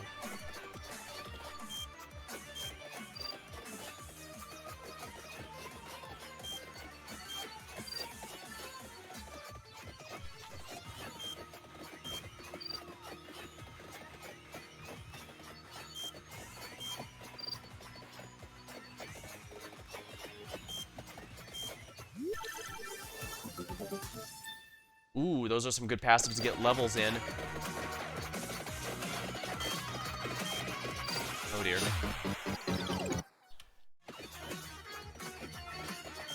I have to actually survive the full 30 minutes in order to fight the final boss here, because I'm assuming it's like it is in the main story. And if that's the case, I gotta be very careful. Spellbinder.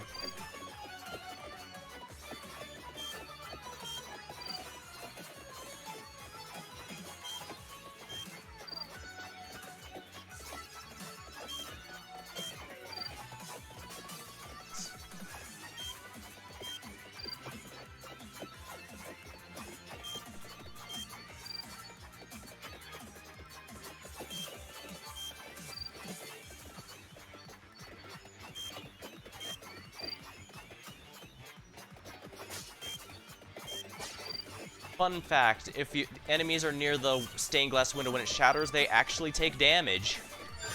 I was surprised when I learned that. Alright, good. The cherry bomb's maxed out, so I don't have to worry about that anymore.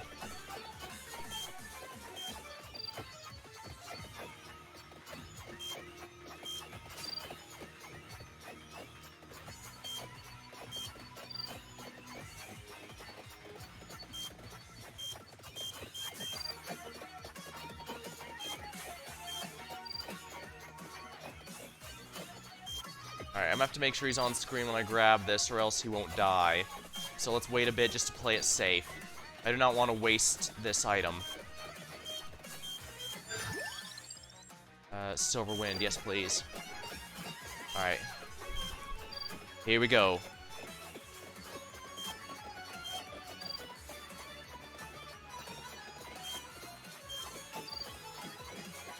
Alright, here we go. We should be good now. There we go.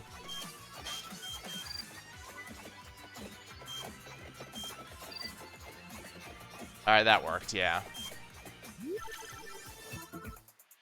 I sometimes have plans.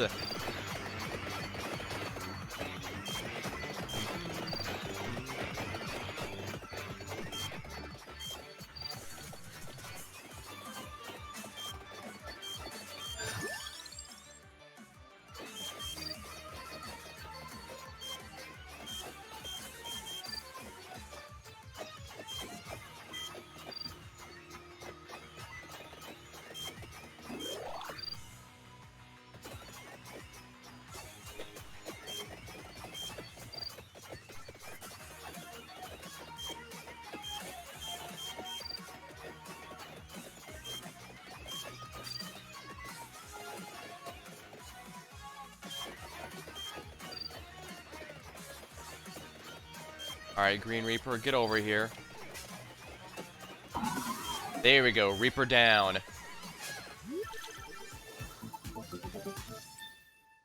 Big brain time, indeed.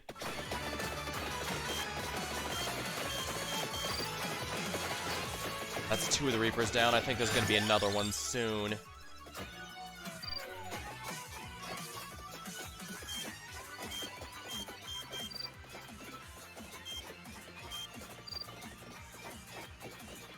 Alright, so to win this, I need to complete the scenario. I need to open the chest.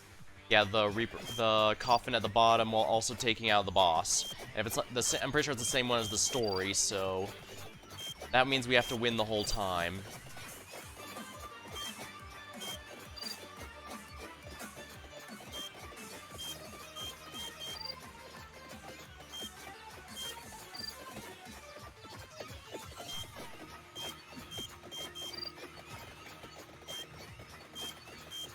Certainly are a lot of coffins that I've been opening piled up. I guess, what, they just stuff people in there when they're bored?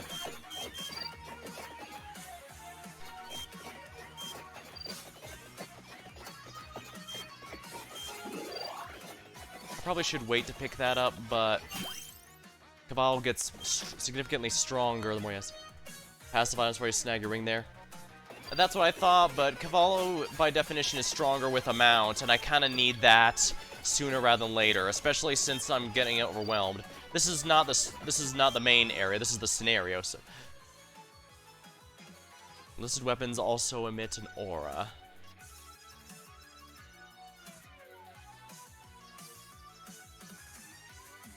Armor also affects it. Character gains bonuses, missing health, enemies without retaliating. Yeah, let's go with Awakening.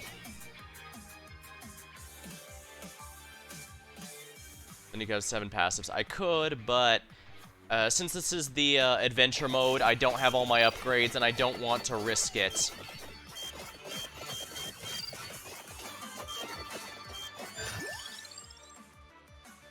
Duplicator. Yeah, if I wanted to properly handle it, I should fill up my accessories and passives and then get the duplicator ring, but since I don't have too many of I only have a fraction of my usual upgrades, I don't want to leave it a chance. I'm going all out. It's nice and all to think of endgame, but you also have to get there. And this is definitely one game where you can end up not making it in time if you're not careful.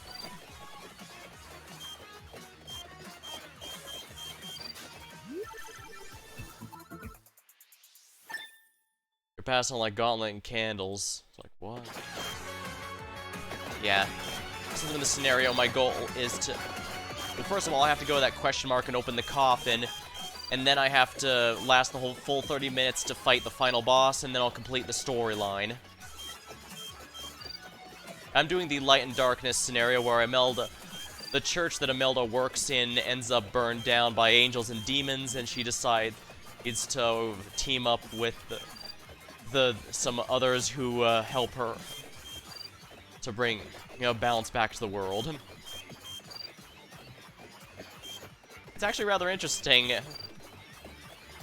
By which I mean it's actually a pretty coherent story and all that. It has some, but yeah, the previous one, the one with Poe, is mostly just about him finding some garlic in order to retire, only for him to decide he can't. In the end, you know what? I don't like retiring. Gotta play it again. Yeah, the adventure mode's pretty neat. It basically has a little story tied to it, and you have to deal with fixed characters and items. There's some stuff you can do to bring in other items, but by and large, it's a lot more restricted than previous ones, so... It's basically a scenario mode with specific conditions that you can potentially make easier if you want. How far we've gone for simply hunting floor chicken, indeed.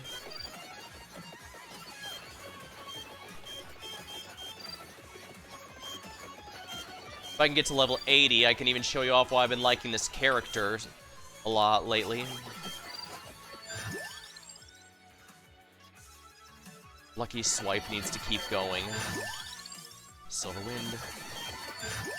Mini Engineer, perfect. Can't bring yourself to play again. Deleted after everything was unlocked. Oh, that's awful. Yeah, usually they go out of their way to try and prevent you from losing stuff like that, but I guess some accidents are unavoidable. But then you re-unlock things, gives you longer playtime. The game does let you undo all of your upgrades if you want to try playing vanilla again, and I have done that a few times just to see if my skills have actually improved or if I'm getting carried by upgrades. If curious, the answer is a little column A, a little column B.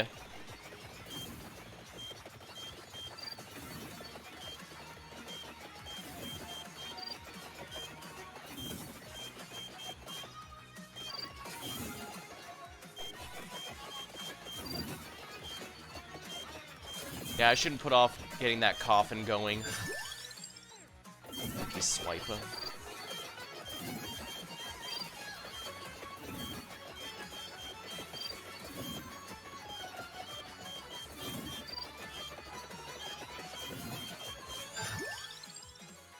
Mini engineer.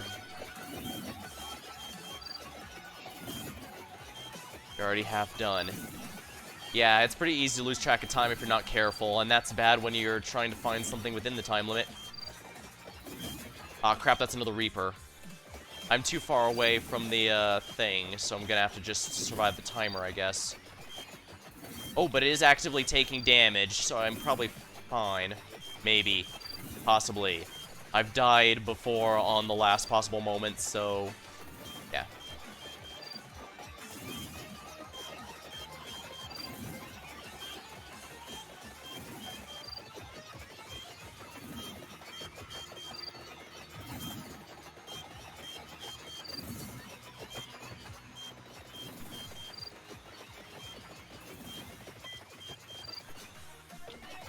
Alright, once I get the coffin, I have to actually kill the Guardians to open it, so it might...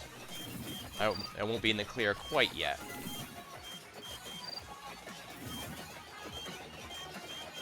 Ooh. Hope you don't mind if I grab the, Bracer's not bad, but Candelabra might be better. Unholy Vespers.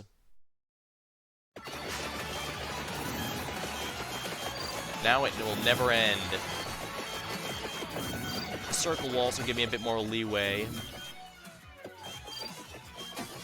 Here we are. Oh dear, I actually took a lot of damage from that. Here we are. That's the last one. The last coffin ended.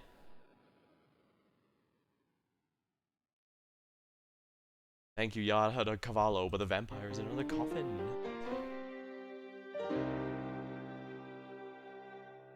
Sonata Belpays joins the survivors. I think she's Imelda's brother. He's Imelda's brother, actually.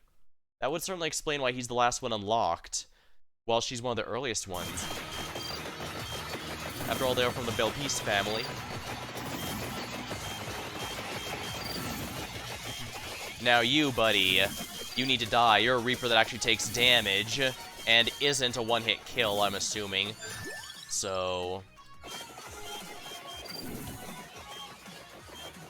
yeah, Cavallo pushing a mount is definitely a good way to go for build.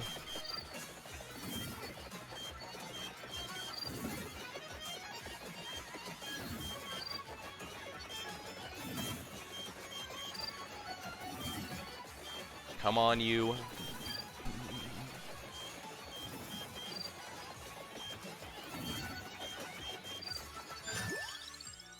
Oh dear. Do I want to cross the Santa water? I think I want the Santa water, actually. The holy water is a pretty good area denial. You got a lot of damage.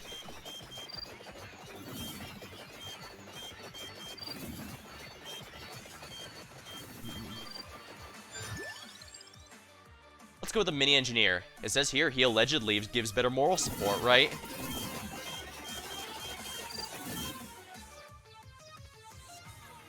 Therm Dewaver, indeed.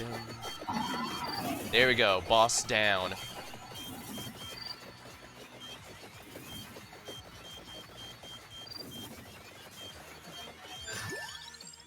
Lucky swipe. I just need to max out the lucky swipe now that the mini engineer is full power.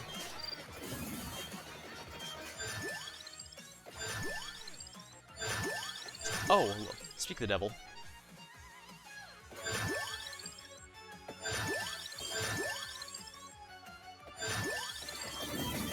Oh, got a decent amount of levels out of that. That's good, that's good.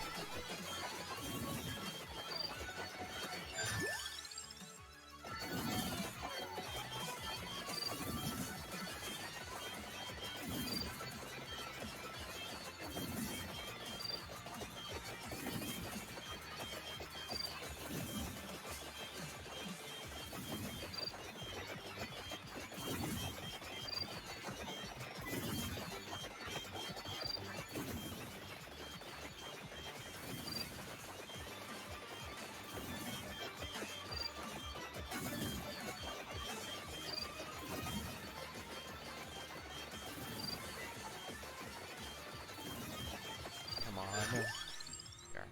Candelabra for some greater AoE. I love how big the card is now.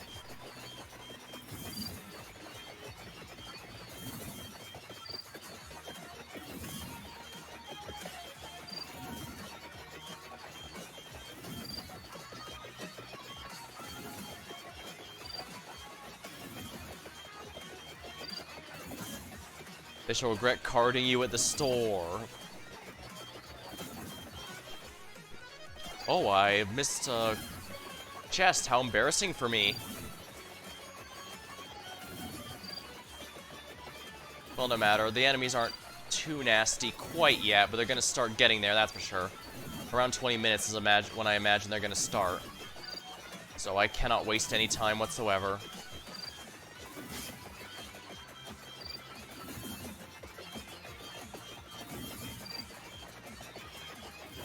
Here we are. And here we are, the one that's gonna make it all work. They're easy to miss when the screen gets crowded, yeah.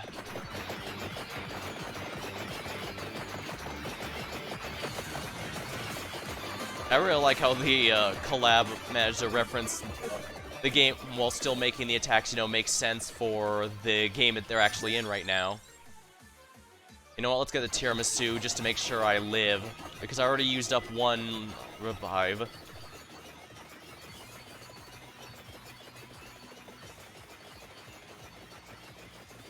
And as we found out with the first stage, these demon boys are really bulky.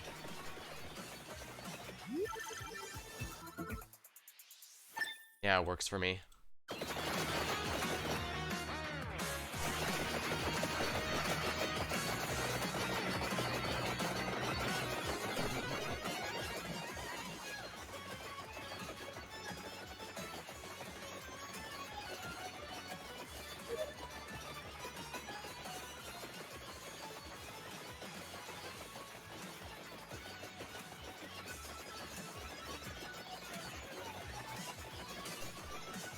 Let's see. Bulky.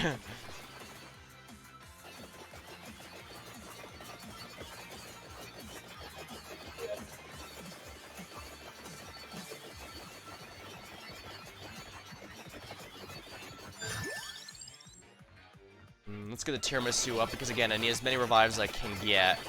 And the item actually goes away if you use them all up. Ooh.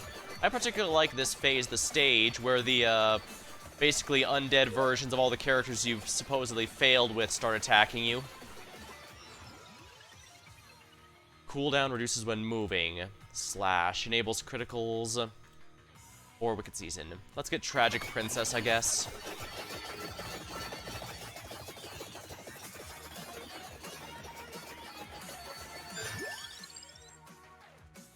The game actually has both male and female werewolves. They know absolutely everyone loves werewolves.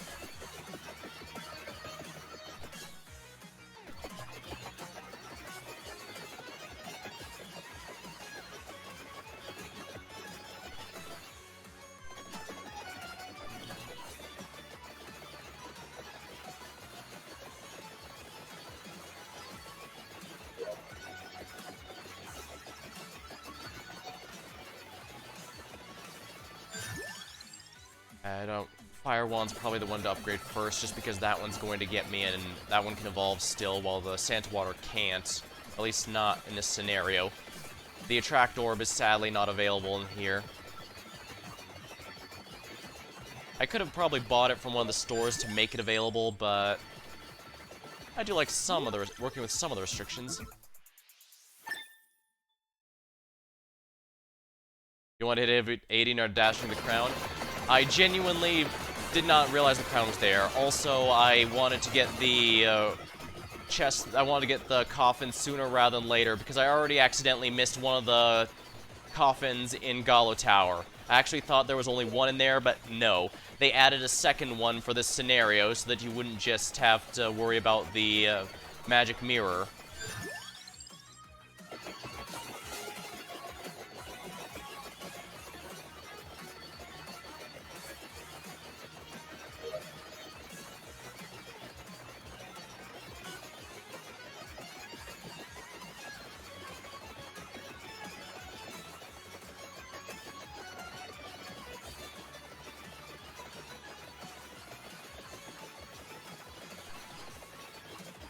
Coffin's done. Yeah, that's why I'm slowly moving up here.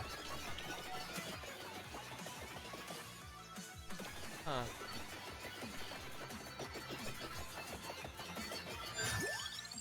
Fire Wand is now ready to evolve. Wonderful. Looks like the demons have been defeated. The angels are coming back for round 2. I mentioned it earlier, but it's kind of neat. The Bayonetta is one of the few games where you get to fight a decent amount of angel foes. Not too many chances for that.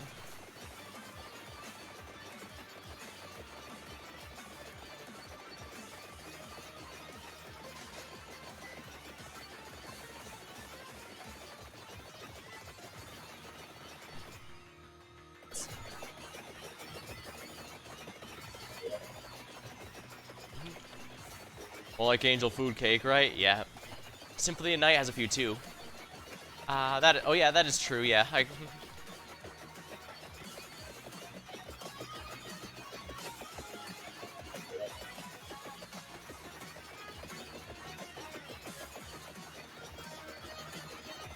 The wheel within wheel. Crone angels.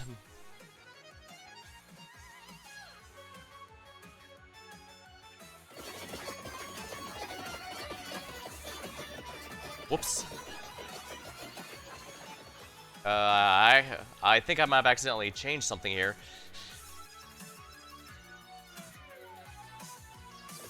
I think I accidentally changed the size or something.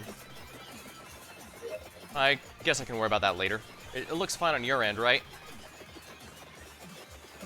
Or did it change on your end too? Uh-oh. Oh dear.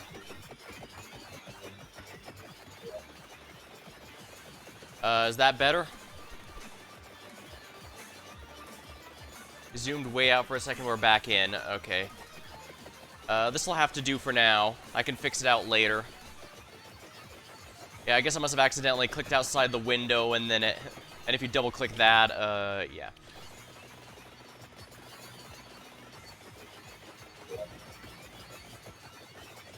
The 25-minute, the final boss is the... Well, the stage is normally 25-minute boss here. And it's down. Hellfire's here. I might not be reaching level 80 here, unfortunately.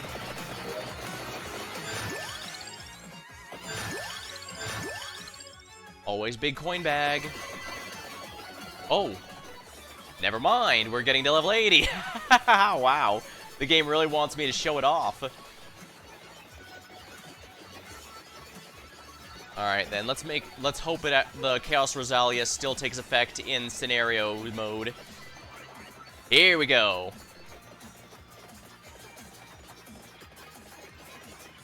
So yeah, giant space bear.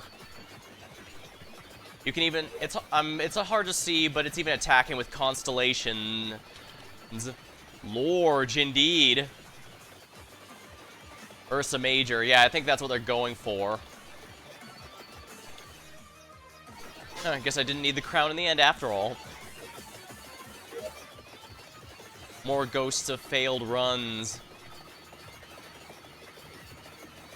As soon as I hit 30 minutes, then we'll be fighting the final boss. It's gonna be a little tricky, especially since I don't have any weapons I directly aim other than the, I guess the, what's it called? The Unholy Vespers and maybe, arguably, the, what's it called? Up, still not down. Yeah, but I'm at where I need to be. This is also where the amount number upgrades have ended, so I'm officially at full power, as strong as I can get. Unless I get lucky and get a candy box, but that's a big if. But yeah, I'm amused even you can even see the muscles, kinda. Which I know you'll like, Slade. Alright then.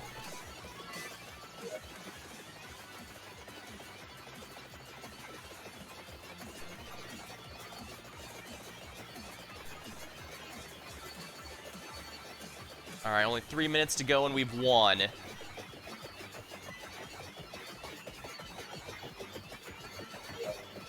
Ooh, more money. Don't mind if I do.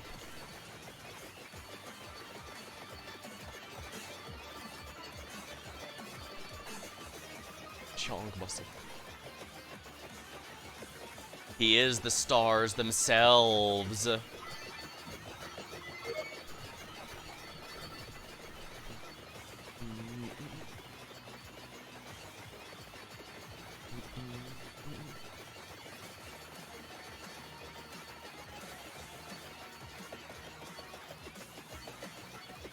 Yeah, at the start, the director's hands removed all the items for the Infinite Corridor and Crimson Shroud, so I sadly don't get the ridiculous amounts of healing available from the Medaglio left.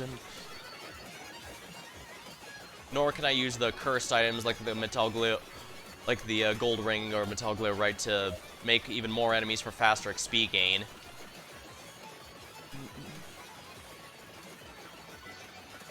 I probably should use Curse a lot more and be less afraid of the enemy scaling being a problem, because I don't know. I guess it's a playstyle thing, but there's a good reason most people consider Curse more of a buff than a nerf, just because, you know, more enemies, more XP, more levels, more power, faster.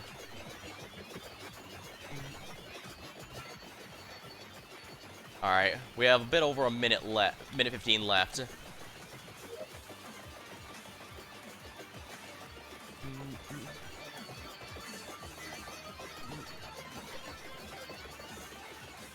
One minute left. The timer's probably going to go away once we hit 30 because that's when the final boss is going to spawn, and then I fight him. And with how swole the bear is, I could probably take him in the arm wrestling contest. I keep combining words for some reason.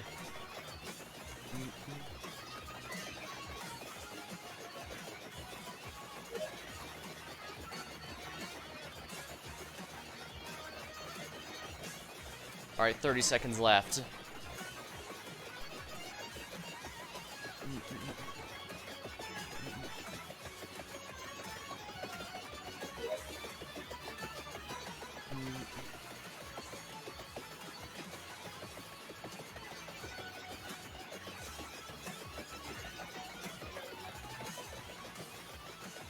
Four, 3, 2, 1, go.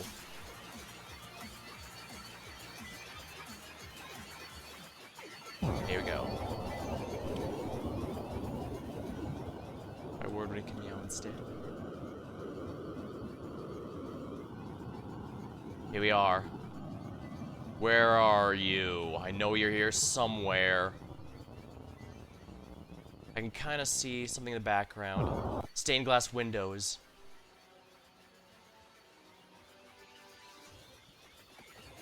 There he is.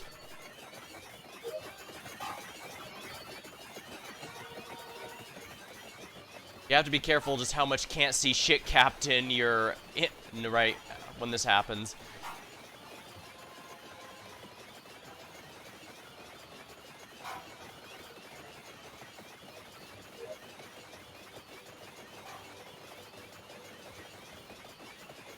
I need to be sure I have as much on him as I possibly can. The more his HP drops, the more of these AoEs he summons, and that's, as you've noticed, my hitbox is a little big.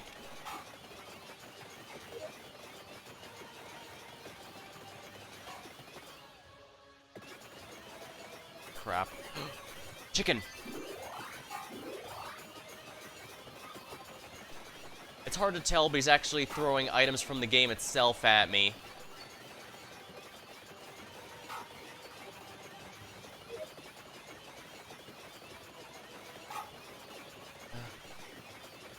Yeah, the nature of the electrical wires makes it a little tricky to aim. Well, this is why I have 2 revives, in case I screw up royally.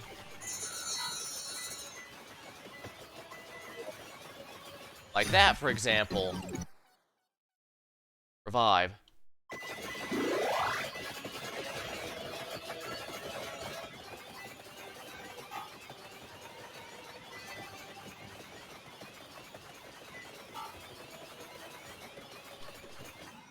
Got him.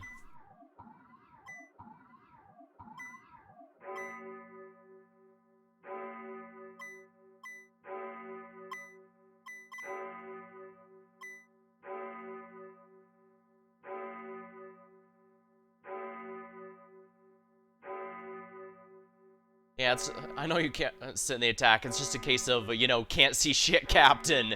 It's a bit hard to see the tells because of all the glowing and stuff. Oh yeah, it's trying to focus on my sprite, but since I'm so big. There we go. Now we can quit and cash in the revives. Adventure complete. And there we are. All of it complete. Ascending basically just lets you reset the adventure, so I think that's pretty good. The emergency meeting one's really long, so I might have to split that in half. Legacy of the Moon spell. I'll see how I'm feeling, I guess. But I think that's going to be all for tonight. Let's see here. Got a decent amount of people watching, I see. Alright, hold on.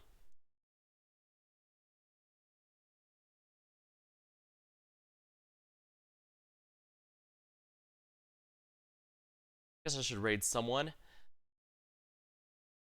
Looks like Cole Quill is doing Final Fantasy XIV. Oh, he's doing Heaven on High. That's, basically the roguelike mode, so I think that's within the, theme here. Alright, well, if you want to watch... Alright, well, if you want to watch some of the Final Fantasy XIV's roguelike mode, I'll be rating them. Otherwise, till next time, thank you for watching. Very good time, and I'll see you later.